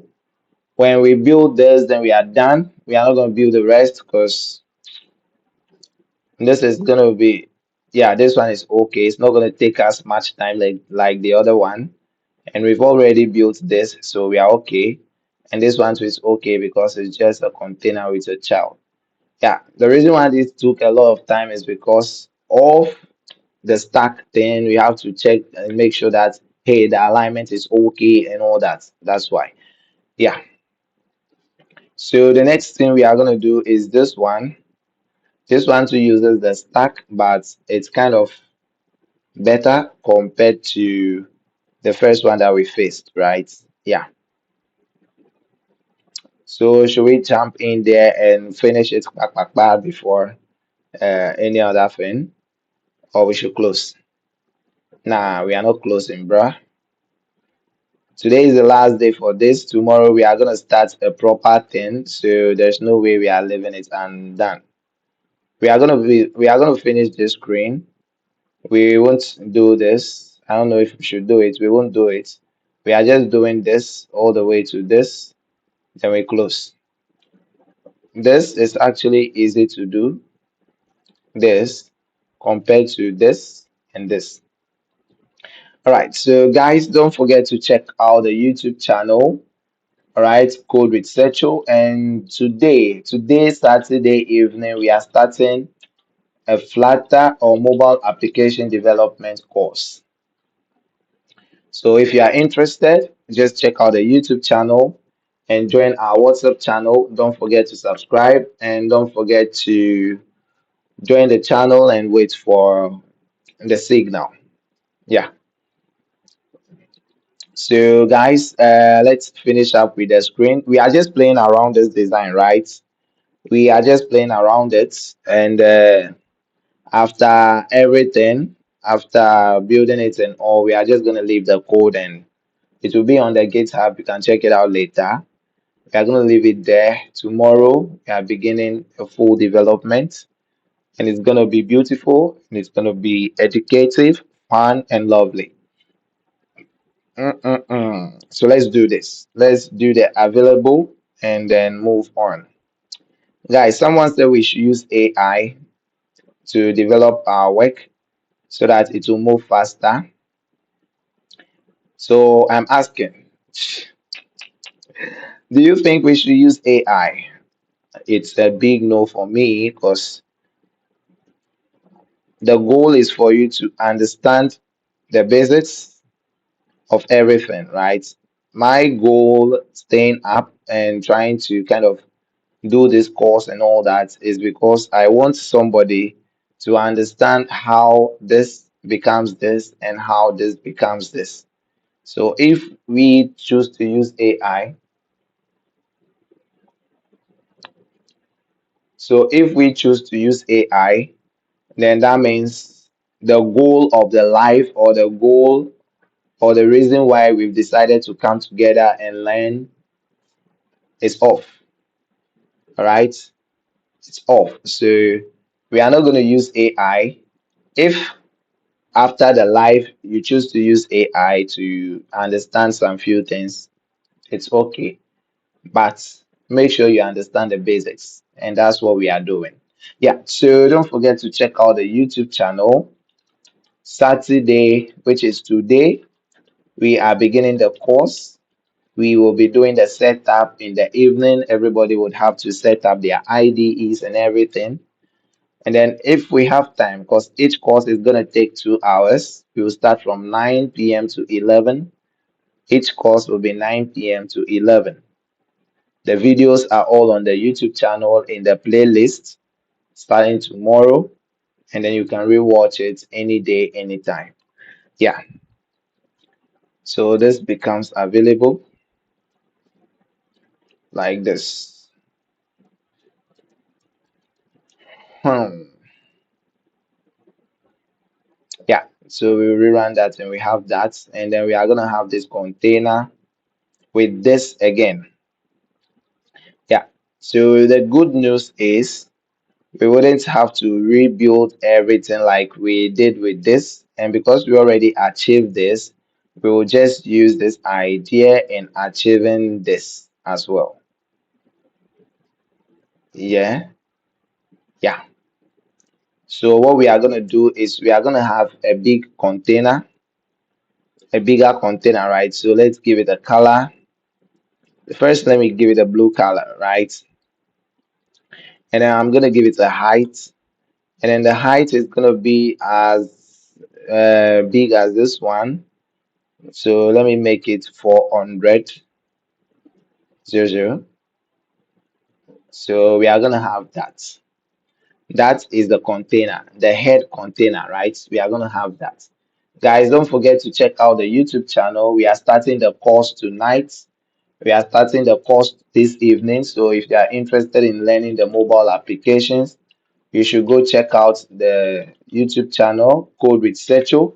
In the description of the channel, you'll see a link to our official WhatsApp channel where we share resources and information concerning the course.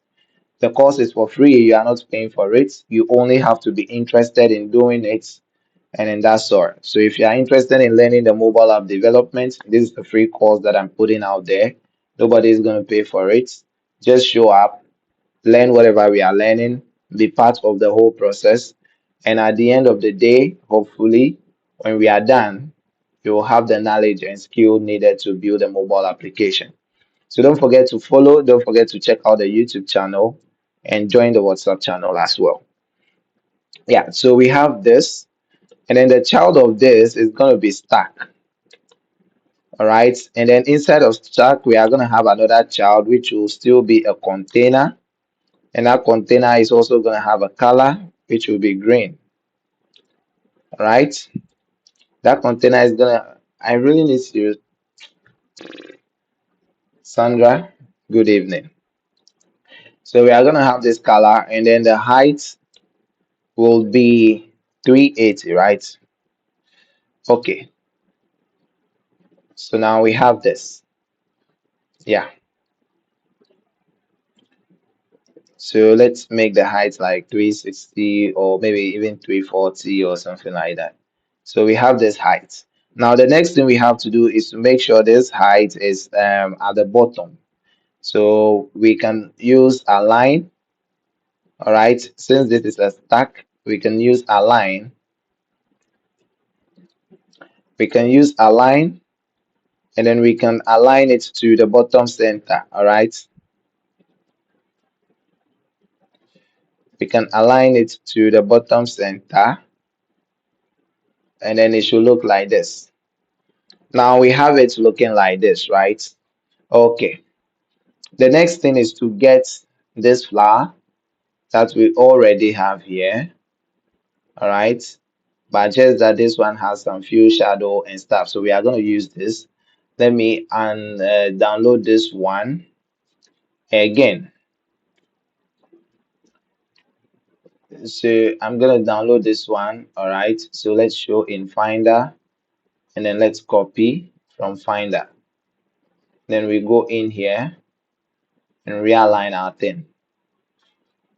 Yeah, so when we realign our thing, what we do is to call that particular image, right? So we are going to have another align. All right, so first let's call our asset. Let's call our image dot asset. All right, and then let's specify this Let's paste the image here, and then let's copy the path reference, and then let's do this. Enter. So when we rerun, we are gonna have the image like this. So when we have the image like this, what we do is we have to now push it upwards, right? So that it will move all the way to the edge of this, right? To the end of the parent. So what we can do is to use align. Okay, let's show context menu. Then let's use align, right? We have to align it as the top center. Let's align it at the top center. So we can use top center. Okay, where top center is supposed to move all the way to the top. So what is it now? Okay, I think the image itself has its own dimensions that is preventing it from shifting all the way to the top. Oh, yeah, it's coding. The Lord, it's coding. We are building something again. This image shouldn't come and disturb us like how the first one did, guys. This image should not disturb us like how the first one did, because the first one really stressed the hell out of me. All right, the first one really stressed the hell out of someone, so it shouldn't come and do the same thing again. Please, we beg you, just work and let's go. Just work and let's go. Right. So if we should change this down, mm, just work. That's all we want for this image to work. But I think it's being bounded by some border stuff or whatever it is, because it's supposed to move upwards. If we should move it to bottom center, all right. Yeah, it's not coming to the bottom center because it has stuff surrounding it, which is preventing it from reaching the top. So this image is gonna give us a tough time. Therefore, let's see if we can use this. Yeah, the Lord, this is the mobile development session. We are just playing around actually. Tomorrow is when we will really start development if we want to. So let's try the top center. Yeah, so that's the top center too. Okay, guys. Yeah. So now we have our image and then we can use it as we want to. So if we should remove this background, we're gonna have something like this. And if we should use, and if we should give this container a decoration, right? We are gonna give it a decoration, and then we are gonna give it box decoration. Let's first give it this color, no yawa. Then we will give it shadows, right? We are gonna give it shadow, sorry. So we are gonna call box shadow. Then we are gonna have color.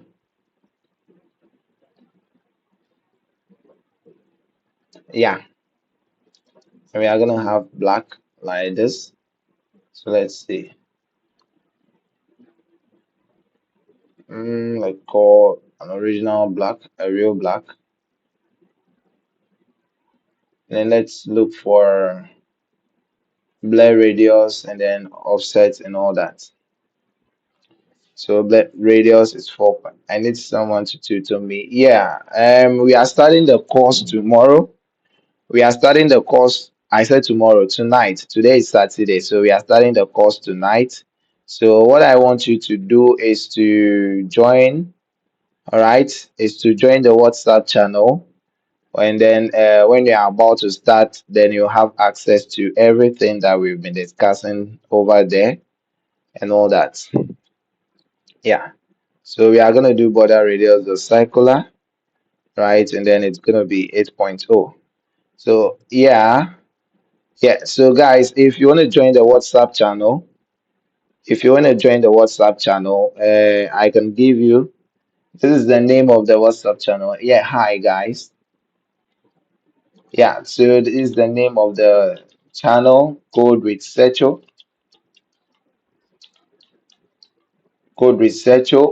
Search that name on YouTube. We are live on YouTube. Search that name on YouTube, and then you have access to the WhatsApp channel. I can't post the link here, so it's in the description of the video.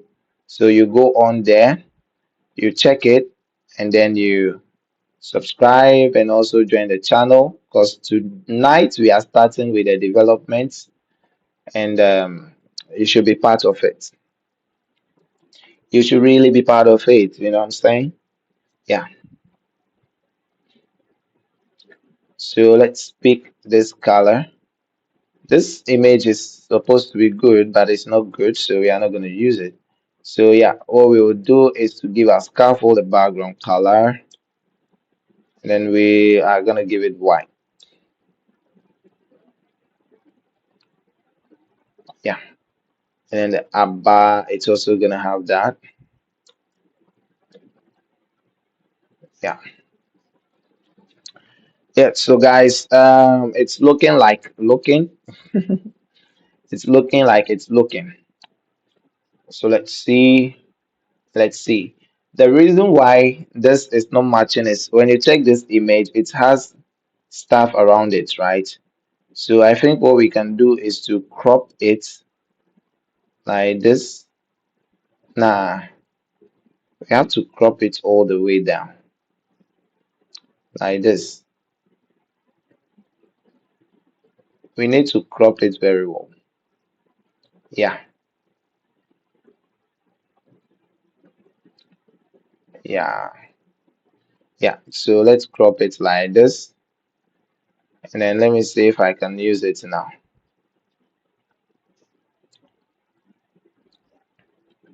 So let me see if I can use it now.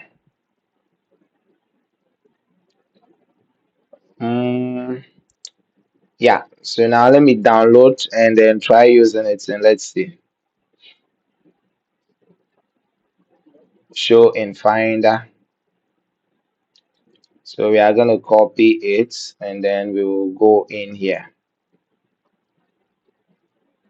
Then we paste like this and we copy the path reference. Then we come in here and then we join it here. Not now.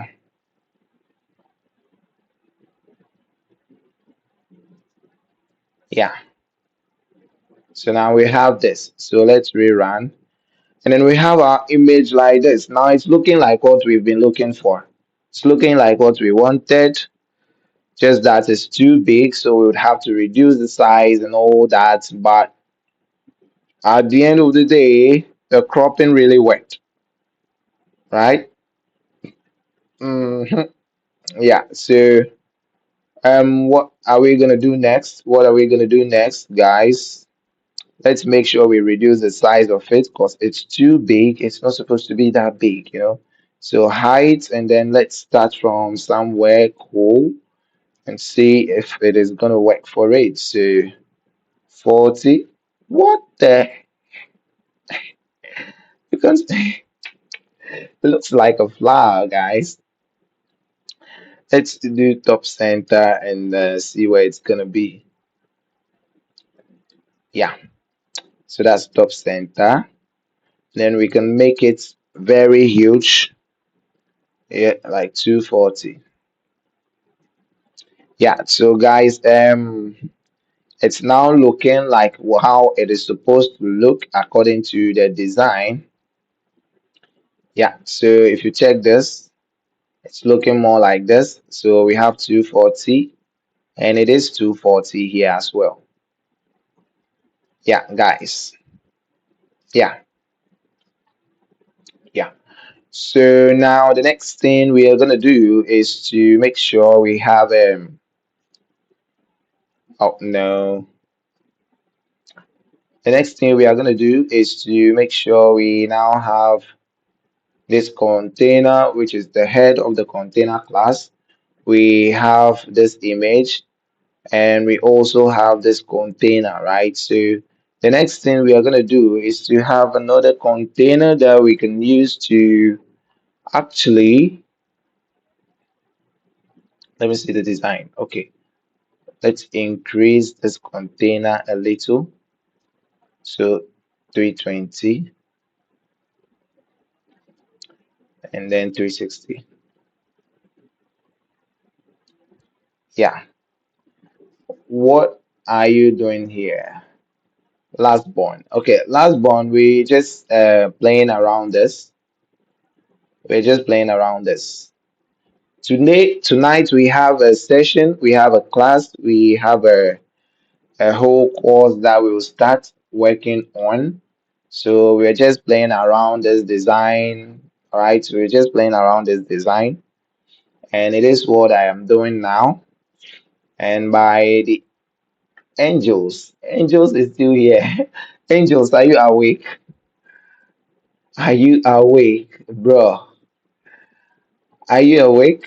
I am sure you'll be sleeping by now because I doubt you'll be awake, bro. Angels, are you awake? Yeah, so we're just playing around and then trying to kind of get our hands occupied. We are sharpening the hands for what is coming next. Yeah, so the black shadow is very thick, so we can do the with values. But what is the site name? This is not a site. I am using an IDE called Android Studio. It is what I'm using to build the app, right? It is what I'm using to build the app. So guys, we are very close to getting this to look like this, right? So if we should put it side by side, now you can see what we have. It's almost like it. Now all we need is the text down there, and then we are done. After we get the text, guys, we are going to say bye bye because the video is so long. It's almost 4 hours, and we just have to finish and run away because before YouTube and TikTok will come for our necks and be like, "Hey, how the hell would you be coding from 9 p.m. all the way to 1 a.m. and you're still doing it?" Yeah, guys, this is how we get better at what we do, right? You don't leave the code. Did you have WhatsApp group? Yeah, last point. I have a WhatsApp group. I thought you were part of it because I was talking about it multiple times. The name is Code with Secho. All right, so you have to. I can't drop the link in here. I tried and it didn't work. So you have to go onto the WhatsApp chat. You have to go onto YouTube, search Code with Secho, and you see me live right now. And then in the description of the video, you have access to the WhatsApp channel. So don't forget to subscribe when you get to the YouTube channel. Just drop subscription because it will help me. Yeah, the subscription is very important because it will help me and it will help you as well because when the subscriptions are there, I will be happy. Code with Secho. Check the comment section. I just dropped it. Let me drop it again. Let me drop it again. Yeah, that is it. Okay, so guys, we are doing another alignment, which is gonna take the text, right? So this one, yeah, last born. So this one is gonna take a child, and then let's give it a text, all right? And let's do this and see where it will be at. Yeah, so this is our child text. Now we have to make sure we have something like this. Then that means we are gonna have a column. Yeah, yeah, yeah, yeah. I'm gonna come so column, kaseke, column, column. Yeah. So we are gonna have a column, and then we are gonna have a child, and then that child is gonna have a text, and that text is gonna have data, and that data is going to be the name of the plant, which is a house plant. All right, then we are going to put it there. Sorry, we are going to put it there, and then we are going to give it a style, and then that will be text style. All right, and then we are going to do font weight, and then the font weight will be bold. Then let's rerun. Then we have house plants, and then now the column, right? The children of the column, the main axis alignment will be end. All right, the main axis alignment will be end. So now this is what we have. Yeah. So the font size of the house plant is supposed to be 20, right? So 24. When we do font size, we are going to give it 24.0. And then let's see how huge it's going to be. Okay, that's okay.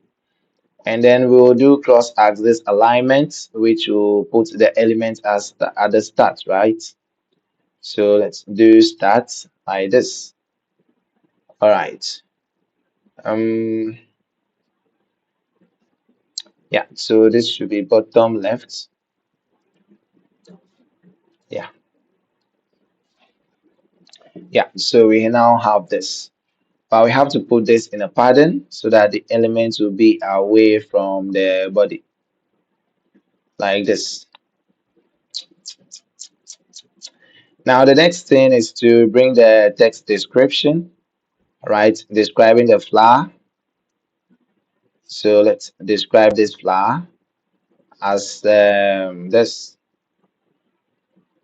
flower pot, blah, blah, blah, blah, blah. So let's put it here and let's rerun. We are going to have that, but the font weight is going to be normal. So we are going to have something like this. And then the font size is going to be 400, right? Okay. So the font weight is going to be W 400, right? And then the font size is going to be 14. All right. Okay. So yeah, now we have this. Now after having this, the next thing we are going to do is have a row. All right. So we are going to have this in a column. Guys, I'm not being fast because I want us to finish quick and then everybody can go and rest. And tomorrow is a big day. Tomorrow is the day where we start our journey, the marathon to becoming a software developer, a mobile developer. Tomorrow is the day. So we can do make access space between. All right. And then we are going to have these two elements. We are going to have the, yeah, and then this icon. Okay, the cat icon and then the price, right? So the price is just like this text. So we are going to take this and then put it here. And then it says 1200 RS. All right, it says 1200 RS. And then what again? Okay, the text is 15 and the font weight is bold. So this is 16 and the font weight is bold. Yeah. And then the next thing that we are going to have is this. After this text, we are going to have an icon button, right? And then on that icon button, we are going to have a cat icon. So we can do this, and then we can call icon, right? Then we call cat. So let's import Cupertino, and we'll give it a color of black. So let's rerun. And then guys, we have this. We have this. Now what we can do is that since we have this element in pattern, we can make it symmetric where horizontal will be more than 16, so probably 24. Yeah. Yeah, probably 24. And then vertical, okay. Horizontal will be 32 and then vertical will be 24. Yeah, so we are gonna have this, and all we have to do is to increase, all right, increase the height of our parents, and then we are good to go. Yeah. So guys, I think so far so good. We've gotten what we wanted, and we've gotten it and even more. Yeah. So guys, this is the design we've done finally, and let's compare it to what we have there.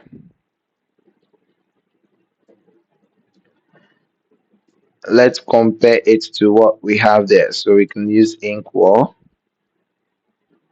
and then this will be child, and this will be on top.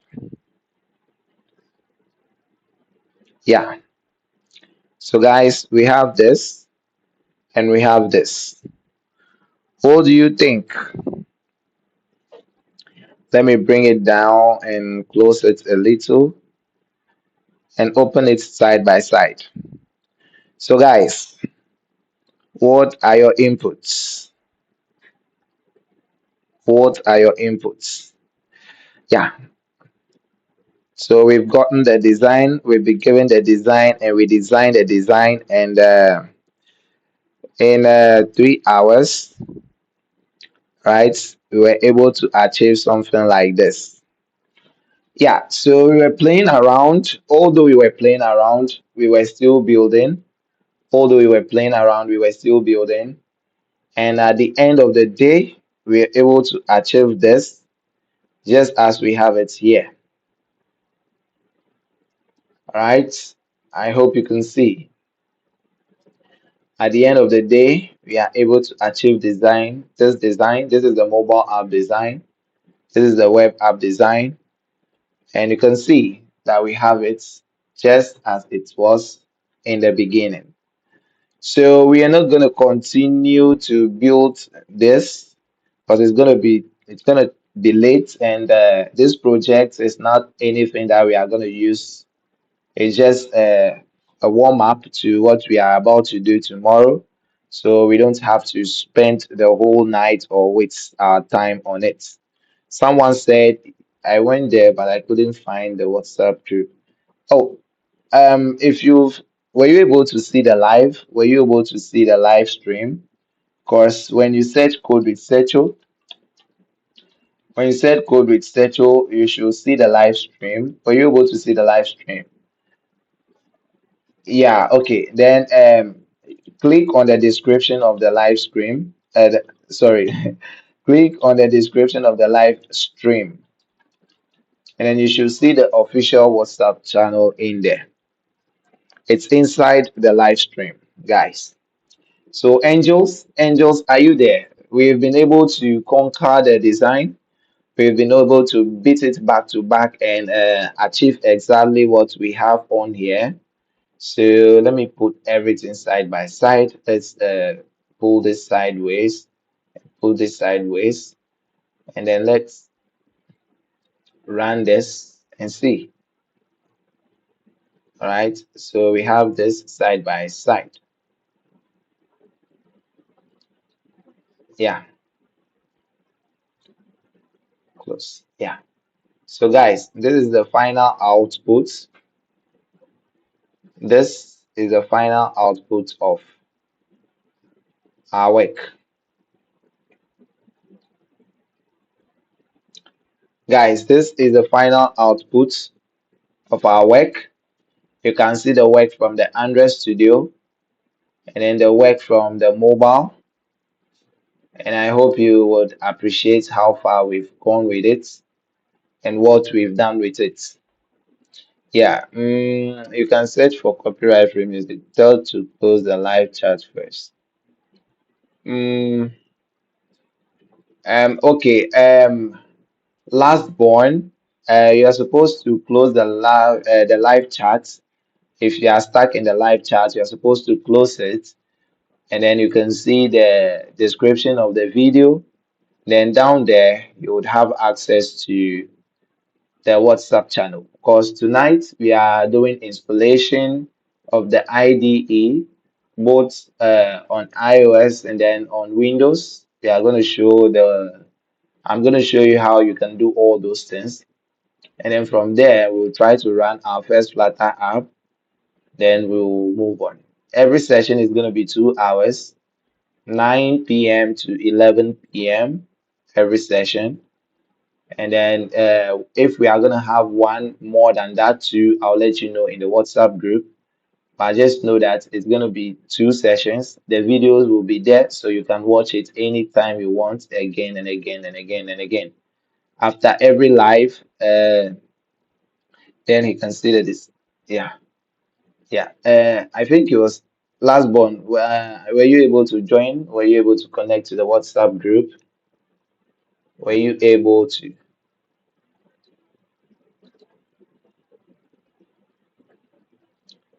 Yeah. So guys,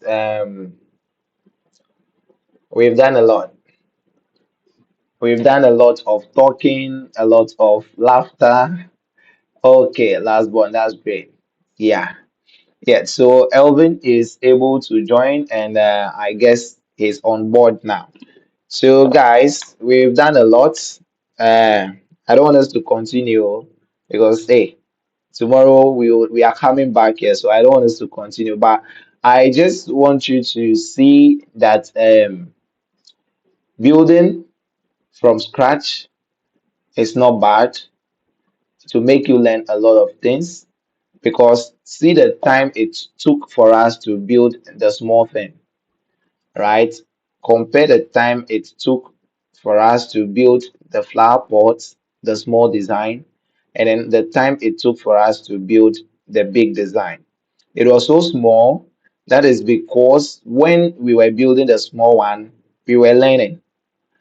Someone was like, why don't you just use AI and move on? Nah, I want to understand how it works. One day when I use AI to do it, I can review it and tell AI that, hey, the way you did it is wrong. Or I can either review AI's code and when it is better than what I did, then I can learn from there. So it is two things. It's either you know it, you have an idea of it, and you are learning it from AI, you are building upon your skill, or you know it, AI is giving you crap, so you tell AI that, hey, what you are doing is wrong. This is the best way. Yeah. So no matter what happens, just make sure you understand the basic and then you can work with AI. Yeah. So guys,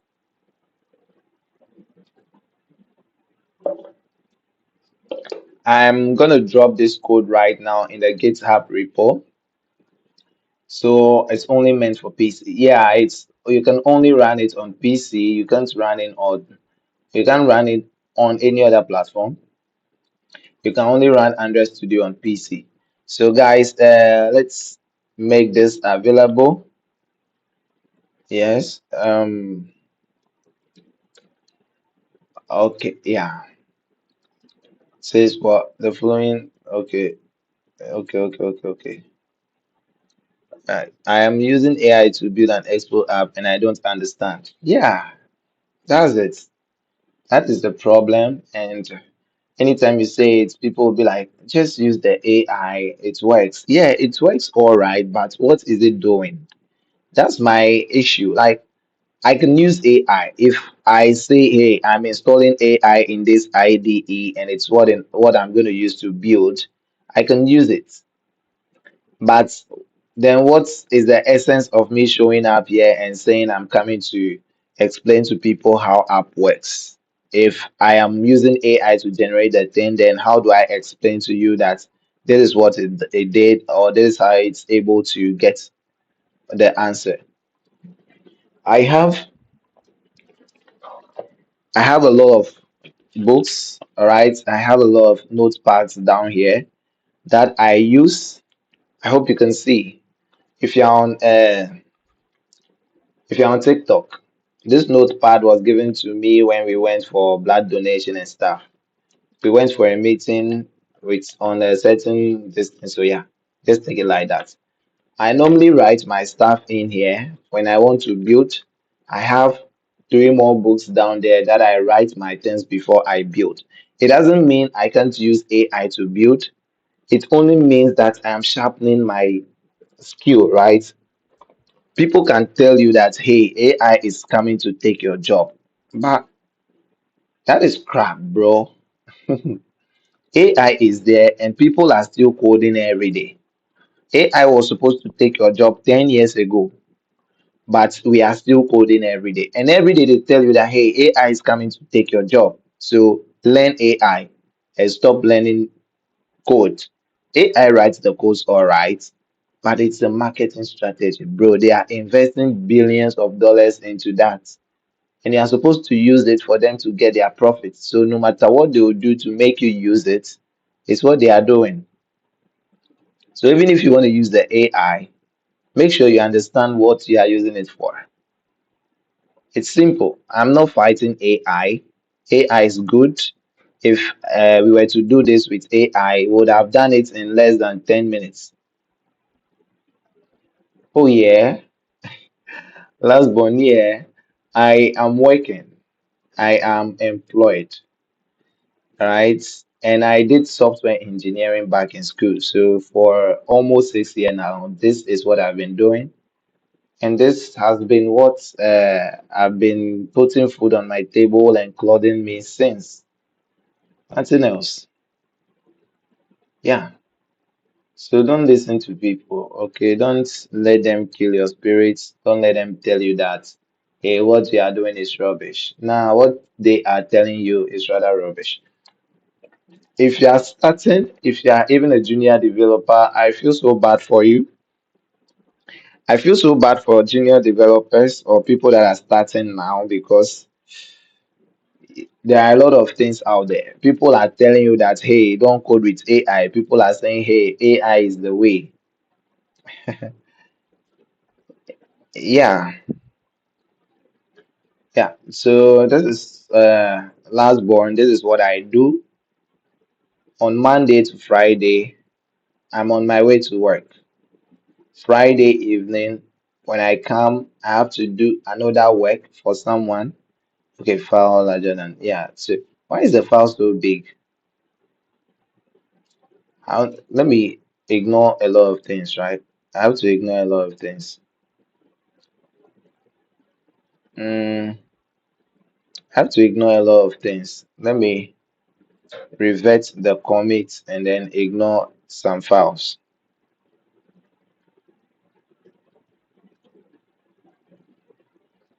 Ah, I pushed some files that I have to ignore. What is the git ignore? Oh, guys, there's no git ignore. That's why. So all the files were going there. Oh my God. Guys, let me go pick this git ignore and then use it right now. So all the files were going and I was so confused on why the files were all pushing up there, but I was busy talking and didn't even pay attention to it. Yeah, so let's do this and see.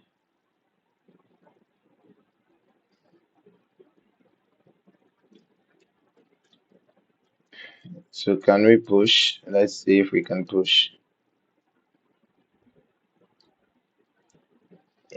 Mm, nah, it's pushing all the big files again. Let's see. Yeah, so any comments? I'm using AI to, yeah. Yeah, so guys, we've done the build. Now we are trying to push out there. I don't know why I didn't I didn't initialize the git ignore and I ended up pushing very big code into that repo, which is not supposed to be. And this one is gonna do the same thing again. So we would have to kind of revert some things. So let's go in here and refresh this. See the amount of huge code that we pushed here that we're not supposed to. Yeah, so let's go to lib and then we have this. Yeah, so our code has not yet been pushed. Everybody go join the WhatsApp group and get more ideas from there, I swear. Yeah, bro. I told them, I, bro, AI is for you. You feel free to use it. It's like you using a hammer and you don't know that you have to use it to hit the top of the nail. So anybody can tell you that no, use it to hit the body, do it this way. Like you have to know what you are doing, right? You have to understand what you are doing. And it's very beautiful. It's very beautiful. Hey guys, I have to I have to bring back what I committed, right? I have to revert the commit. Where is it? I think this one. Revert commit. So now what do I do? Mm, mm, mm. What do I do now? Do I do push? Because guys, I ended up pushing something huge that I'm not supposed to, right? I ended up pushing something huge that I'm not supposed to. Yo, alright. Oh, I've done the thing. Oh, didn't I inform you? Sorry, bro. Yeah, I'm good. Have you seen the updates? I thought I informed you. Oh, shit. I've done the updates long ago. You should refresh and then check it out. Yeah. Yeah. So guys, we've done the build. We're just trying to push and then see. Yeah. So you just check it out and then get back to me because I'd love to know the way forward and how to move around with things.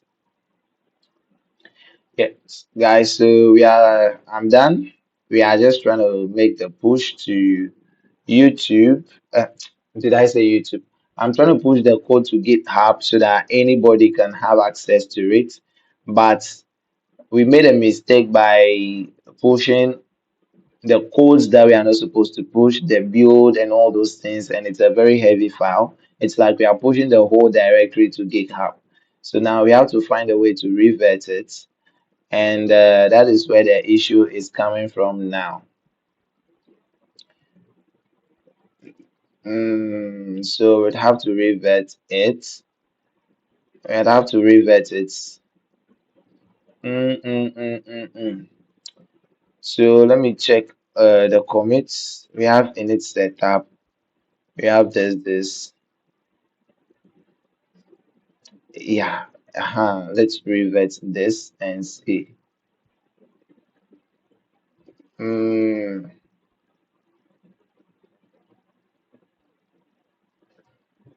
yeah. Yeah. So let's do all this. And now let's do a push and see. Because they are all supposed not to go.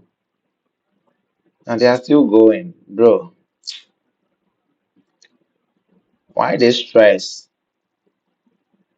Why this stress, bro? We are done with the app. Now we just want to push it there. They will tap the screen for me. Yeah, last born, tell them. Yeah, so guys, we've actually done a lot, right? We've actually done a lot. And I'm just happy that everybody is interested in learning this. Everybody is interested in understanding this. And we are all going to check out the YouTube channel, join the WhatsApp channel, because all the videos are going to be available in a playlist. And hopefully, you'll take it serious as I've taken it serious. Yeah, you take it serious as I've taken it serious, so that at the end of all this, you are not just going to waste your data bundle, you are not going to waste your time, but you will learn something. You will learn a skill, and that is what the goal is. Yeah, that is the goal of all this live, both on YouTube, both on TikTok, and very soon we will even move to other channels as well. So this is not pushing, this is not going, it won't work. I have to find a way to revert all that. I have to find a way to revert all that, right? So, mm, guys, let's so let me take this to let me search this and understand what the issue is clearly. I know what the issue is, but how to revert that particular push so that we can do what's right is what the problem is. So let's go and read. Yeah, because yeah, so add the files to git ignore. So you must tell git ignore to do. I think we've done that already. Remove the large files from your git registry. So since the files were already committed to your local branch, you need to unsave and yeah. So we have to do this. Right. So we have to remove catch build. Right. So we have to remove the catch build. Let's do that.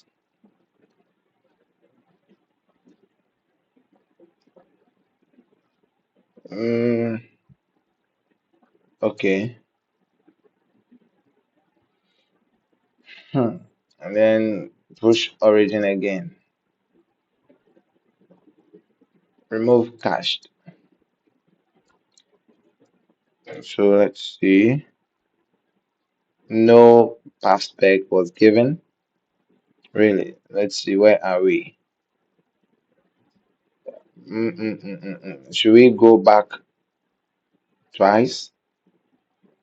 So if we say cd this ls. Okay. So let's enter flower pot, which is which ls. And then what is spyware in social engineering? Actually, yeah, mm,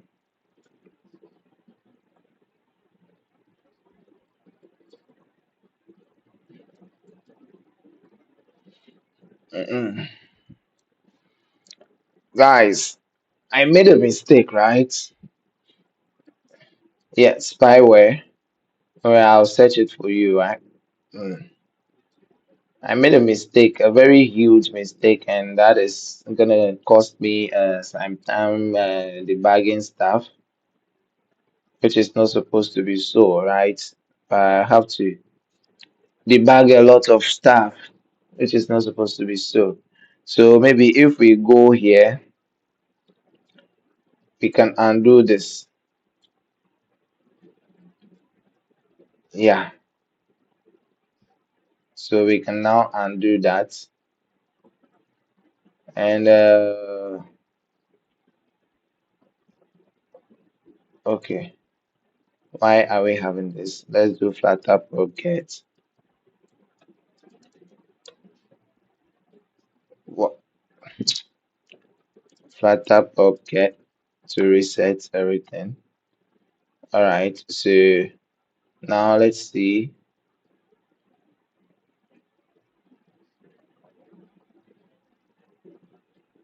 Mm, mm, mm. Okay, this is not it. Let's go open and open the second flat pot. Mm, mm, mm. Yeah, so guys, the first one that we did, I think looks like we lost this. So let me open and see. Seems like we lost the first one, which is kind of surprising because we lost all that we've written. That's crazy.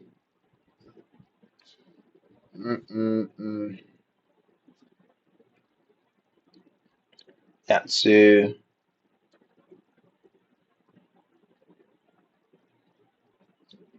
You have changes in progress and doing my results. So continue. Um, so I think we've thrown everything away. All the things that we've created, no, seems like we've thrown them away. So let me look for them and see what we have. Mm, so this is like the good thing. And we did this, and we had this. This was where the issue came from, right? This was where the issue came from. So we can, let me see. This this was where we did the push of the build files and all those huge things, right? So I think we can reset commit here.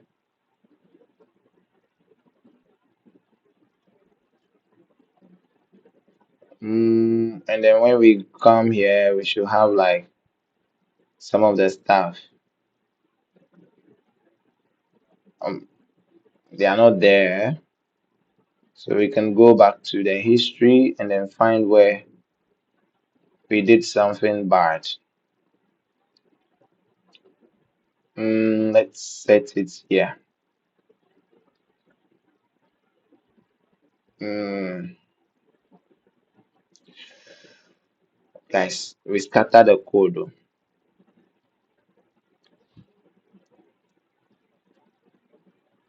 Guys, I scatter the code. Yeah. So after building the code, I started it. I started the code after spending the whole night to build it. So I'll just have to throw it away. I'll just have to throw it away and then hopefully tomorrow we have a better class to do our thing. Yeah. So yeah, seems like everything is now gone. Where is our code? Our code is missing.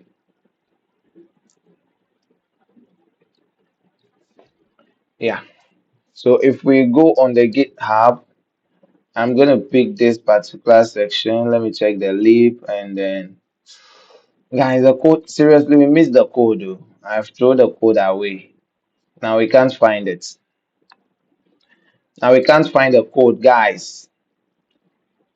The code that we wasted time building and all that just got missing and on so the changes this can we undo and which ones are these ones?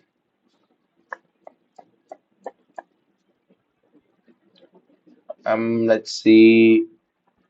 Nah, guys, we threw all the code away. If it not be you, it be me. We are throw them all away. So what are we gonna do now? If I should revert changes, let me see. I can't even locate the thing, crap. I can't even locate the file itself. Mm. Yes, guys. So we finished building the app. If you are watching, if you've gone to bed and you are back, we finished building the app. By mistake, I threw it away. Now I can't find it again because I messed up with the commit, and now we are lost. So all that we've built has been lost, guys. It's sad. All that we've built has been lost, and Regardless, today is a good day. We will be building our first mobile apps, and it's gonna be a day where we'll do our setup and everything. Yeah, and by the way, I said I threw the code away. It's true. I can't find it again. I made a mistake with the commit. Now I can't even locate the Git repo because everything is missing. And if I should invalidate caches and even come back, I'm not gonna get it because it is gone. We did not push the things that we did, and let's see what we are gonna get. So let's drop down flower pots. Let's drop down leaf, core. And then this is it. So we lost almost everything. We lost all that we've pushed, and it's sad because we spent almost the whole night for it, only to come back and realize that we spoiled it. Yeah, not the cause. I did it. So let me see. Mm,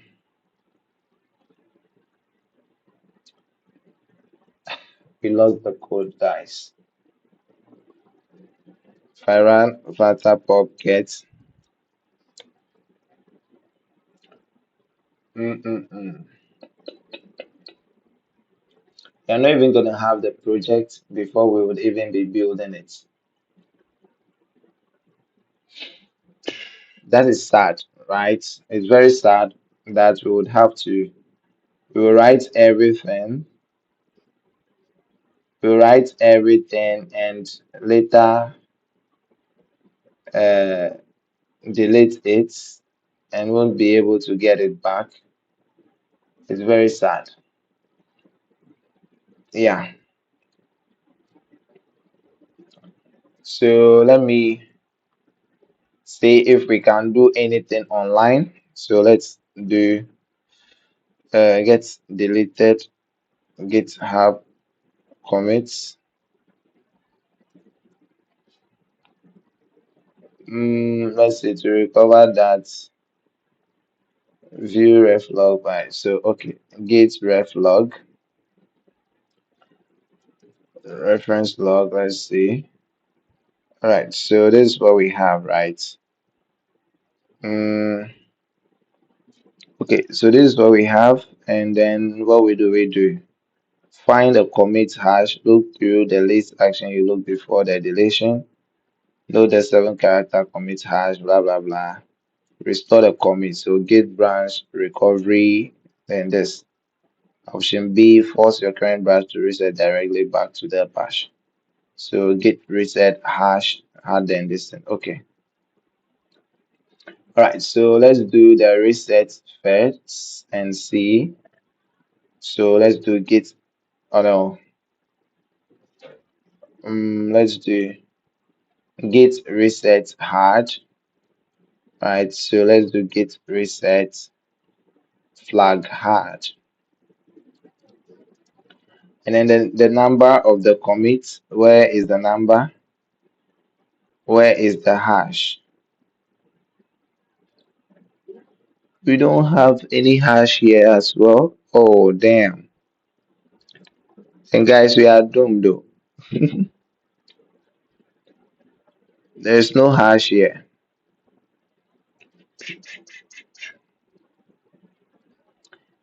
Um, okay. Says what? Revert needs to up and blah blah blah.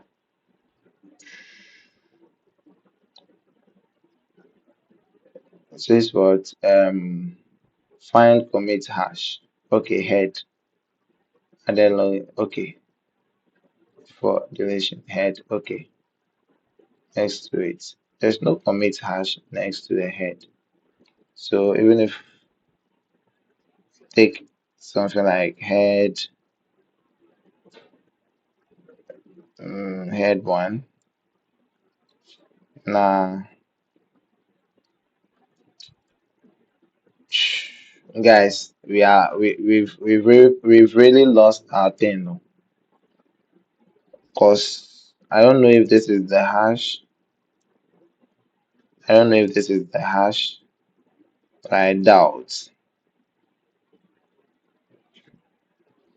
Okay,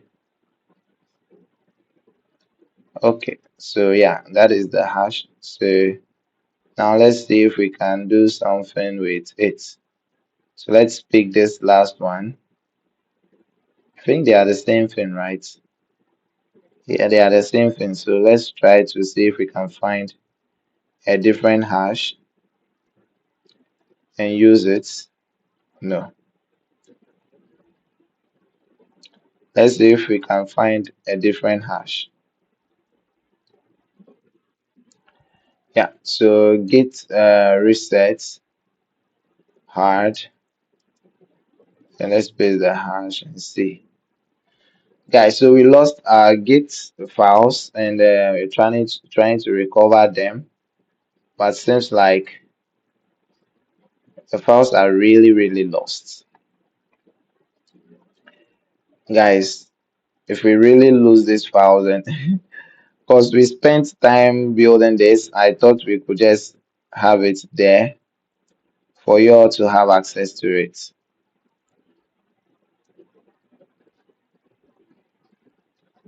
Mm. Yeah, yeah, guys. We've recovered our item. Let's rerun. Okay, so let's do flatter clean first. We've recovered our item. Let's rerun and make sure they are all working. So this is home screen. Yeah, so we've been able to recover our item. The lost items are now found.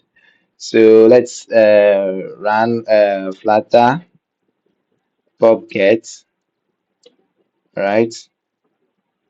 And then now what we can do is let's reload. No, let's invalidate caches, right? And then come back. Yeah, yeah. So now let's rerun our app, and hopefully it should run. Phew. Guys, we lost the code. We lost the code, guys. Thank God there is internet and there is engines that scrape things off the internet for us. Yeah, so now we can go back, and then do we have git ignore? Let me add my git ignore, the one I copied long ago. Okay, yeah, now we have git ignore. It's supposed to ignore the build and all that. It's supposed to ignore the build and all that. All this must be ignored, right? Where are they? We have to add to git ignore all these things. So let's go in here, right? Let's go in here, and then all these things we just add them to git ignore. Yeah. So let's see. I think we should be able to add them to git ignore. Git GitHub, blah blah blah blah blah blah blah. Set head and all that. Hmm. Yeah. So let's look for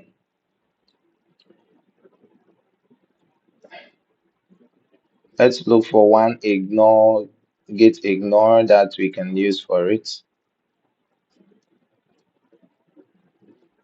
Mm-mm-mm. Although we added the git ignore, the file still don't want to pass through there. Have you pasted? How? Oh, I have to copy the whole folder, then come here and drop it here. Yeah, overwrite. Now let's see. Where is the git ignore?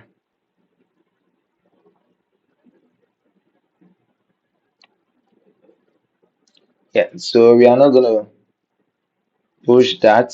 We will just do the normal push for the files only.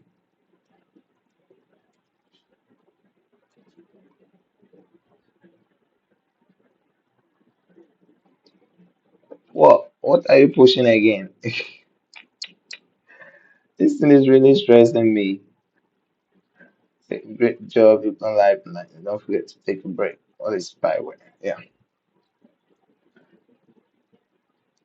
Oh God, this thing is stressing me, right? We are done with the app. We just want to push it out there. And can I cancel this? Yeah, let me cancel it and then let me remove this thing from my cache.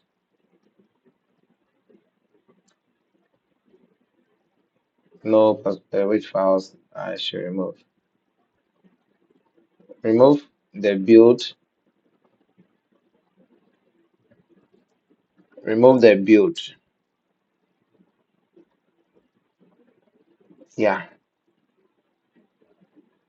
So remove the build, and it has removed all the build as well. So now let's see.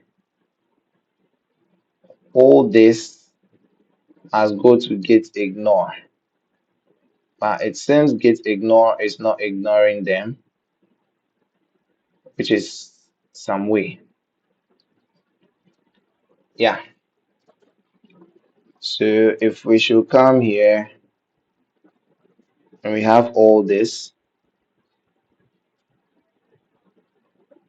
we should be able to, yeah. So add build to git ignore. I think we should add all of them. Can't we add all of them? Mm, mm, mm, mm, mm.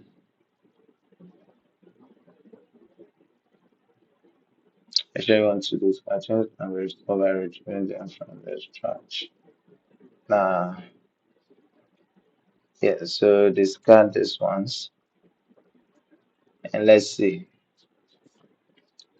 Yeah, so now let's go in here and check what we have.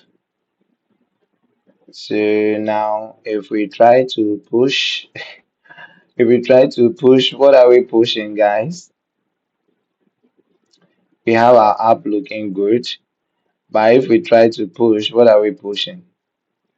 I hope we are not gonna push all that again because it's gonna be like, what the hell? No, no, no, no, no, no, no, no, no, no.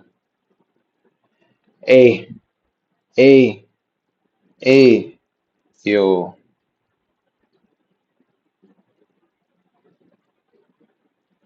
yo.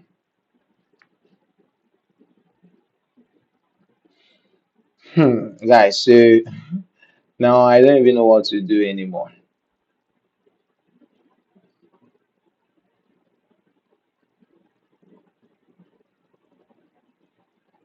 I don't even know what to do anymore because just to push to get, I did a mistake and now we are facing all these issues. What I can do is to clean the whole project and then reinstall it. When I reinstall it, then I just add only my folder, right? Only my folder to it. That way, I shouldn't face all these problems, right?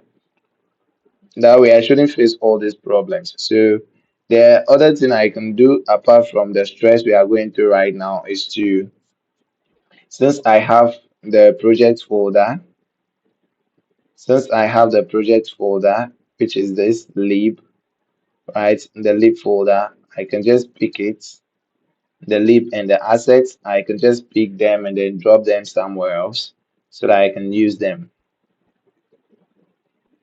How do I even stop this? Mm, yeah, so I have to stop this. Let me take this, and then let me put full of them here. Yeah, so let me see assets.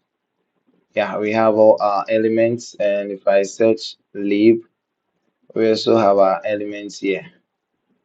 All right, so now we can do this. We can go down here. Let me see. Yeah, so to push operation, yeah, it's yeah. So blah blah blah blah blah blah blah. So what we can do is to go down and then delete this repo, right? Let's delete this particular thing. Okay. Yeah, so now we are going to locate and then we will clone again. Then now this time around we should clone better, hopefully. Remove. So let's add a new project, clone a repository from here. Then let's set flowerpot, studio project flowerpot. Yeah. So now when we open studio projects of flowerpot, right? When we open studio projects called flowerpot, we should now have this.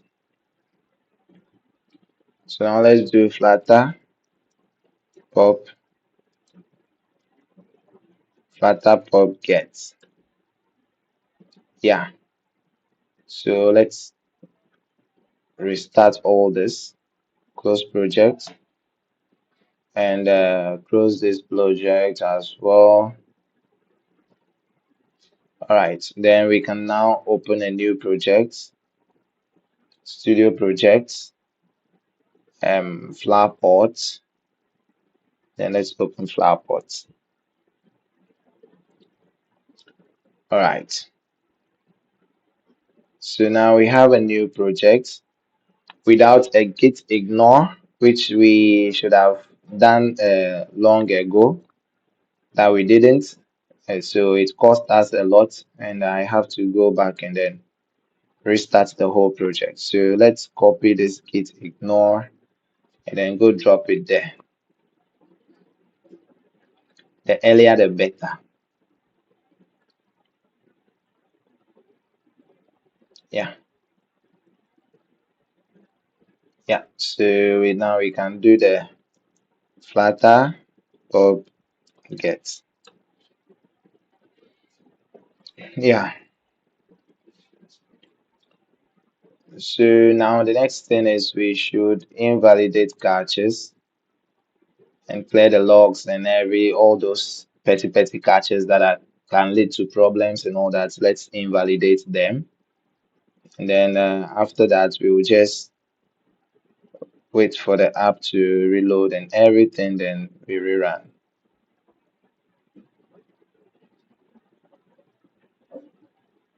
Mm, mm, mm.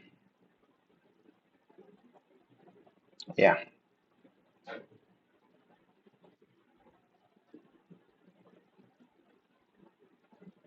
yeah. So let's do this.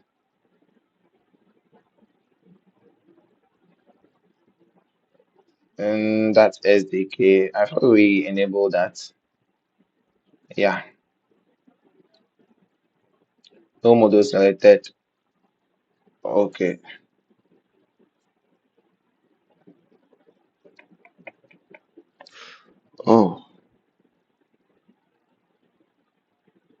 Why does this little project want to give us an issue, guys?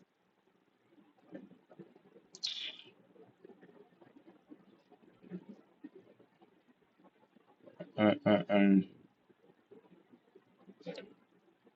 Let's just go here and create a flower pot like this.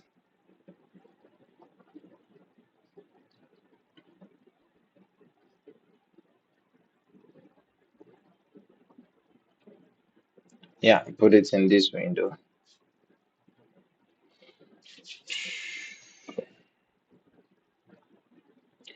Do do do do do do do do do.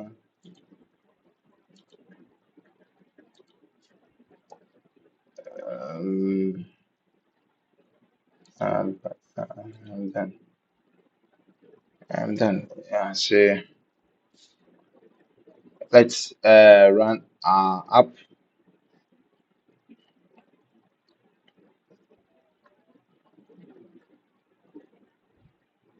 Do do do do do do do do do. Yeah. So now we have this. Just have to go to the desktop, close this node. All right. So we are gonna take this lib, right, and replace it with the lib here. Yeah. We'll overwrite everything. Oh,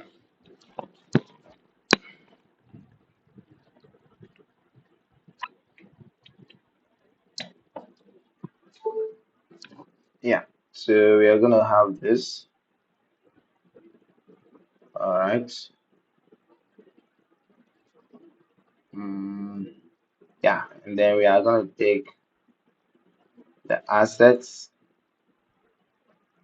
Then we put it also here. Yeah. And then when we go to the prospect.yaml, we have to open the assets folder,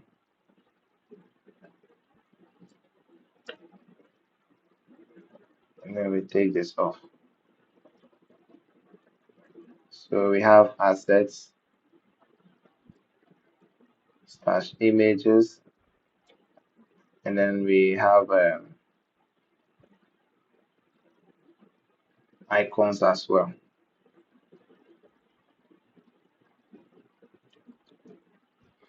Yeah. So when we have that too, all we can do is flutter pop get, right? So let's rerun. Let's do flutter pop get, and let's stop the app, and then let's rerun.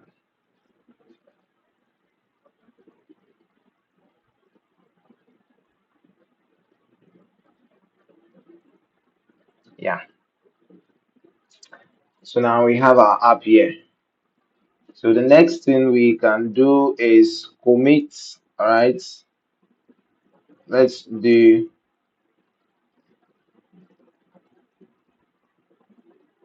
let's just do a normal git push and see what they'll say.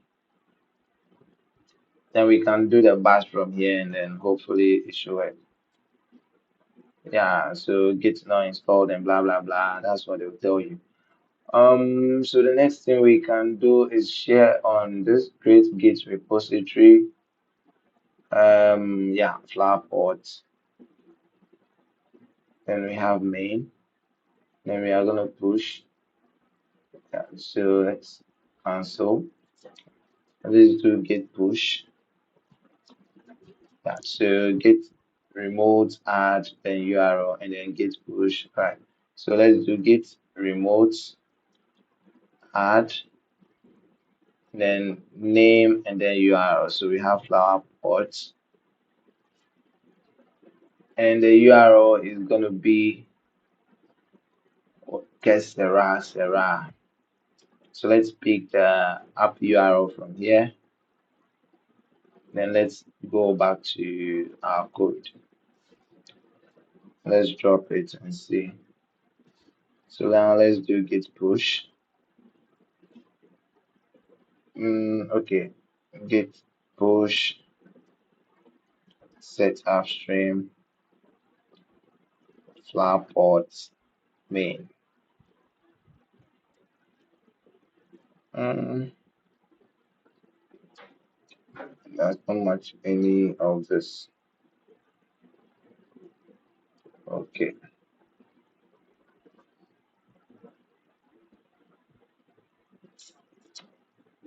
Let's check this on the web and see what it will say.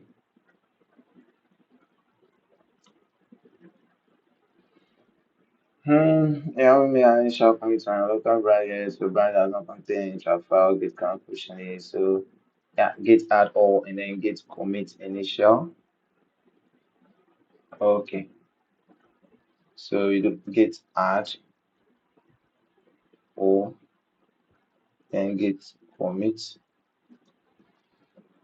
init initial. Let's see. Yeah, git commit message initial. Sorry. Boss, will get my with AI to build my project, right? Mm, hmm. I seriously, I have no idea. Yeah, I have no idea what AI tool can work for you. Yeah, because I normally don't use Sam. I normally don't use Sam. Fireball does not appear to be a Git repository. Do not read. Make sure. Okay. Yeah, so I have no idea, and yeah, so to push updates, I just click there. So I tell you to know how to play this share provider to the same to git pull and new branch. So now if you wish to track in, there's no tracking information for the current branch. Specify which branch you want to merge with. Say git pull one. Okay. If you wish to, okay. So now let's do you wish to set tracking for this branch, you can do so. Let's do the push first. Okay, so git pull remote main and that to be a git repository. Wow,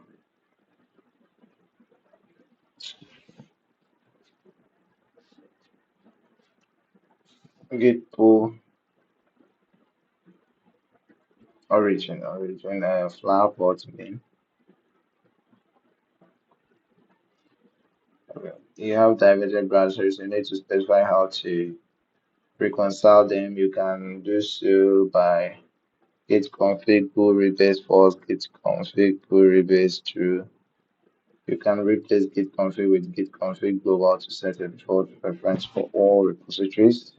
You can also pass rebase, no rebase, or off only to the command line to override. Okay. So git config, let's rebase, right?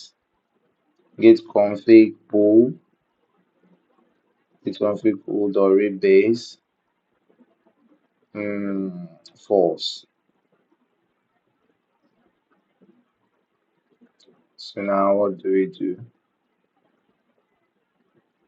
We're choosing to merge unrelated history. Um, so what do we do now? Guys, I just want to push this thing on GitHub for you, for everybody to have access to it. So,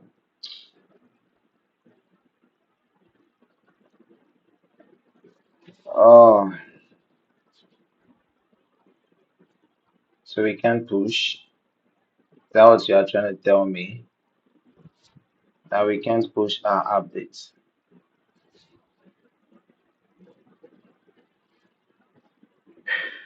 So you're trying to tell me that we cannot push our updates for real, for real, for real. Okay, I'm gonna get you, and when I get you, you're gonna regret it.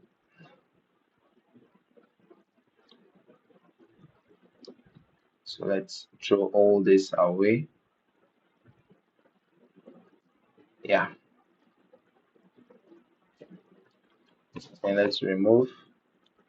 Then let's add clone, flowerpot. Yeah. Mm. Yeah. So let's show in Finder, and we are gonna have this.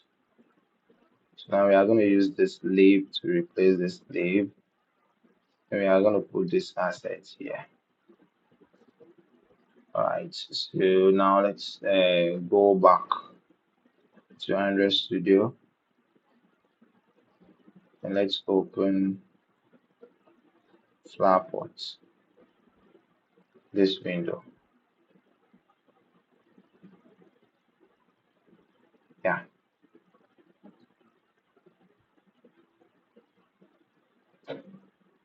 so now let's do git. Let's add the git ignore first. Mm, because I missed a single git ignore, guys. See how I'm stressing. Because I missed a single git ignore. See how I am stressing, and nobody is here to also help me. Ask add git ignore and let's see. Yeah, so let's do flutter pop get, right? Mm-hmm. Yeah, so we're gonna have flutter pop get, and this is our main. This will be our splash screen. Oh, we know everything here, guys. Then let's go to the home page.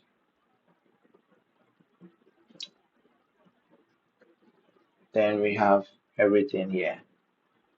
Okay, so now that we have all this, version files are those ones, right? And then we have git ignore. So let's do the let's try it again, and hopefully this should work, guys. So I want to add the link to the description and you can have access to it. So yeah, so now this should work. Then we should be able to move forward from here.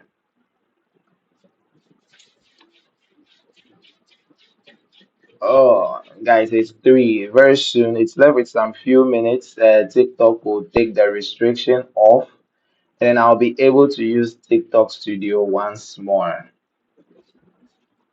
Yeah, so guys, we're able to solve the gate issue. Now we can push, right? Now we can push, and then that should be it. Yeah. So now when we go here, we should have our project. Yeah. So now all you have to do is pull this, and then you have access to the project. But there's one thing that I haven't configured, which is the YAML. Yeah. So let me configure the YAML. Have to be assets slash images, then assets slash icons. Yeah. So I have to do this as well. Then that makes sense. That marks the end. Because guys, oh guys, it's been a hell of a night. The funny thing is, we just came here to do an hour, right? And I've done 5 hours. And this is just people will say a tip of the iceberg, what we do on a normal when you face an issue.